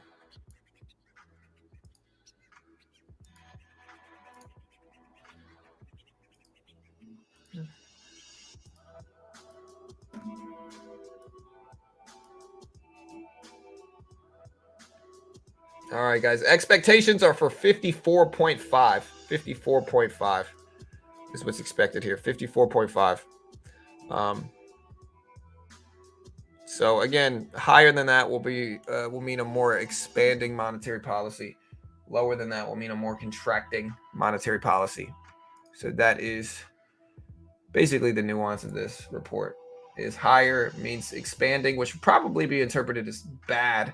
Lower will most likely be interpreted as good. And we got about a minute left. 1 minute.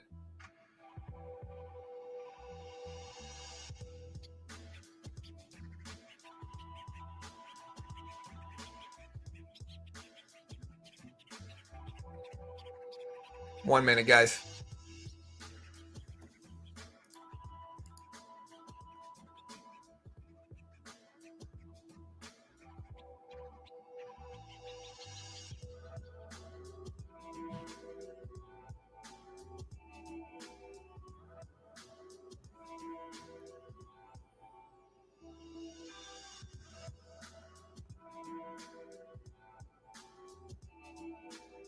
All right, here we go. 30 seconds.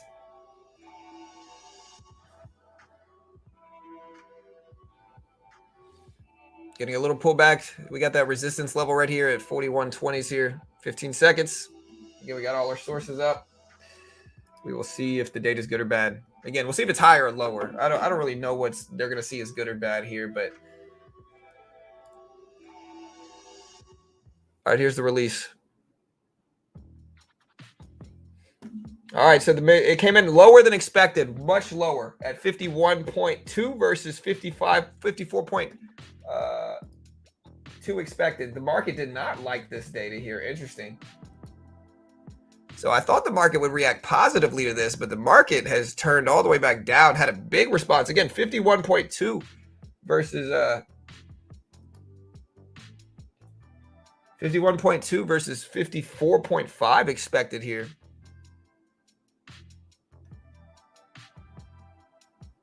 Very interesting release here. You know, you'd think it would come in better here, but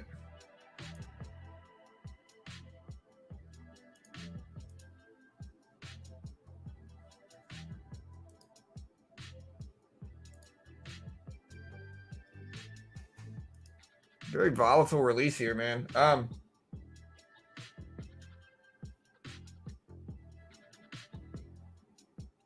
Interesting.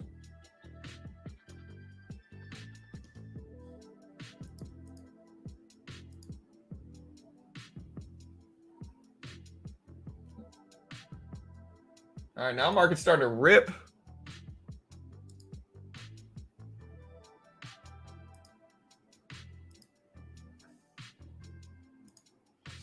All right, so we played this a lot. We took some volatility when we played it here, but you know, you can kind of see we just made on Top Step about $300 or so, about $300. Really interesting report here. It came in way lower than expected, so I would honestly assume the market would react positively to that. But huge swings. This is just chopping people out. I don't know how I ended up as green as I did on this report. But now we're kind of contracting back down here. So just a weird report, weird number, weird reaction. Lower than expected, I think would be positive because of inflation fears. But again, sometimes the market just doesn't make any sense whatsoever and is very volatile. And that's what we're getting right now. And yeah, somehow we made $300 from this. But Yeah, again, the only reason we did it is because what we did was we established a position that we were already very green in ahead of the report, so that even if it came in bad, we would have still been okay. But I didn't expect it to swing this much.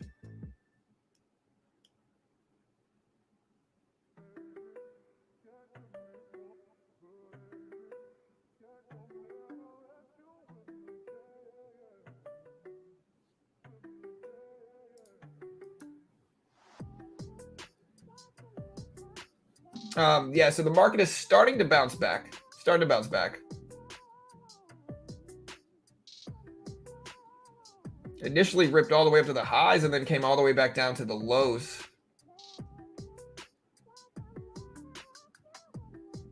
And now it's popping back up. So just a really volatile market.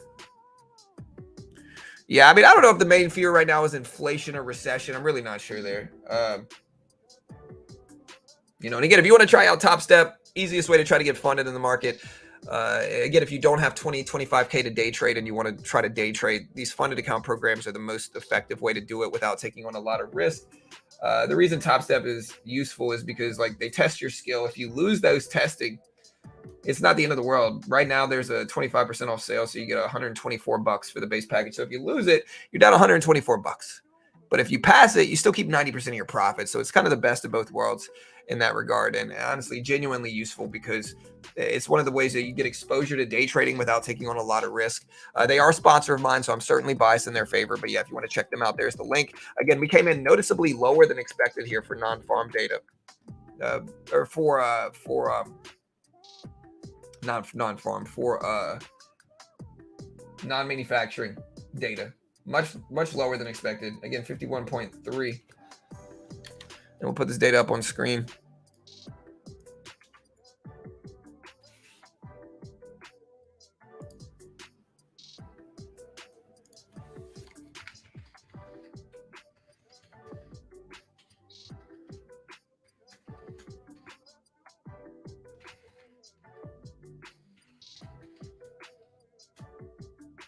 All right, so now we're really starting to break down.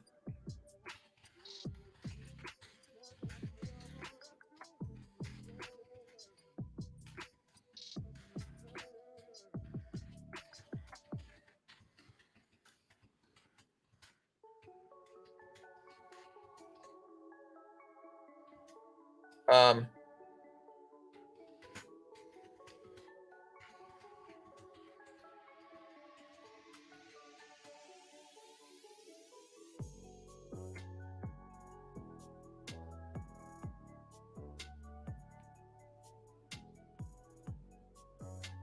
Starting to rebound back up. I could short into this now, I guess. But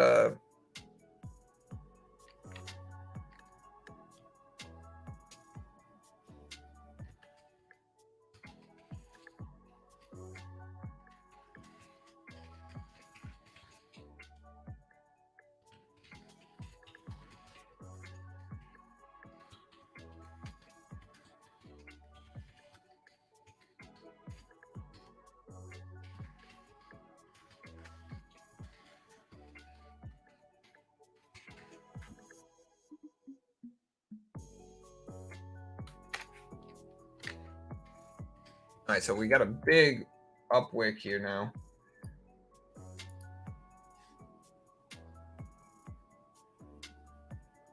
See what happens. We're still at the bottom of that range, and so we still have room to move. We'll see if we keep breaking down now.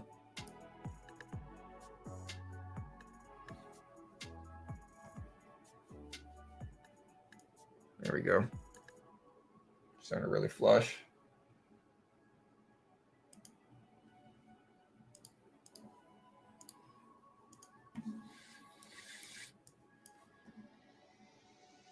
Taking another trade ride, the breakdown here. So just made a little bit more, up about 400 on the day shorting this. We just shorted into this weakness on the regular E-mini, about 398 or 387, I mean.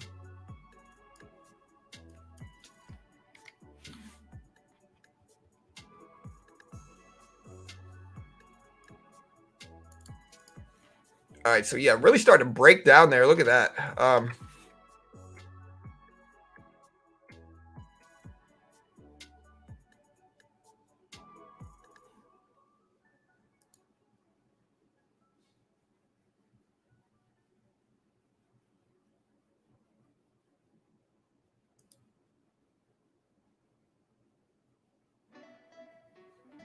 Right here. So I'm gonna. I think I accidentally tried to. I think I accidentally banned somebody. Did you learn trading yourself or from gurus? Who did I ban?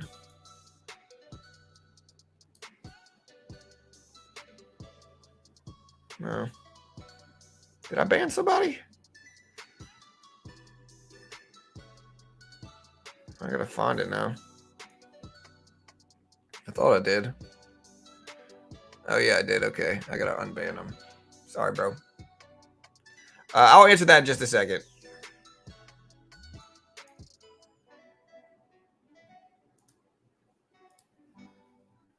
Sorry, Eric.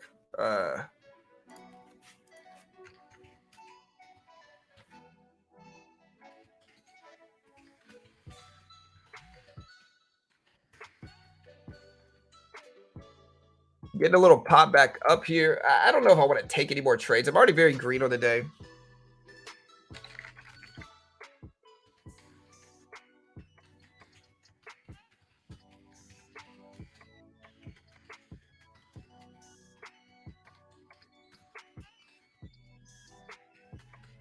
I get a big pop back. I don't know if I trust this.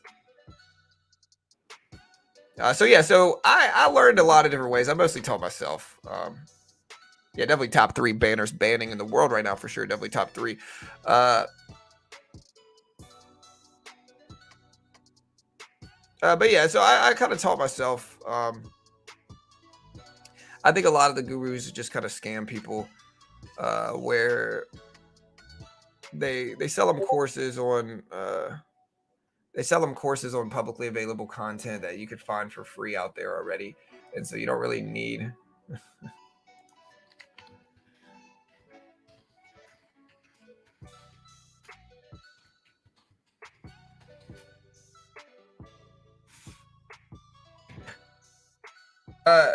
But yeah, so I've learned from a few different people, but I think the best way to learn the market is just to experience it. No course is going to really teach you how to trade. And there's a lot of confirmation bias from course buyers where they buy a course for like 6K, and then because they spent so much money on it that, like, regardless of the quality of the course, they're just kind of like pumping it up anyway. They're like, oh, this is the greatest, best course I've ever taken in my life. It's like, is it really, or did you just spend $6,000 on it so you're desperately trying to justify that? Which is most of the time what it is. And so it kind of creates this market where, again, I taught myself to trade mostly, developed my own strategies over time, and learned how to trade the market, figured out my niches. I'm a much better swing trader than I am a day trader, but I day trade as well. But again, we're mostly an economic release channel.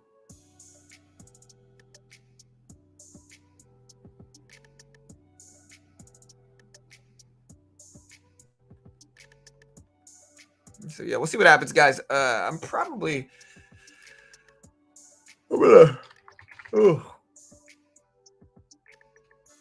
and come back. See what the market looks like a little bit later, maybe. Also, guys, again, we try not to plug too much stuff in the first half of the stream, so the second half gets a little bit more plugs than normal. But another one of my sponsors is called Chart Prime, and Chart Prime is genuinely useful. Again, they're a sponsor of mine, so I'm biased in their favor, of course. But like, if you see what they offer here, here's a 3-hour chart. All right, this is a 3-hour chart over the last. This goes all the way back to freaking November. Okay. Later than that, yeah, all the way back to November. Just look at these charts. Okay, so again, this is a 3-hour chart. What Chart Prime does is they give you reversal signals. They show you candlestick patterns, like hammer candles, engulfing candles, all that good stuff.